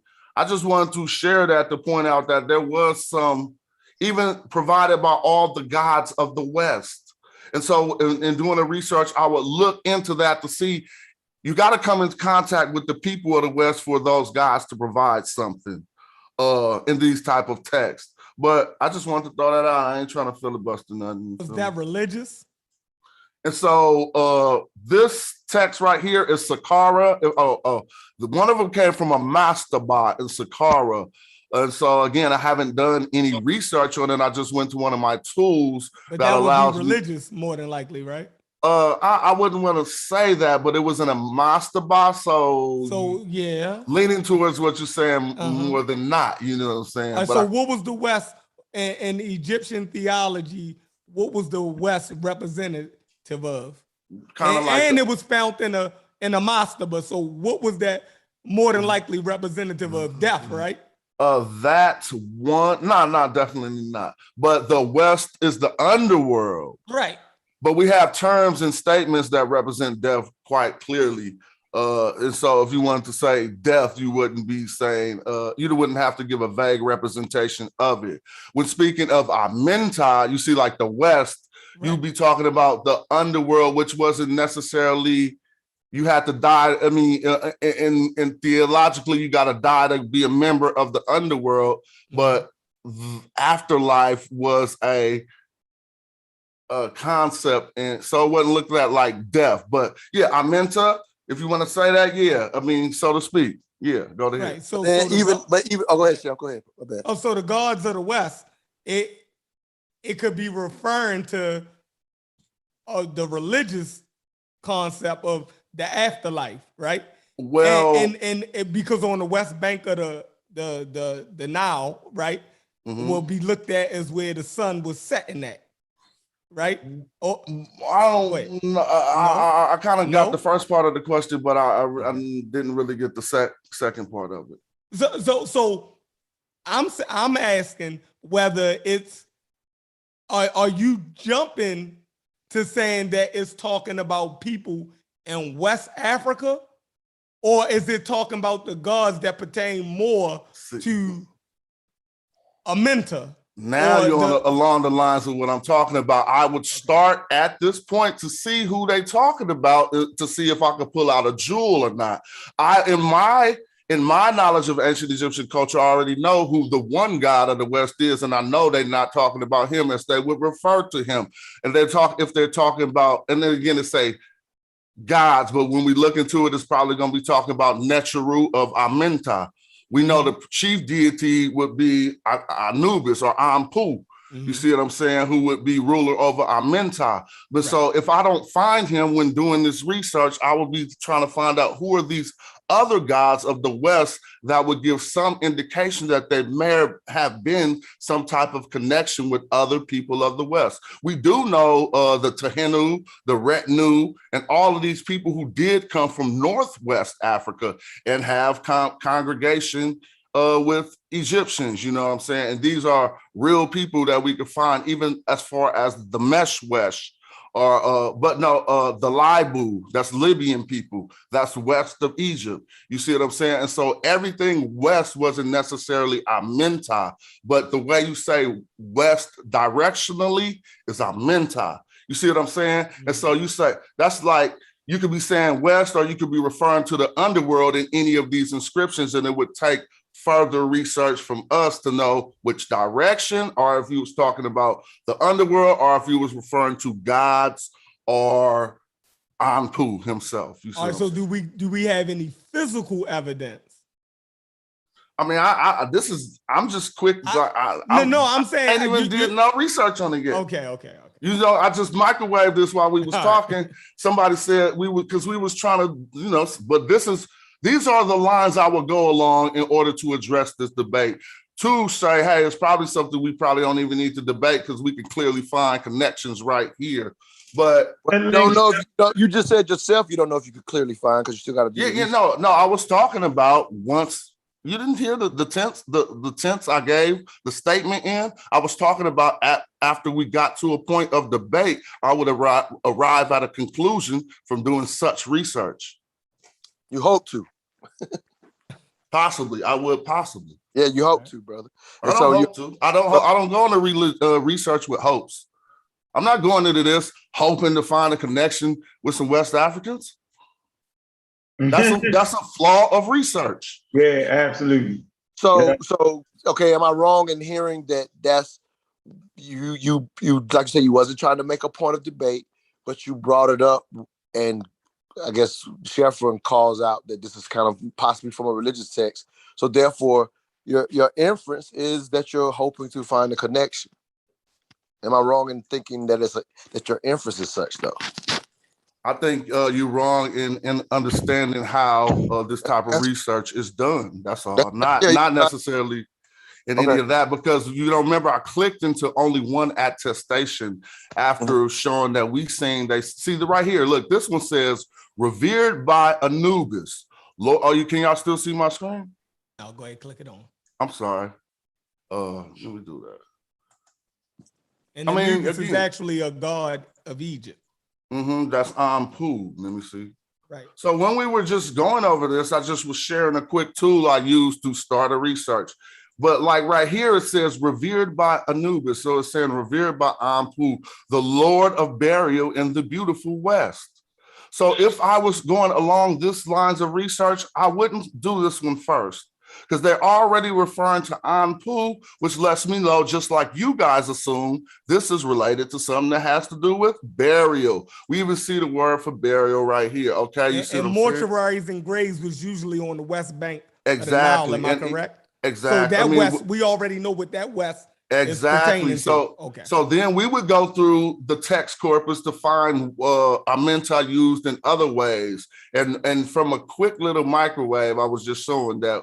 Hey, look, they say the old foreign Western lands. Exactly. So, right there. Overseer of all the Western and Eastern foreign lands. So this will be more of an inscription that I will go into to try that type of research. And I just was pointing that out to say that we do got certain little things we could do instead of just guessing and saying it was really no connections. You know what I'm saying? I'm gonna say on top of that too, shoot, the oldest mummy was found in southern Libya.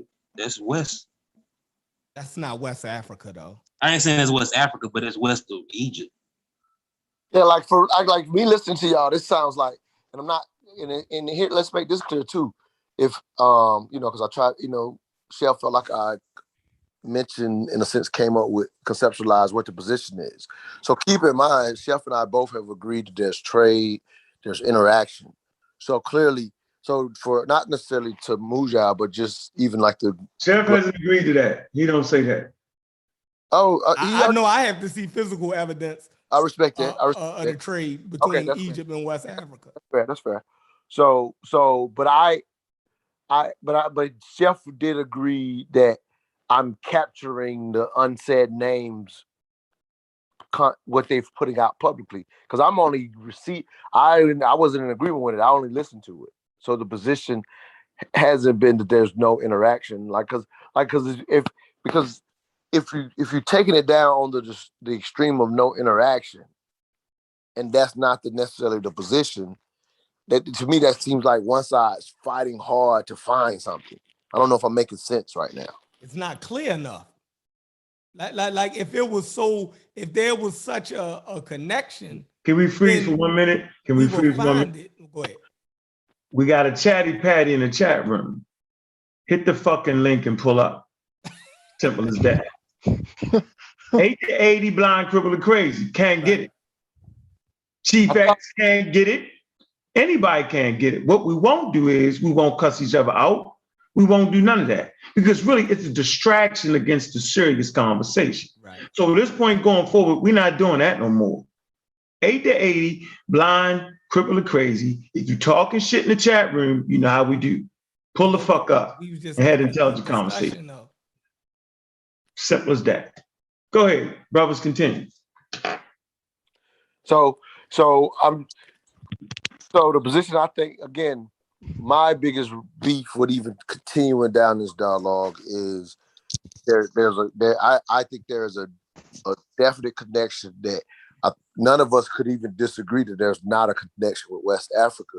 The saddest thing is most of us as African Americans know so little about it. And so getting into West Africa, if we have to almost say, okay, we've done enough romanticizing, there may be a connection, like cool, but the main thing is to get our community to, because that's what we kind of talked about today on the show, and it wasn't necessarily history, it's the psychology that every culture knows its history except for African Americans due to the transatlantic slave trade, except for anybody on the African diaspora. They don't know that direct connection for the most part. And so even if there is a connection to Egypt, we're still skipping the most immediate connection. So that's why I would like to see us learn about where we're probably, in general, not everybody, when you do DNA, I want to make sure I'm not saying all, but when you do DNA, in general, most of us probably have a connection that most of us as African Americans have never learned about. And I think that could be very critical for our mindsets as we navigate through America. So I make the push, I think, relevant and more what's the word I'm looking for? Relevant and more practical is why I kind of side with let's stop doing it, because it's kind of like having a debate about this, in my opinion, and I've been saying this from the beginning, becomes fruitless because now nobody pays attention to any history we want to bring forward, except for those of us who are enthusiasts, which is cool. We love it, but us loving it ain't serving our people, in my opinion. I never understood why we couldn't do two things at one time. Like, that's the part I never could understand. Well, yeah. You're saying it as though we haven't already went through the romanticized version and connected to it with the wrong romanticized information.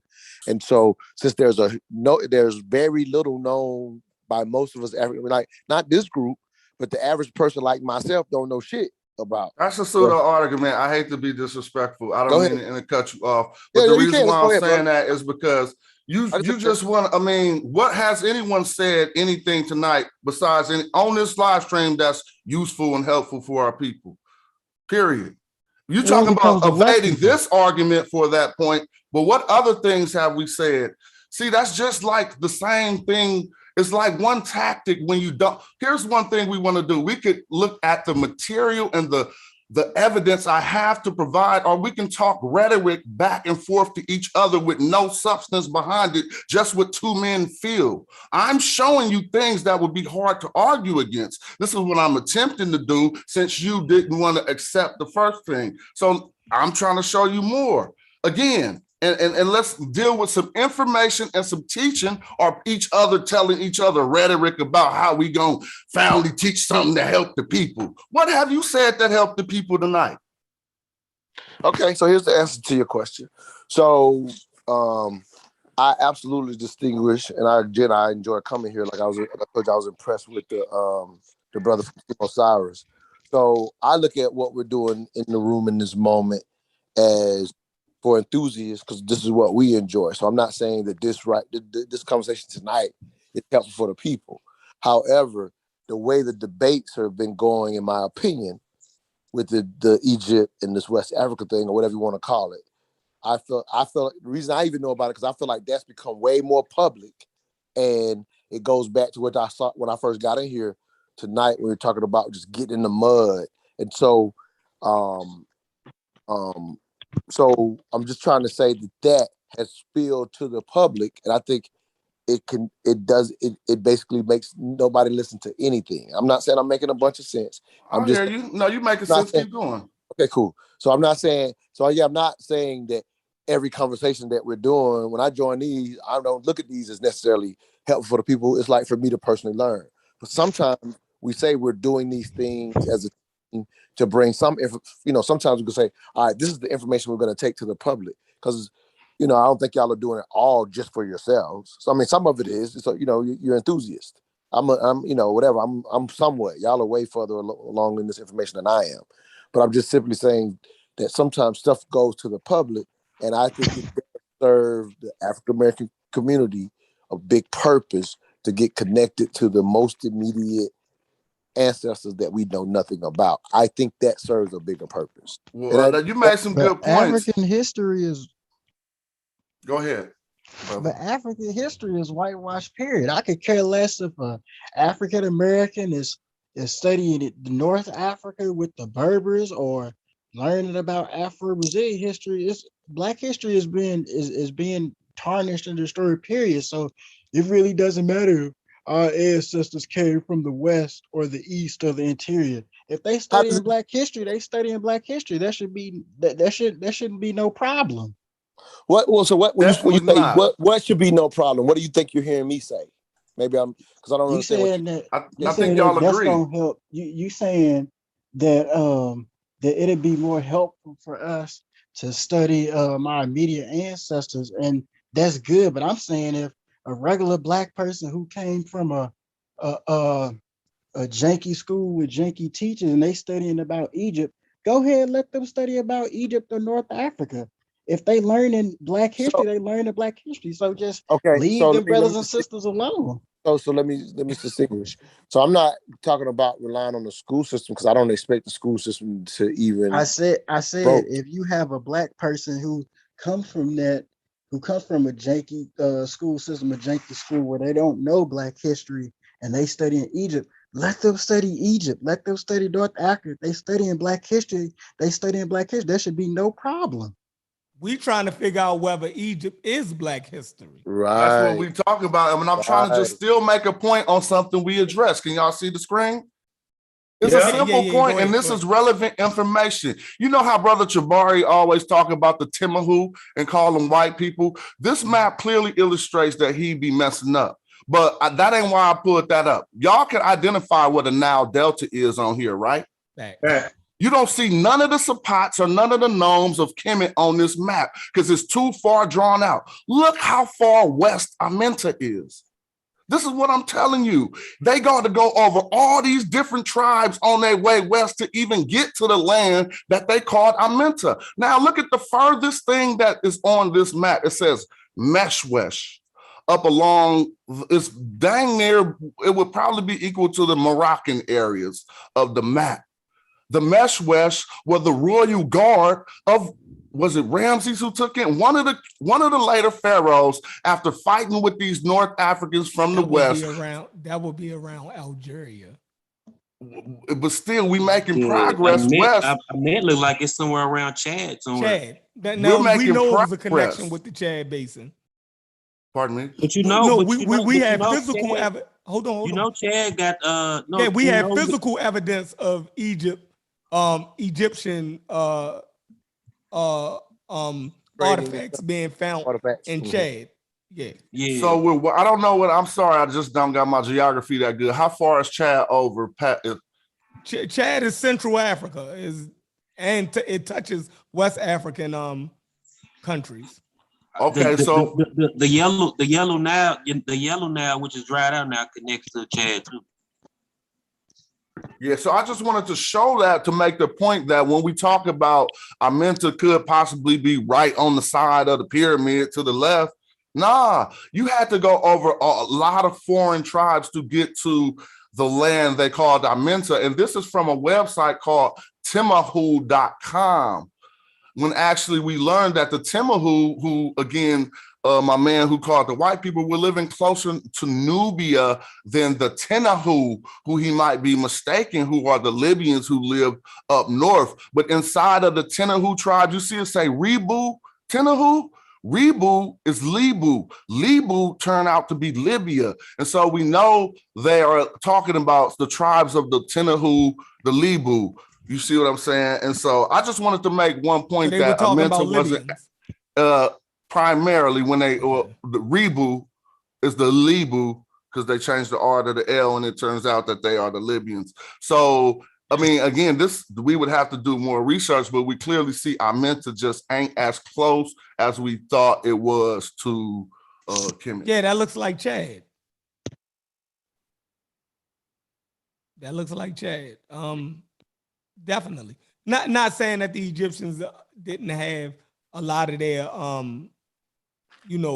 their geography, they knew of different tribes and peoples, you know what I mean? But it didn't go as far as West Africa, even on that. Now the Romans traded with the West Africans. We talking about the ancient Egyptians. Even on the map that you showed, you know what I mean? You're right. You're 100% it didn't go correct. as far as West Africa. It didn't, and again, I haven't done not too much research in those fields. I'm being honest, just saying I'm pulling up stuff to show the things I know at this point. But if I was to embark on researching that, then these would be the lines I went along. Yeah, but I agree with Chad. Man, Uncle already went over the Chad Basin and different artifacts that was found in Chad. Jump in the conversation. Where you at, buddy? What are you doing? Magi on deck, man. He's shooting them motherfucking arrows, man. I'm monitoring the chair. I love the beta sit back. Right. Y'all do that. I'm telling you, we not. Hey, Montoya, I heard you loud and clear, right? Right. I still say your ass is wrong about that crazy ass Inky dude, though. I can do that. Nigga cut me off. I ain't trying to hear that shit, but it's value in having everybody input and how we gonna move forward. And we gonna the rule is make sure we maintain an intelligent conversation. Smash been on that from day one. Chef been on that for day 2. Corey been on that for day 3. Yeah, I just was willing to cuss a motherfucker out.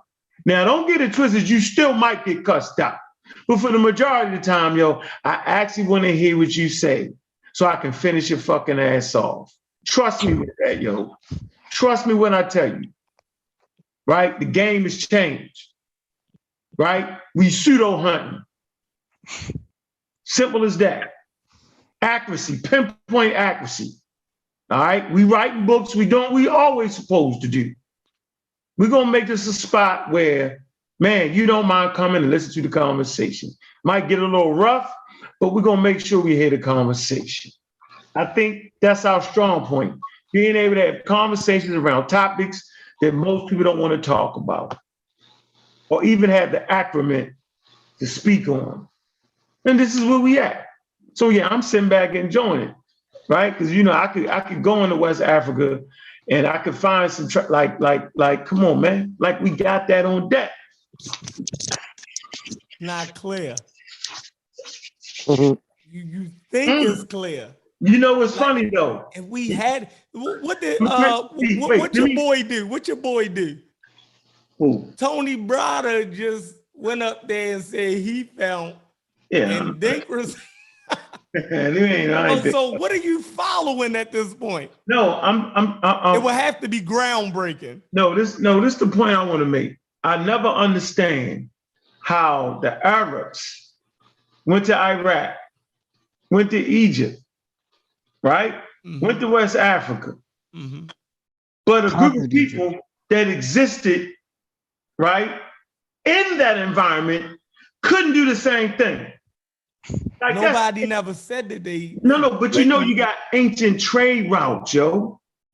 Who made the ancient trade routes didn't just pop up out of nowhere? Because I can go, watch this. I can actually prove. Hold on, let me make this point. Say nobody's never said that. So why? No, hold on, you gotta raise your hand, Montoya. We gotta put you back on the shooting time, nigga. This the mental dialogue show. From this point going forward. Nah, go ahead, Montoya. If he says if so once Sheffrin says nobody's never said that, then don't make the same point address if he's never said that, then you gotta at least make your point with the consideration that he's never said that. I was saying that point anyway, you're disregarding that nobody's never said that. So that's why you got to at least readjust to the fact that Sheffer said nobody's never said they didn't move or go there. No, I never said that. What I'm saying, and I can be as clear as possible, I will never let Unc paint me into one corner saying that Africans could not move. I'm not saying they didn't have the I'm saying the same thing ability. you're saying. Right. He's asking, Unc is asking a general question, right? And trying to pigeonhole me. Of course, and I know that Africans couldn't, like he keeps saying, y'all saying that the Arabs, you know what I mean, could go here we're saying the same all the thing. way from Arabia, but the African couldn't. Nobody is saying they couldn't. Exactly. You know what I mean? I'm not talking about their ability. Yeah, of course, but he still made his point as if we've said that. Or you he's saying that we're saying that they didn't have the natural human ability to be able to walk. So when nobody is saying that. Right, but when you're saying nobody's saying that, if he's in the middle, for him to continue his point, it's just he's disregarding the fact that nobody's never said that. No, I'm about to give you some evidence right now. What I'm gonna do is. Who said that they? But we've never said they haven't. Right. What the hell do y'all be talking about then? So stand down then, ladies and gentlemen. Stand down. All right, go ahead. Prove your point. Make your grand point. I need this. No. Since y'all said you gonna show me a Dinkra symbol? And what do you got? You gonna have to have something like Tony Brada got, because the Magi just showed you, you know what I mean, on a map from the Egyptians that it just went as far as Chad. Now you're gonna go ahead and you're gonna show me West Africa and West Africans in Egypt. Let's go. Go for it. No, you said that. So what is going to be your point I want to build? Are you going to make the point and not consider the fact that we didn't say they can't move? No, I got you. So I'm off that. But what I want to show you is I want to talk about early Homo sapiens sapien before these actual people, and how I'm talking about archaic humans. They traded. Watch. I'm just going to show you something. So archaic humans are walking back and forth, and in walking back and forth, they're creating trails. These trails will later on become trade routes. So what I want to say is, we know for a fact that the makeup of Homo sapiens sapien is a lot of different archaic humans from Southern Africa, Western Africa, and Northern Africa. They traded these shells. So I just want to show you. So what time period is pathways? Now, hold on. That would later on be used, right, by early hunter-gatherers. That would later on be used by earlier civilizations. So I'm saying those trade routes didn't pop up out of nowhere. That's my point. That's all I'm showing you right now. That the fucking routes are there, and they predate the Egyptians. And they predate what? That's all. Right, we're saying at the time of Egypt. No, before the time of Egypt, these routes. I'm asking at the time of Egypt, was West Africans trading with Egyptians? Yes, because we know that Arabs was we know that the Arabs was able to use those same routes. Listen, Arabs came when? Listen. Came in 640. Listen, I'm saying that Arabs were able to use those roads, bro. Not roads, but routes. They didn't walk through the fucking nothing. They was on routes. Trust me, the Arabs didn't dive in. Like I hear this. We understand that. Like what you just laid out doesn't change the idea when I first mentioned the idea that obviously humans evolved and went throughout the world. So the fact that they went there prior to the time that our master teachers claimed was us is what the kind of the issue is. So you laying out that they moved there prior to that doesn't affect or change anything that we're saying. What we're saying is like it's in Chef more specifically, because he knew more about this than I do. He specifically, that's why he keeps going, when is the time period? So you explaining that the routes were established well before any of these groups moved between them by our African ancestors. There's nothing to disagree there. Okay, I just want to lay it out. Yeah, but I'm saying you're laying it out as though it's different than us. Okay, that's fine. I just want everybody to hear that though. Moved into those areas well prior to the period that all different cultures have argued and fought over. Like this dialogue between us specifically in these groups is black people kind of trying to claim the area, but it's no different than when Europe tried to claim the area for years. Like people, because it was such a great civilization. So it's, but I do want us to avoid, I'm gonna use the word silly, but I want us to avoid being silly if there is no connection to the time period that that the world marvels about. Right. And if there is no connection, it's time for, in my opinion, African Americans to know that. So now we can take our ass to West Africa because we know there's a connection there, and most African Americans don't know shit, including myself, about it. Most black people don't know about Africa. Real quick. Let me take this call real quick. Hey, New University, you was in the chat. What's up? Talk to us. Hey, what's going on? Peace to the panel. What's going on, brother? Hey, bro. I really want to talk to Smash Rockwell, man, about my little thing. I want to talk to him about his description of the Nile River, and I want to know, did he get that from the Bible? What? How did I describe the Nile River, if you don't mind? Okay, just take it slow. I know everybody want to jump on me. Smash you. I ain't here to attack you on nothing, bro. No, I'm here for it. It's all good. You sound cool. Go ahead. Okay, so Smash, I'm saying, like you said, that the river goes out and then it goes around and almost refetches itself, or almost encircles itself. Oh no, I didn't get that from the Bible. You can simply go look at a map of the Nile, and you'll see once we pass the first cataract, it starts to go into a little bend. I'll pull it up right for you. Yeah. Okay. Yeah, and so it's just the parts of the Nile that we don't see, and so they cheat us out of that knowledge of the Nile. Like right here, even. I ain't sharing my screen. I'm sorry. Let me share my screen. Yeah, it's some sources that say because of that bend, that's why they call it the land of the ball too, as well as archery. You know what I'm saying? Y'all can see my screen. I just pulled up now for y'all to see. You see this bend right here? From Aswan, we at the first cataract. But once you start getting deeper down, you see this big circle right here? I see it. Yeah, and so that's what I was referring to. But think about this: if you was trying to really ride the Nile down to get down to Khartoum, you actually gonna spend hundreds of miles going back up north before you could go south again.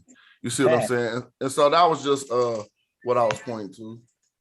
Keep that map open, though. Okay, I will. I was just gonna say though that it is in the Bible though that it describes it in the way you said. It's called highway. It means to encircle. Highway. That's interesting, and it's very interesting that you point that out because I thought that the Garden of Eden was in Cush, like they said, but if you look at the footnotes, they try to tell you that's some Mesopotamian areas, but this ancient kingdom was actually called Cush down in these areas of Khartoum and Kerma being the capital of Cush. So right around these bends is where we get Meroe, Cush, and Kerma. Facts. Hey, check this out now. I'm not a biblical person, like far as like believing in the Bible or no stuff like that. So, but every time I have a discussion about the Bible, people throw me in that. But I'm just merely pointing out the facts that I read in there. So I want to point out this fact. How you feel about this, Smash? How you feel about the fact that Egypt is called Mitzrayim, and that's one of the sons of Ham? That Libya is called Phut, that's one of the sons of Ham. And that Cush is one of the sons of Ham, and it's a land called Cush right there. How you feel about, and Canaan right there, one of the sons of Ham. So the four sons of Ham have names as Mitzrayim, which is Egypt, Libya, which is Phut, Cush, which is Ethiopia, and Canaan, which is that land in the Levant. How you feel about those names being associated historically or etymologically, however you want to link them? I would say Punt wouldn't be Libya. Punt would be like Eritrea. That's Somalia. Or Eritrea. the whole zone right there.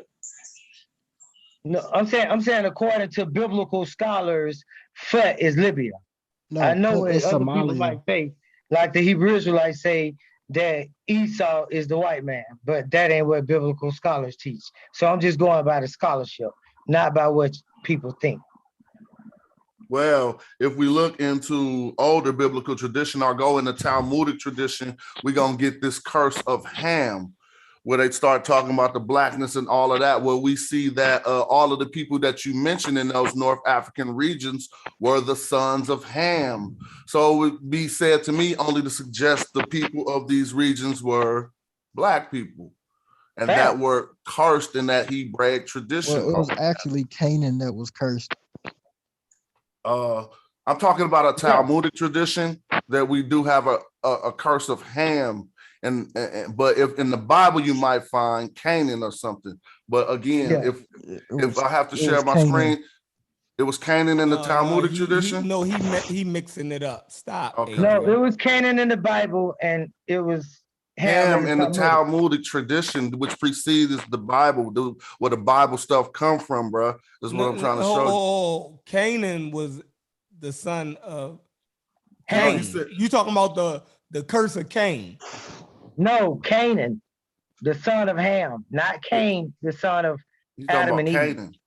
Canaan, the son of Ham and Halima.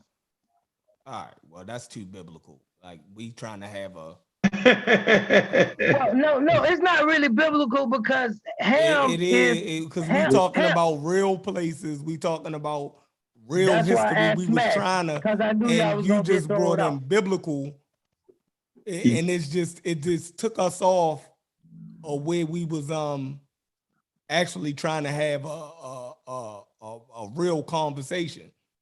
Like, Chef, can I ask you something? Go ahead. Is one of the names Egypt Mitzrayim? Whoa, hold on, stop. And what source? Hold on. And what source are you talking about? Only in the Bible. Right. That's a Bible term. Bible term. No, I'm saying they use it in Egypt today. No. The name of the Nile River, Mitzrayim. No. Who used that? No. Hold on, let me say this real People fast. there are called Mitzri. No. Hold on, whoa. Let me ask you this, brother. Is Egypt in America? Oh, Lord. Because this will help me out in figuring you out. Is Egypt in America? Yes or no? Bruh, I know that Egypt is in North Africa. So it's not in America? No, Egypt is not in America. All right, Egypt is in North Africa. All right, just checking. Just wanted to check. All right, so you saying that modern day Egyptians or Africans call some modern day Egyptians or Africans call the Nile River, Egypt, Mizraim. No. Hey, Smash, will you just pull that up for them and show them, please, that the word Mizraim is not a term that I'm making up? We didn't say you made it up. We saying that it's a biblical. That shit ain't what the Egyptians call it. That shit is Semitic shit. I first admitted that the word was biblical, and I asked him about the etymology and the historical value of the names Mitzrayim and how they historically and etymologically relate to what we talking about. And Mitzrayim don't. Oh, well, go ahead. Keep going. And as far as it being a biblical relationship, don't forget that Ham is supposedly the son of Noah, and Noah is pre-flood, and he has a name Utnapishtim. But none of these people exist. So this is a Babylonian story and not a biblical story. This is something coming out of Babylonian text and not the Bible. Yeah, let's bring it back. Y'all done went way off. Yeah, you done dove into the abyss, yo. Yeah, like Man, y'all do that every time. Okay. My last question for Smash. Then I'm out of here. My last question, Smash. They already admitted that Nile was 4,000 and some miles long. I want to know this: if the Nile turns into the Tigris and Euphrates River, and the Nile man, it's not. It never did that. Yeah, knock it off, yo. You doing How did it now He said turn it into never the- did that. Yeah, yo, stop. No, let me You just know where finish the my Tigris and question. the hold on? Do you know the Tigris and the Euphrates is in Boy, y'all niggas Asia? dumb as hell. No, I don't think he mean that way. Let him clarify. I mean, he meant turned into it like they switched the Bible, the places of the Bible. Nah, yo, I'm reading. You say pharaohs ruled the world. Did you not say that? You say America is Egypt. Did you not say that? Say that a question? You didn't say that? You didn't say that, yo? I said you're afraid of my question? It's just Yeah, but about did you the not Nile say River. that? But then you act like you didn't say that, though. Oh, yeah, no, I said Pharaoh ruled the world. Let him ask a Pharaoh question, ruled the then do world. that. Let him. You said you was gonna start doing that. Let him ask the question. Yeah, but he lied, though. When you lied, I gotta go back. They don't got nothing to do with it. You can still let him ask the Listen, question. man, what you talking about, bro? You can let him ask the Nah, question, man. then say what you're saying. Let him You ask the say question. West Africa. Let him West ask is the America. question. Wait, Let him man. ask the question. To the African, West is in America. Thus, Egypt of the West. Yo, you said that. Then when I asked you the question, you said you didn't say that. No, you asked me what's Egypt. You asked me what's Egypt in America. I So said what's no, that it's in North statement then? Africa. So what's that statement then you making right He here? was just playing, Unc. Let him ask. Oh, you was playing. Hey, Yeah. damn, bro. you just said a few minutes ago you wasn't gonna do this no more. Montoya, relax, You're doing what you Montoya. said you wasn't gonna do. I know, but I'm gonna do it for a second. So you just playing, right? No, that was just Don't do that, symbolism, man. This is bullshit, You fucking it up right now. No, I'm not. Because I Yes, asked you you a are. question. This man I said he was asked you gonna a ask one more Montoya, question. I'm not gonna argue with you, Montoya. And now Montoya, you respect the show, Montoya. damn, that's whack, man. You just said you Now wasn't it's gonna do whack. this. So and now you calling the show, man. Let me stop. You just said you wasn't gonna do this, and you I doing it. never said, hold on. Wait, ladies and gentlemen, I never said I wasn't gonna get a person when they lie. You said you was gonna let him finish, though. You said you was gonna let people finish now. Let him ask his question. Not after they lie. I can't let you finish after lie. We gotta get the lie straight. Okay, never mind. You're not Clarify gonna the rule. New rule. Clarify the lie. Oh, why would I lie to you, bro? Why would I lie? So what do you mean then? Explain it to me, yo, when you say this. God, this is whack. I'm out. How is it whack if it's called clarity, yo? You could have let him ask this question and then do this. What's so hard about that? All right, I'm done, yo. Let the man ask his question, then All right, do that. I'm done. Go ahead, bro. Man, you actually got a headache over there, man. It's not even that serious. Like, it's not even that serious. Like, New University. Don't see yourself. You do this shit all the time and don't see yourself. Let motherfuckers get off. And then So do it. then my question was simply, and according to what I know, the Nile River is in cataracts, and the Nile River changes from the Blue Nile to the White Nile to the Tigris and the Euphrates River. And No, you messed up. You just messing up at the end. Leave off the Tigris and Euphrates part and keep going. Okay, go. Wait. I want to hear Smash. I'm just gonna listen. Wait. Okay. I'm listening. I just Whoever told you that? We just gonna ask you. Whoever told you that the Nile touched the Tigris and the Euphrates? You can say it, man. No, I'm saying. Okay. I'm saying, Smash. I'm asking this for purposes of etymological and historical purposes, but I get what about that geographical? Okay, I'm finna tell you. Geographically, I get that information from the book of Genesis. Google them up. No, I see what you're doing. I see what you're messing up, bro. I think I do. You're talking about the 4 rivers, right? Yeah, that's right, Smash. Yeah, but it don't say the White Nile and Blue Nile, though. One of them is Havilah. What's the other? Pison. Gideon, the Pison. Okay. Pishon. It don't say the White and the Blue Nile, bro. Yeah, it don't say the White and the Blue Nile. That's not real. And the Saratu River. Yeah, it don't say the Euphrates and the Tigris. No, that's what I was about to ask. Right. Of those 4 rivers, do it say the Tigris and the Euphrates? Yeah, it calls the Tigris the Hiddekel, and it calls the Euphrates the Saratu. I know, bro. I'm just trying to let you know that it doesn't mention the Blue Nile and the White Nile in the biblical text. It doesn't mention the Tigris or the Euphrates. No, I'm gonna say it one more time, yo. It does not say the White Nile and the Blue Nile. They try to act like it's talking about that, but it's not. The words that are used are Gishon and Pishon. But that has nothing to do with the white now and the blue now. All you gotta do is look at the map. That's all, brother. I'm just trying to help you out. It doesn't say that. What's that? Genesis 2:13 or something? What is that? Remind me. Let's pull it up, Smash. Yeah, Genesis 2. All right, and then we pull up a real map and you'll On see. a map, does the Tigris and the Euphrates ever connect? Hold on, New University. Do you know what geography? Are you saying that the Tigris and the Euphrates connects to the Nile River? Yeah, before they got dried up. Yeah. Oh no, that's an before error, they got bro. no, they not dried up.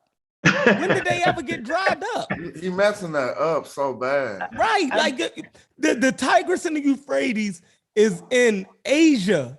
Right. The Nile River is in Africa. They on two different continents. Yeah. Hold on. You gotta know that before you had this conversation.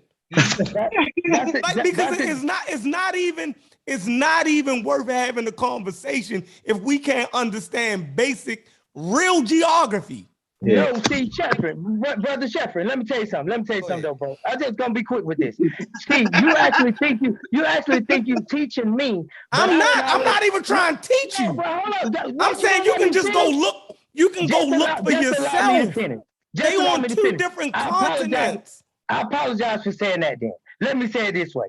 Sheffrin, I'm not trying to teach you. I'm just saying you can look at basic geography. Like it's not even something worth teaching a grown person. I've heard your argument before. I have a map in my living room. I've looked at the basic geography. Okay. I know what you're trying to say. I'm with it. I'm with what you're trying to say. Okay. But nonetheless, if we open up that book of Genesis, it's gonna say, wait, no, I'm just let me finish. You can't deny that one of the sons of Ham name is Mitzrayim, and another name for Egypt is Mitzri. You can't deny that. You can't deny that one of the sons, according to the Bible, is named Cush, and you can't deny that it's the land of Cush. You can't deny that one of them named Foot, and one of the names of Lydia I can deny all of that. It's like you say. I can deny all of brother. that. But what is not denying that, mate? What point are you making? Right, brother. Yeah, like brother. I'm trying to see if we can see if the historical and the etymological links between these words, and now we're dealing with a little geographical link between these words. Geography gets you out of there. Yeah, the geography gets you out of there, brother. Like, can you own that? No. Can you own? Because you saying that don't get me out of there though. Okay, so you said you have a map in your living room. Just look at it. Hold on, brother. I'm looking at it. You say to us that we can't deny something, and you were trying to make a connection between the etymology, and when they bring in the geography is what it is. So it ain't me saying it or any of us saying it. When you say to us, we can't deny something you thought connected, and then hit you with the geography that ain't none of us have to agree on. It just is what it is. Right. It ain't us saying it. The geography you can play etymological word games. Right. With You're the names. refusing to accept geology for what it is. Right. Like that ain't when you try to tell us we can't deny something, you're the one that's denying like something that it's not a case that we're making. The geography is what it is. You did all that rhetoric, but wait, hold up. Geography is not rhetoric, bro. Geography is literally just open up a map. That's not rhetoric, bro. That's not no. That's how is the geography got a point. Go ahead, P. University. This is because we getting a lot of filibuster in this thing. Can you kind of get to the point and tell us what is it that you're trying to ascertain? Let's just get right to that 20 times, bro. No, you haven't. You continue to ask questions. I'm gonna say it again then. I'm gonna say it again. Don't ask a question. Just tell us what you're trying to ascertain. I'm seeking the etymological keyword being logical. I'm seeking the etymological. What being logical? Okay, no, man. Okay, let Magi deal with it with the etymology and No, this He might can handle I'm that about to better. do it right here. Check it out. Bow. We got it. So illogical that's why I'm trying to keyword, tell y'all the logical. caller got a point. Y'all don't want to hear him out all the way. Because when y'all get to the word Cush in the Bible, it was translated away from originally saying Ethiopia. I'm not talking about a point. Listen, Sheffrin, I know what you're talking about. I'm not talking about a point with the Tigris and the Euphrates. No, we throw that out the window. That's just a mistake he made. But that's but what the reason why you can make that mistake. Let me just break something down real quick. To his credit, he did admit to that mistake. So yeah, but the reason why you can't make that mistake is because they translated the word Ethiopia out of the Bible. So when we dealing with this Genesis 2:13, and I'm showing y'all here, it say Cush in some versions, but in the King James Version, it said the whole land of Ethiopia, which comprises the whole land of Ethiopia. So what they did was they changed it to Cush. And if I open up the New International Version right now and click on it, it's going to say in between the Tigris and the Euphrates. So somebody who ain't tripping off that might be saying, well, they talking about 4 rivers, and they saying 2 of them was in Ethiopia and 2 of them. There's an Aboriginal Native American Egyptian. What? What? Somebody named Xavier Banks or something? Oh, my bad. Oh, shit. Damn, I was just listening. My bad, dog. I didn't know what was going on. We feel you. I'll be like that at the house too. I'll be laughing at what y'all saying and everything. I'm hoping y'all don't hear me do it. But what I'm pointing out is they really did change the words that the brother is talking about. So at some point, what we have here is 2 of those rivers ran past the whole land of Ethiopia. I know. Let him finish. Let him finish. But in the Bible, you can make a mistake because they take the word Ethiopia and change it to Cush, and then they tell you in the footnotes it's in between the Tigris and the Euphrates. So now you're thinking it's 4 rivers they talking about, and you're thinking, okay, the Nile is one. You feel me? I'm just illustrating, and I don't think that's how the caller arrived there. Let me say something though, Smash. Let me say something though. When it say between the Tigris and Euphrates right there, fuck what they heard. West between the Tigris and Euphrates though. Is that not the land of Babylon? Is that not Mesopotamia? No, what we're saying is in real life on a No, is it yes or no? Is it Let's yes? smash No. Well, I don't. So go ahead. Go ahead because I really didn't feel him. I think I understood. Yeah, I know what I'm saying. In the real world with real geography, that makes no sense. They're trying to say that these rivers went up out of the garden. And it says Gihon and Pion. You're matching Gihon and Pion with the white and blue Nile. And we're saying, based off geography, that is impossible. Based off a satellite footage of under the ground, there is no ancient connection that dried up. That's what I'm saying. No, I'm saying that show you the river. Let me finish. Dude, I'm not gonna wait all this motherfucking time and let you talk and let Montoya let you talk. And then when I start talking, then it's a damn problem. Let me finish, dog. That's why I don't be shutting up, Montoya, because it don't be the fast shit. It be some in-between halfway shit. No, he got to cut you off. You didn't let See, him. now you done took a shot at Montoya. Go ahead and get it in, That's man. what Montoya always saying, yo, let him talk. I let the nigga No, talk. you now it's your on you, time. bro. It's your time, and we cut. I can't tell it's my motherfucking time because I'm having this conversation. I'm trying to get it clear. You did right. Keep going. If it's my time, I should be the only one talking. Especially if I say it like this for 35 motherfucking minutes. After he said that motherfucking Egypt was in West America and all that. We know it. I got the text. He was goddamn. Anyway, let me calm it back down in real life. Let's calm it down.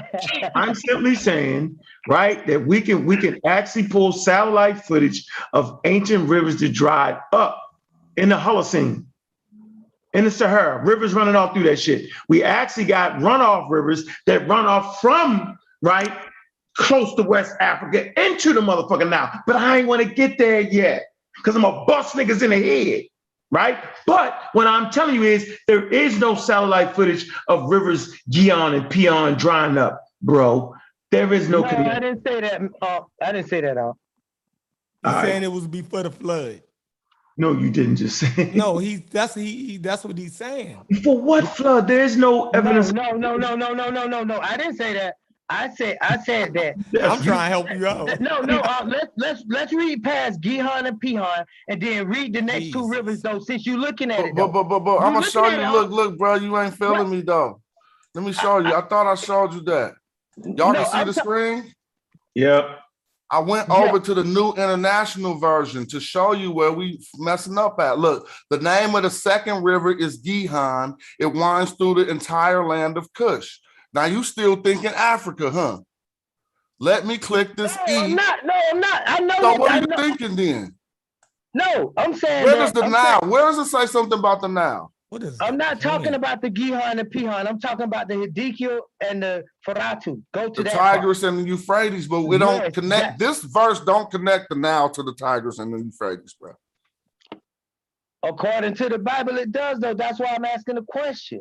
Well, what's your point, though? I'm showing you it don't. We looking in the Bible. We looking. I'm saying, well, okay, let me show you what I'm talking about then. If you look in the King James Version of the Bible and you go up to the part above 13 and you go to— That's 12. Wait, well, let me finish. You go to like— It's just not let's start at 2:10. Hold on for a minute. University. Hold on for a minute. What's your actual point you making here, bro? I'm about to make a point about the four rivers. I just want to show Smash something. Point about the four rivers you're trying to make, though, because you've been rocking on for a minute now. Where are they located? Where are the four rivers located at? Make your point at this point, brother. Yeah, you gotta make a point, yo. You don't got to explain why I'm making a point, bro. It ain't no need of me making a point. I'll be making a point. No, just saying, what area are the rivers? What are you saying? I said I'm in 2:10 in Genesis 2, verse 10. No. And We all see it on the screen. Yeah, let me read this for him real quick. Look, I'm about to lose I can't do that. Can't make your point.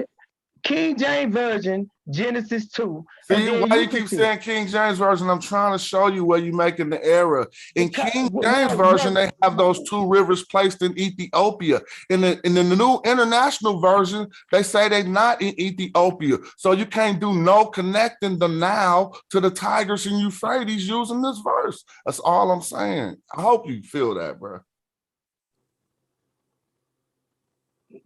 Look, you see this word Kush? You see my screen. You see the word Kush? It has a little small E next to it. When that happens, you're supposed to click on the small E to see what they're talking about. Click on the small E, possibly southern Mesopotamia. So where is the Nile in this verse is what I'm trying to say. Now, I'm not going with what they did. What they did was they translated Africa up out the Bible. But if you're dealing with the text you gave us, I'm showing you where that mistake is being made. It ain't no Nile mentioned nowhere in this verse. But that's the point, right? Because it is a Kush up in that area, bro. And that's what everybody, and let me give you the scholar, Lil Hansberry. You're right. I know. Yep. Keep going. Lil Hans. So they never was talking about fucking Africa and none of that shit. They was talking about one of the first Kushite kingdoms in that area was the Kassite kingdom. Kassite. You so feel hold me? on, but it mentioned the Mizraim. One of the rivers went through the land of Mizraim. They don't really say that. It's No, like it don't. Okay.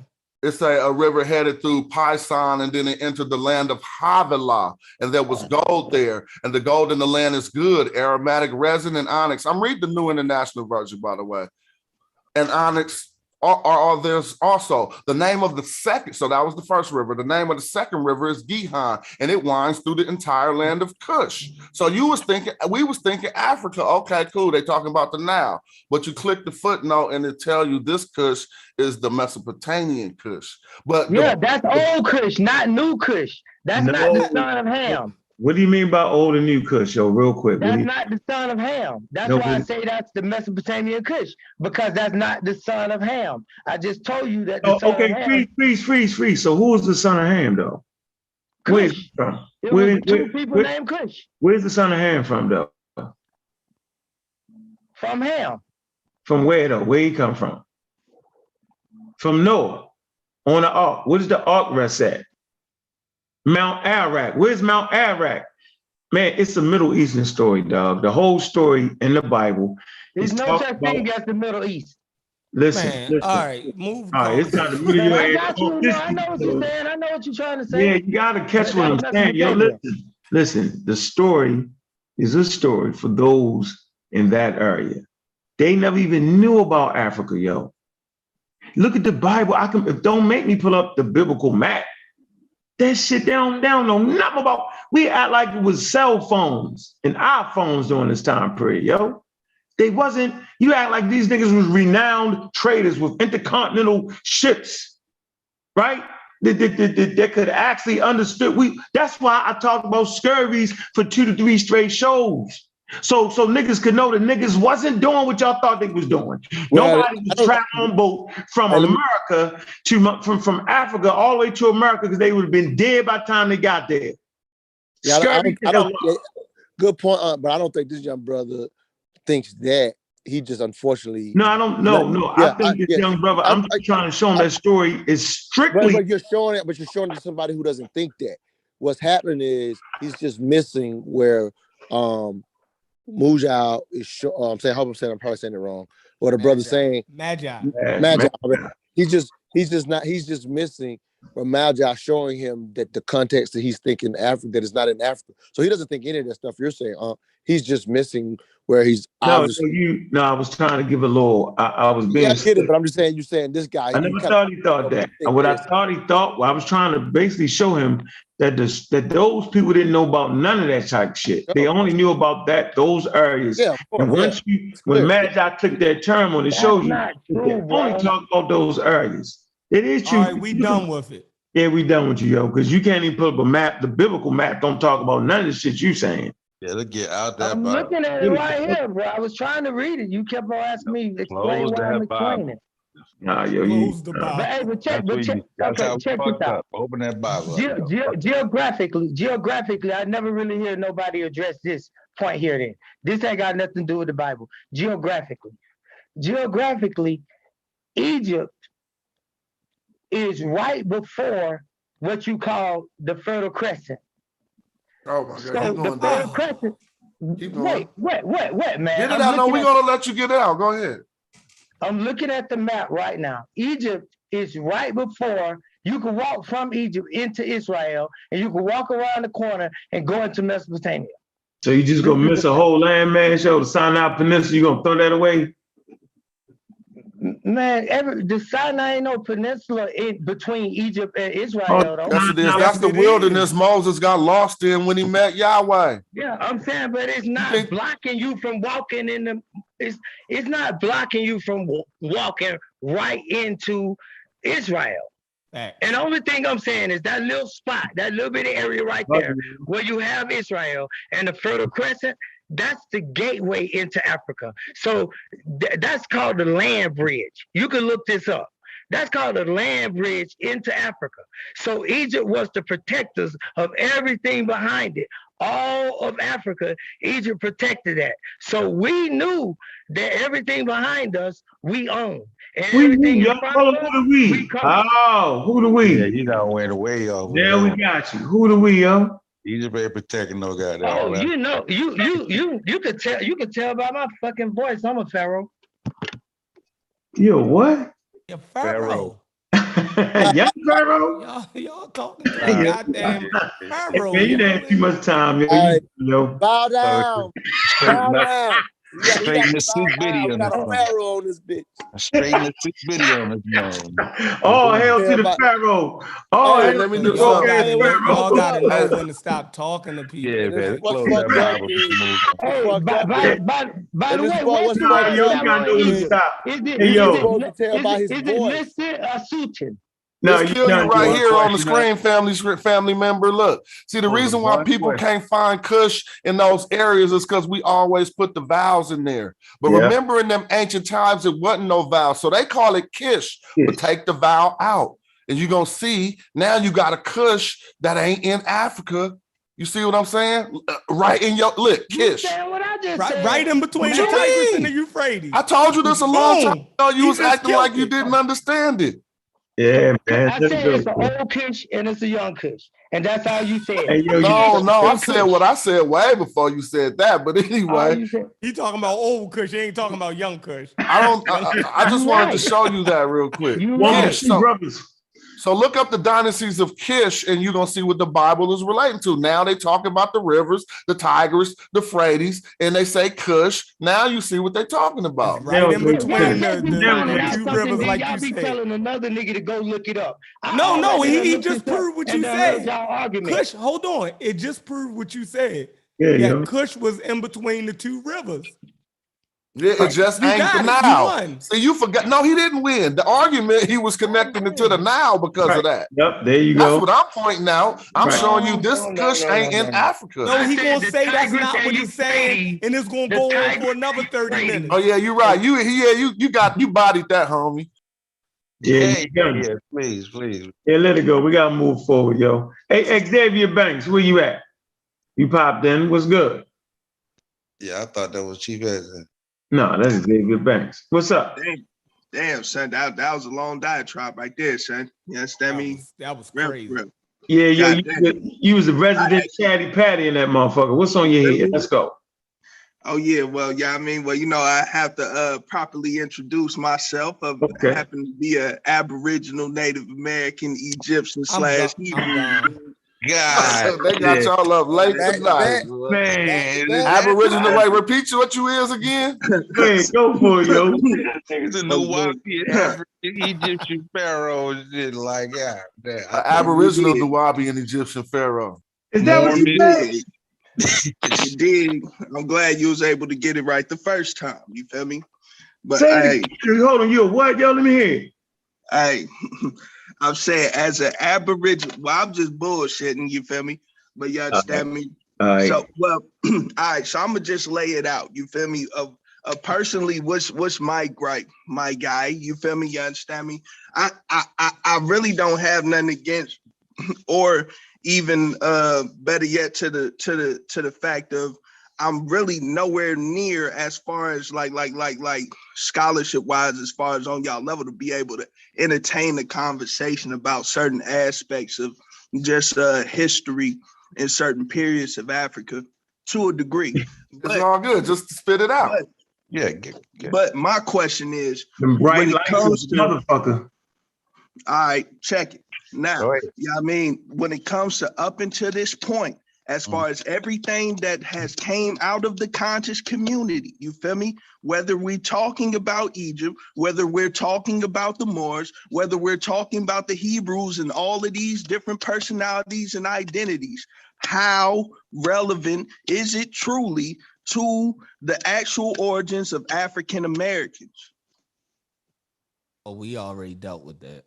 And that's not really the main study of the conscious community. Some of it is relevant to the origins, some of it's not. But we got plenty of studies that all don't pertain to that. You know what I'm saying? All right. Hold on. When Egypt said West, they meant America. No, It's not relevant to us. There you go. It's not. Yeah. That's a split. Hold on. Hey, I'm so You just sleepy, Shepard. You sleepy. Yeah, I'm saying if we say that Egypt is not relevant to African Americans, I want to hear where he gonna go at from there. Does it end there? Wait, is it just me, or is it Montoya picture make it seem like he there? You see, it definitely just went. Hey, Montoya, yo, you got. You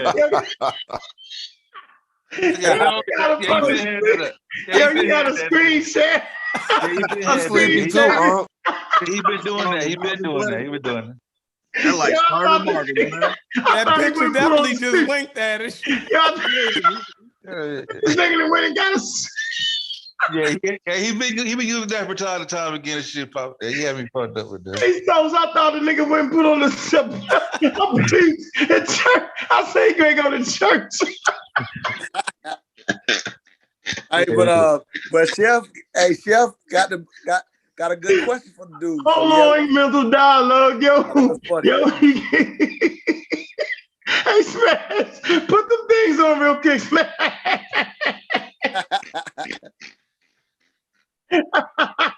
Oh, you got the virtual joints? Like the mayor for Atlanta and shit. You got the virtual joint? Hell no, yo.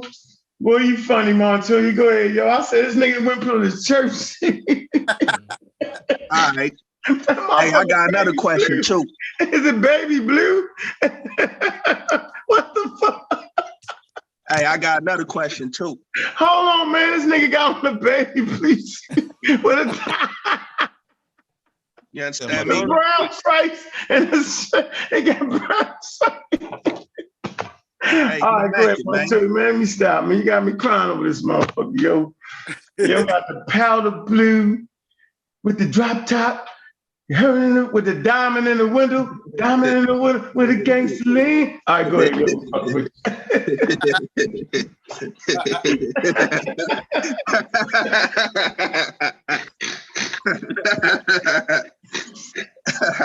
Yo, it's 3 o'clock in the morning. Yo, that nigga put that suit on. Yo, you funny as a motherfucker. All right.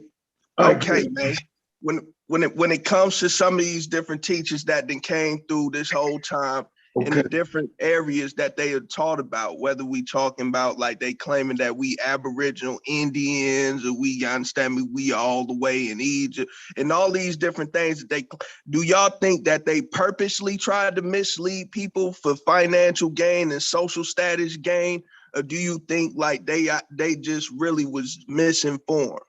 Some, it depends on who you talking about. Yeah, that's all they had though. Yeah, it's who you talking about. But damn, yo, you gotta realize, yo, wasn't no satellite technology, wasn't no virtual libraries. Nigga had to drive the way he was going through racism, white supremacy. You got Egyptology was racist as a motherfucker. Like it's a lot of factors, yo. Like you had to really buy books, yo. Wasn't no online. We used to have encyclopedias in our house.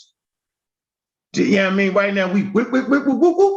Yo, they had it, yo. And then don't fuck around, don't have no bread, nigga. Right? Don't run out of gas in between trying to go from Maryland all the way to California, you're done. So yeah, I think it was just the material what they had. That's why we here. We represent the upgrade. Some of those dudes like I'm sorry, go ahead. Yeah, like some of those dudes, like, you know, the follower probably was like on some bullshit, right? I mean, the leader, right? But then, you know, there's other people pick up the mantle. You know what I'm saying? Like, you know, the other people pick up the mantle from those particular followers. So they probably really believe. You know what I'm saying? Like some of them niggas really believe it. You know what I'm saying? So no, that's real. That's real. Yeah. So but why did they always pick like the most well-known type of the more rich in history type of cultures? You know, they could really have picked any type of culture, but most of the ones that they picked the ones most regarded and stuff, you know, to try to promote to the people that, yo, we was this, as you see the Moors when they took over Spain. You feel me? Like they had picked the ones that had some type brother, you can, if you listen to what you're saying, you can answer that question very easily. Yeah, because in terms of the Moors, right? Like, you know, like when you look at Noble Drew Ali and where he was at, you know what I mean? Like, you know, that time frame, niggas ain't never did nothing. You know what I'm saying? So they grabbed something, and then back then, you know, they just, you know, everything black was African. Anything dark was African. You know what I'm saying? So, you know what I mean? They just reach for something that, you know. So yeah, but the reach is human nature. Like even when history, for example, is told legit, you know, I'll use the word legitimately. So when a culture teaches a history, same as if you have I don't know if you have a family or whatever, but even if you have a family or when any country teaches its history legitimately, for the most part, you're only going to teach the best of yourself because you're just trying to equip your current people with information that will give them esteem and pride to move forward. And so even if you have a family, you don't teach the worst of your family to your children if they wasn't there to witness it. So it's human nature to reach. Saying why, in other words, why would Noble Drew Ali pick the Moors in Spain? Why did he choose them instead of something else? That's the question you asked. Because a lot of people like really try to determine, like, you know, was it just like on some big finessing, or was it just on some, you know, like folks like, well, yeah, from what y'all breaking down, I can see what you're saying of like, just like, this is just the information we got at this moment. So, you know, I feel wrong beating up on somebody that's from way, like, yeah, that didn't really have the technology that I got and tools and stuff. I feel bad beating up on them. But now the people that's following it today, would I be wrong? Would I be wrong? But the brother already wrote down that sometimes the followers really believed it because it's the stuff was taught in a religious way, whether we want to call it or not. So yeah, it was a cult. You could be wrong because some of them religion. really are believing the misinformation, whereas the leader may have been misleading. But if the follower really believes it, yeah, you would be wrong to beat them up because they believe it and don't have basically I don't know. I want to say they don't have the intellect, but you know, belief in Trump Trump intelligence. So if they really believe, it would be wrong to beat them up. Yeah, he learned it at the circus on Sideshow. Huh? So I with that being said, he asked why where he got it. He learned it at the circus at the Sideshow. There you go. Hey, but I wonder though. I think back then though, wasn't they kind of? It was kind of blurry. Like even wasn't they talking some of the Moors were Africans, even back in his day? Like wasn't that literature around? Because even niggas other than Moors was saying that shit though. You know what I'm saying? Like even niggas who weren't Moors were swearing. Cause you know you had Van Sertima was saying that shit. I'm not saying it doesn't exist, but that's very limited. It's very limited. If any groups, that's very limited. Like the research. But, you know, Van Sertima was a good. He was talking about the golden age of the Moors. So he was using that doctrine outside of a religious setting. Like so you know what I mean? Like when a black person hear it back then, it doesn't sound like pseudo because you got other scholars saying the same shit. You know what I'm saying? But now here we are, 2021. We can look back with DNA and genetics and shit and go. Yeah, I'm not sure there are scholars saying it back then either, though. To be honest, I don't think. Ivan Van Sertima, the golden age of the Moors. You never read that? Are you saying the person that wrote that was considered a scholar and it wasn't black? Back in his day, Ivan Van Sertima was considered a scholar. Like, you know, I don't think we can't act like he wasn't considered a scholar. My bad. I didn't realize it was written by Ivan. That's why I'm asking. I didn't know it was written by. Yeah, that's what I kept saying. The golden age of the Moors. But I'm saying, but even that is he? Not, but is he considered black though? Right? Ivan Van Sertima. Yeah. So yeah, but remember you said that people that wasn't black were saying it too. I was challenging you on that. No, I said people that wasn't Moors, wasn't a part of the Moorish community. Oh, okay, my bad. I misunderstood you. My bad.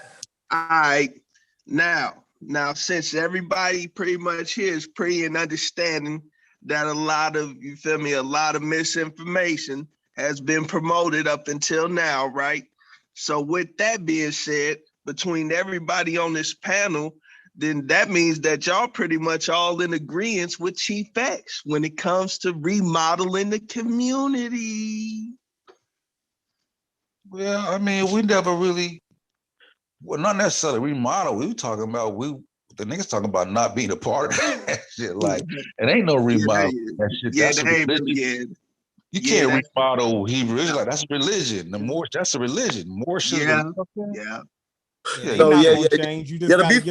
be fair to this group, they've been doing that. To be fair to this group, they just might not have called it that. Yeah, we outnumbered it. That like the niggas are kicking. They already been doing that for years. That's what this group kind of got put together for. Yeah, I mean, Phil Valentine gonna get more play. Like they gonna keep him. You know what I mean? Those individuals gonna steady get the shine. Like, we can't do nothing with that shit, bro. For real. Hey, but see, the thing is, right? Like it, because it's starting to feel like it's some information wars going on out here. It's like, before, because like it's always gonna be another Tariq Nasheed or some other cat that's gonna bring up some of that old information, you dig, and then next thing you know, it's a whole rotation of another generation and stuff, So like, it ain't gonna never stop, bro. Like, you know what I'm saying? Like, it's always like Yeah, with I Tariq can Nasheed dig it. died, there'll be another one to come along and do the exact same shit he did. Yeah, they gonna keep it. They gonna keep it in rotation for a little bit.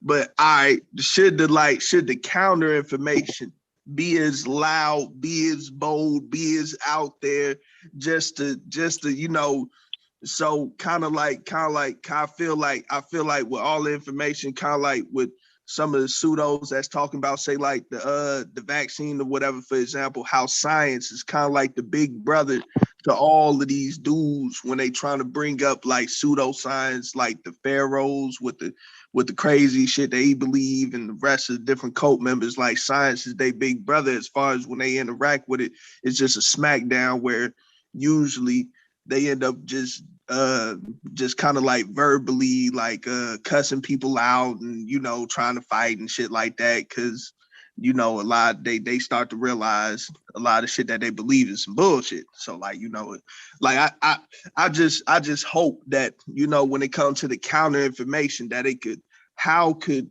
we or anybody make the counter information to the, you understand me? Because like just as loud as pseudo shit. Yeah, right? basically. Well, I can tell you where you can start at, because you brought up Tariq Nasheed, and typically people going to finish off where they start. So if you started off fraudulently, you're going to typically end up fraudulent, and that's where he started off. Okay, because how did he introduce himself to the general public? Period. He said he was doing what? Yeah, when he said he was teaching hidden, I think it started like he had like an online presence before, like he kind of had like an online presence with other things he was doing, other celebrity. Okay, somebody said Macking so and pimping. He wrote books and Macking and claiming that pimping. he was doing some macking and pimping. It never happened. You said it never happened? Never happened. Oh, you know for sure that he don't have no nothing to nothing. I tell you what. Well, that don't really matter though. It doesn't, but the point is what I said. If you start off fraudulent, you're gonna end up fraudulent. Okay? So if you start off lying, you're gonna end up lying. You understand what I'm saying to you? I feel that. I'm telling you right now, it never happened. And you can't find any bona fide reputable pimps in this country that's gonna say anything different. That cosign, bro? Nobody. It's not gonna happen. I can see that. Right. But here it is. And that's dope what you're saying. Like that's cool. But his question though was, how can the counter information be as loud? So here's the unfortunate reality, brother. The unfortunate reality is the reason they're as successful and as loud as they are because it's an understanding of human nature. And so is it that what they said? They said the lie is more entertaining than the truth, man. Yeah, that's absolutely a lot of that, because what happens is the people they're reaching are subconsciously lacking in knowledge, but most of the times deeper down, psychologically fearful. And so nothing moves humans by human nature like fear does. And so they are playing to that. And people that play to that will always outnumber people with real information. That's always been the case.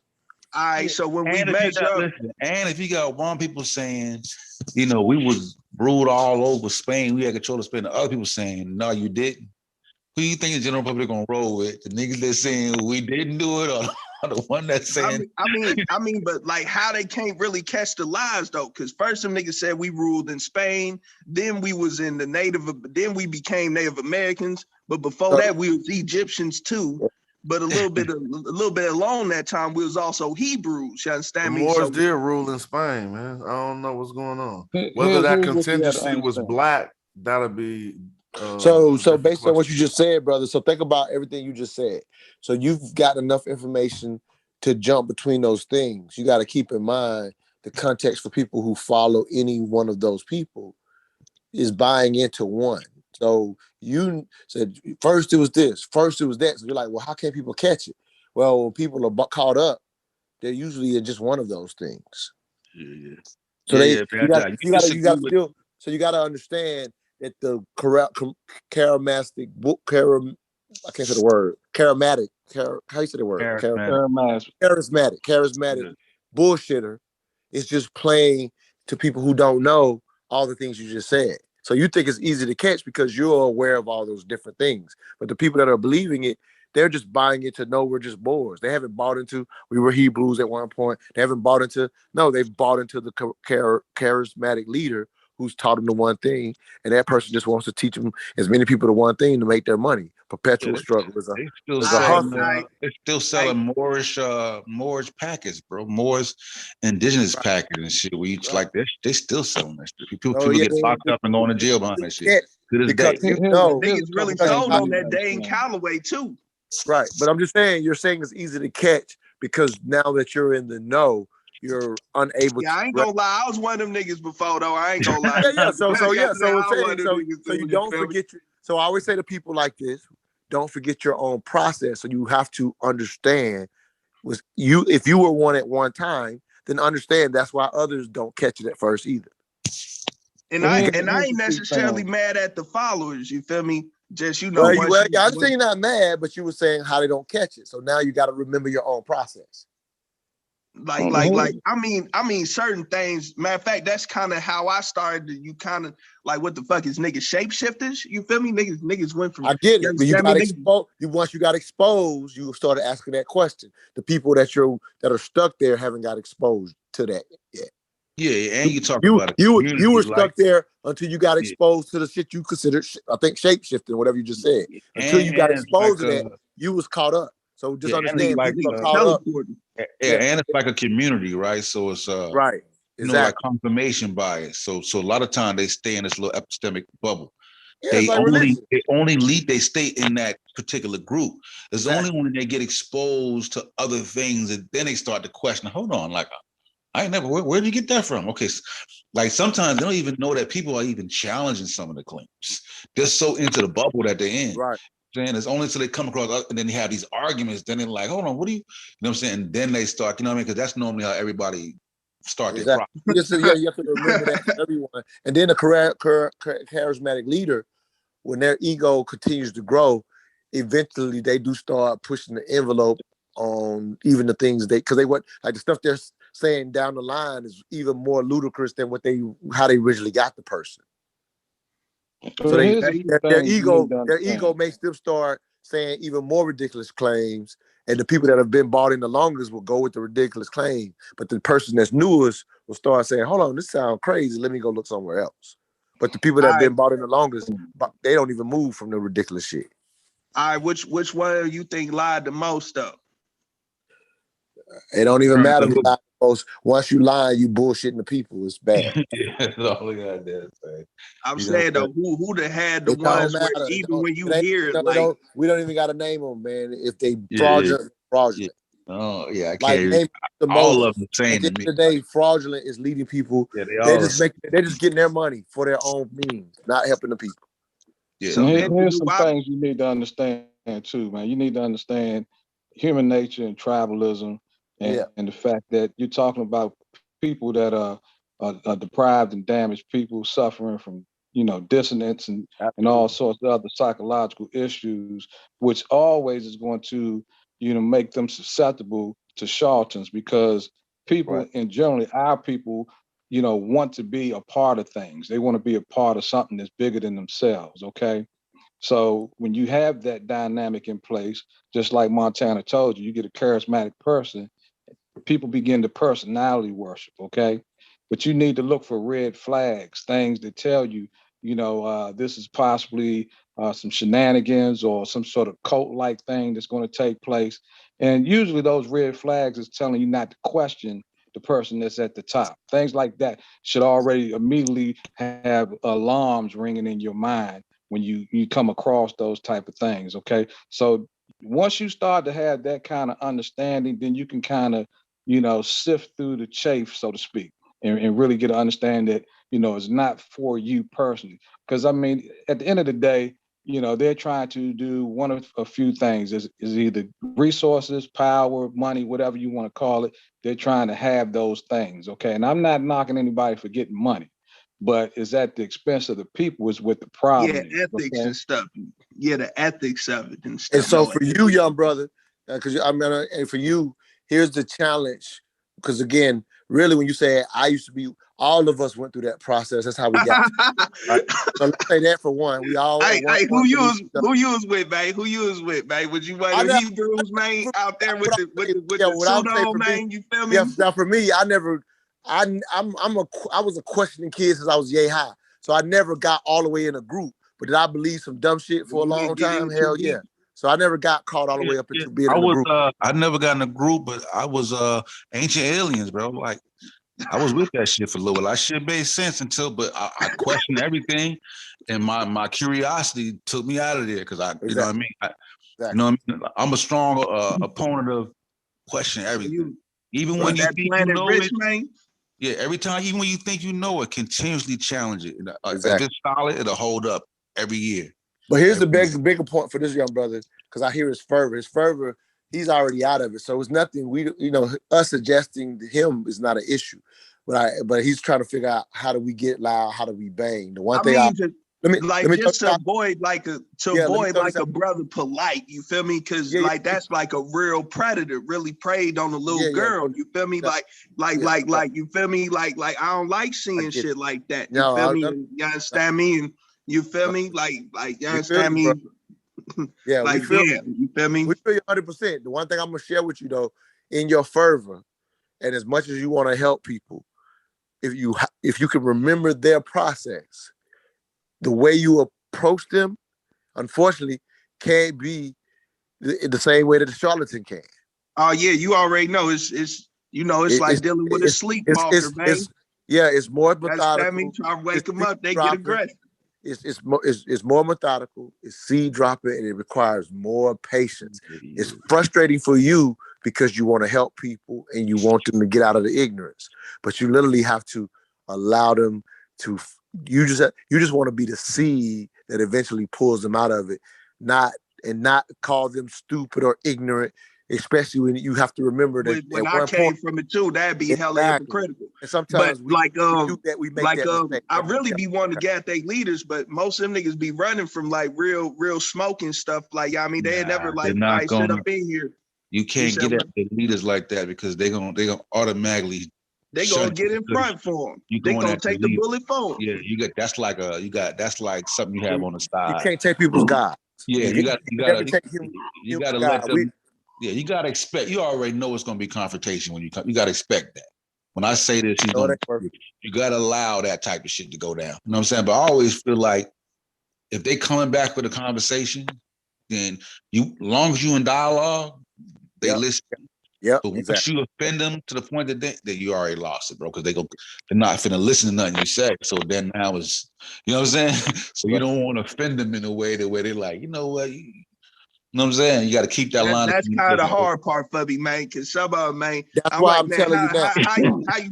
Cause even it was only so deep that I went into the shit. You feel me? To where once they start talking about chakras in your booty hole, you feel me? You understand me? It was only so deep, man. You feel me? That you understand me? But how you get out though? How'd you eventually turn the corner? Actually, it was right. I ain't gonna lie. Right when the Amun Ra squad really started, you feel me? Kind of preaching against the Dr. Sebi. You feel me? Right around that time, you feel me? Because before, like, they was like some of the first ones to do it. You feel me? And like before that, like you feel me? It wasn't really cool to really nobody was really dealing with real science. You wouldn't expose nobody even going at that information. He was like, "Damn, for real? Like, hold on." So I want you to pinpoint this, brother. So that's how long this group has been going. What you call today, you agree with? That they've been remodeling that long. They've been doing it. You know it. You had to own it yourself. They've been countering as far as everybody else. They've been countering. They did go left on them. They did take a left. You feel me? Right. They did take a left. So you got to be able to call it what it is and own it and give the group its credit what you're doing now, which is dope.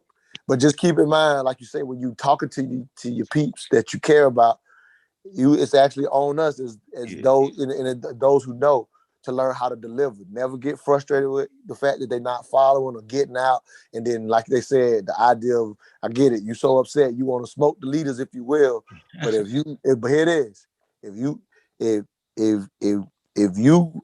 kill a charismatic leader, they will become God to those people, and they'll never leave. And I know you're not going to do it. I know you're not going to do it, but I need you to understand the psychology of humans and be aware of that your anger and fervor at that leader is useless. Because if you could even do it, if you could do it, you would actually defeat your purpose. Yeah, if you go at that leader, bro, they're gonna lock it, they're gonna dig their heels in even tighter. Like, how dare you?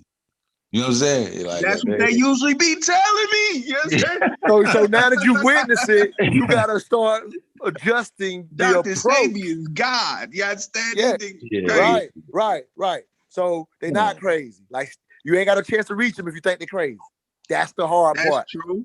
I ain't gonna lie though. I'm kind of like, you feel me? Cause like I'm damn near 30, dog. You feel me? I ain't got time to be trying to turn on common sense for random niggas. I ain't gonna lie to you. You know,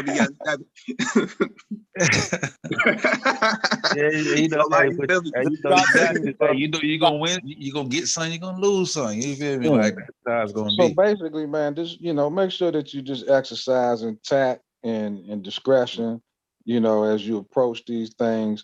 With an understanding too that everybody's not, they're not going to gravitate to what you're talking about either.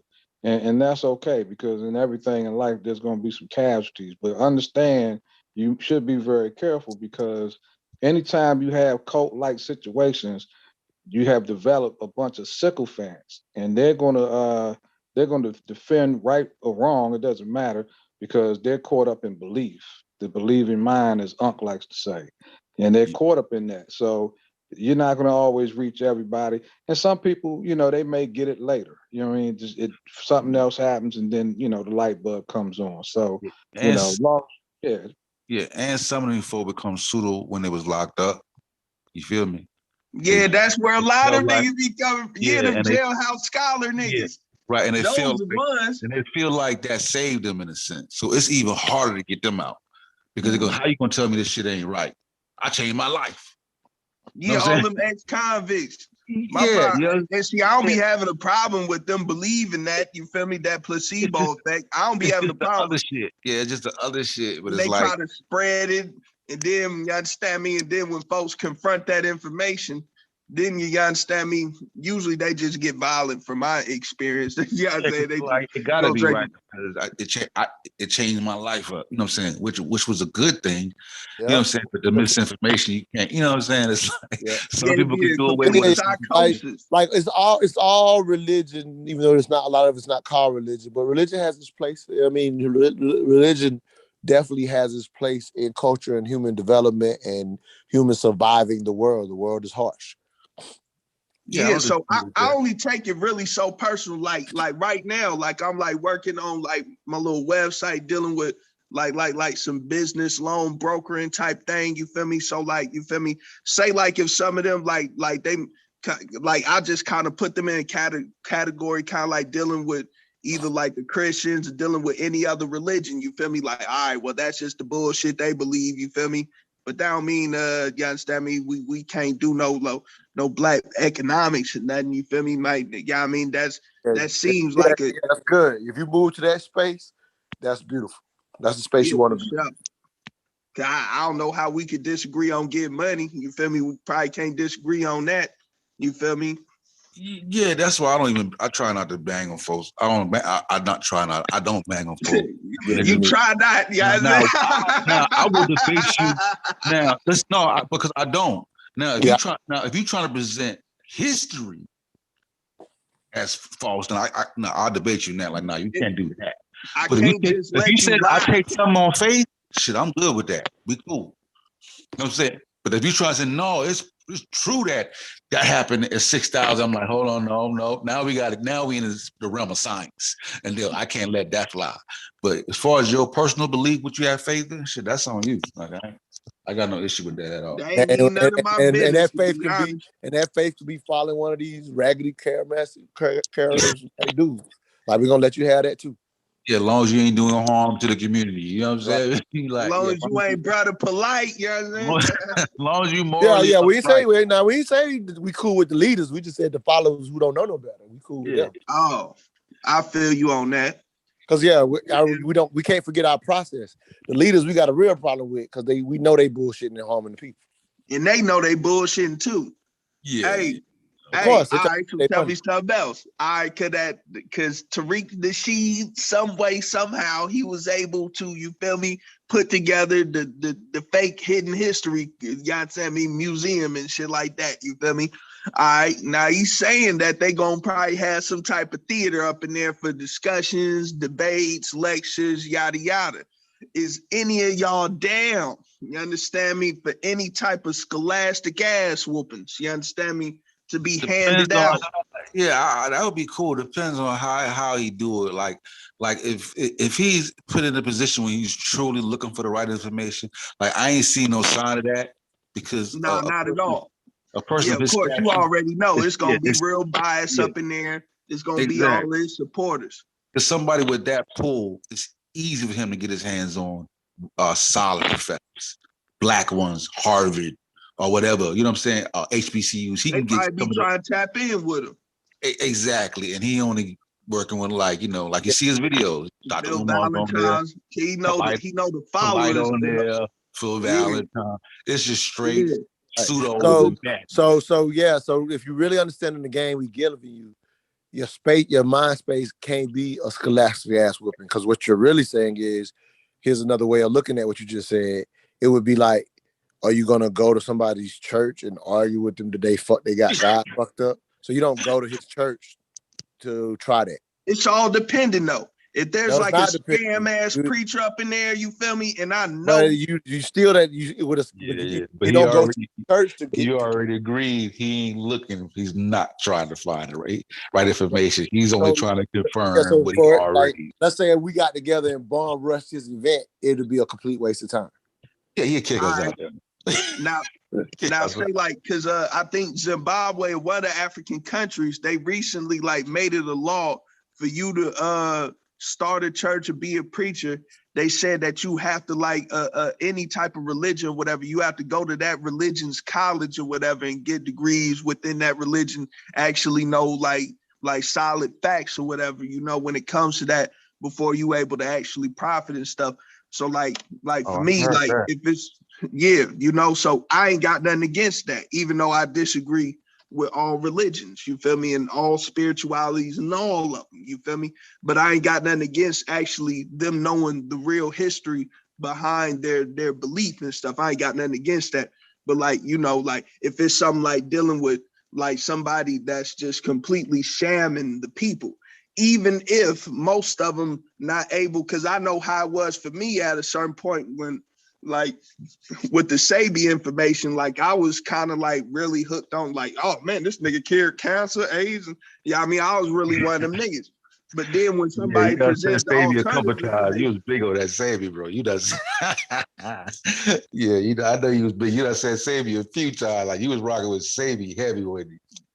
oh, you know that nigga, you know that's the most promoted, you feel me? This nigga cured cancer, this nigga cured AIDS. You feel me? I mean, if there would have been anybody to promote outside of like niggas just talking about like history and stuff, but you talking about if there was a nigga that really like cured AIDS with leaves and herbs and all kind of, now I'm talking about, you understand me? That would be the guy that I would probably, you understand me? Like, damn, this nigga on some next level shit.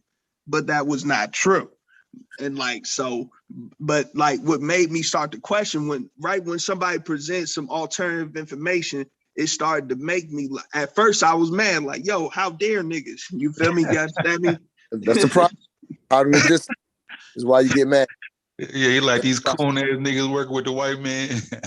By the time when they was kicking it, they were kicking it right when he died and stuff. So a lot of people was feeling some type of way about folks, you feel me, putting out like information. Yo, he really, you feel me? Like folks was feeling, everybody was already in their feelings, but it made me actually research it. Then I was like, oh shit. Oh shit. This nigga been lying. This nigga been lying, man. You feel me? We try, and then a lot of times too, when he died, lot of people try to hold back on that because he did die. But like I said, when those type of people die, guess what? Now they should they become like a martyr. Now they just now it's a religion. First it was a cult. Exactly. So now you got to combat the shit because it's growing and it's and niggas, you know what I'm saying? So now when it comes time to get vaccine, niggas is talking to Dr. Sabi shit. So now it's costing you, might cost somebody their life. Yeah, you know that's real. Shit crazy, bruh. It's crazy. You understand me? Like, man, you understand me? Yeah, but yeah, man, that was just some of the things, you feel me? Outside of, you feel me, the Egypt maniac niggas, you feel me? They now it's they turn though. It done been everybody turn though. Why some of the Egypt niggas? Why some of them niggas like so adherent? You feel me? It done been everybody done been on the hot seat. The Hebrews, the Moors, the Aboriginal niggas, everybody done caught that smoke. You feel me? The vegan mafia niggas, all of them. You feel me? You understand me? Why time for the Egypt wars. You smell me? You understand me? Well, this group is scared of that one, brother. we got here. It's two sides. It's two sides of the fight. It's two sides. They're attached. They're attached a little too heavy. That's why I ain't saying nothing about this. Yeah, like that. Like we might get beat up on that one. You know what I'm saying? Because we, you know, like, you know what I'm saying? We got folk with, you know what I'm saying, who rock with that heavy. Change their whole name to Madua U2, and you understand me and stuff. Well, here it is. All of us, we're all capable of being human. Anything that we attach to, whatever we have a belief in, even though we're not maybe religious believers, but it's just human nature. Cognitive dissonance can happen for all of us. So whatever is most important to us, we have trouble letting it go. That's just human nature. And like I said, we're all susceptible to that. If they find something solid enough and they can prove it, then hey, we're gonna have to accept it. Yeah, exactly. We battling right now, and you know what I'm saying? Until that shit gets settled, we gonna be split.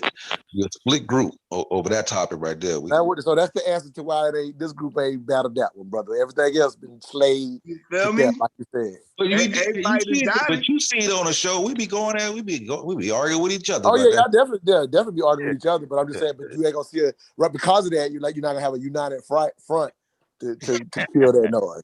So the brother asked, so I'll tell it like it is. This group attack. Some people in this group attached to that very heavy right. I'm sorry to say it, Ark. You feel me? I'm sorry to say it. Brother Magi, shout out to Magi from Oakley. You feel me? Shout out to Magi, man. Shout out to Magi. From the town, you feel me? For sure. Hey, the Magi tough too, because he got there. He go deep. That nigga tough. I ain't gonna lie, bro. Yeah, no doubt. Yeah. That nigga tough, bro. You know what I'm saying? Like, ain't no lie. They must all be on here while we talking about. I ain't even know. They took off, between him and the song. I thought I was calling them out. That's why I said it. Oh, between him and the song, like shit, but those niggas is tough, bro. Yeah, no doubt. Hey, I'm about to get off this thing too, but yeah, man, we gotta wrap it up. I'm willing to be honest. I thought I was gonna go with my boy Unc, but I didn't know he got off. It's all good though. I'll let y'all. All right, my choice. Peace for y'all coming through, man. Yeah. Man, hey, enjoy the conversation, man. For sure. One love. All through anytime, bro. You understand me? No problem, man. Yeah, man. Shout out to the people in the chat, man. Hope y'all enjoyed the conversation, man. And you already know what it is, man. Peace. Good night.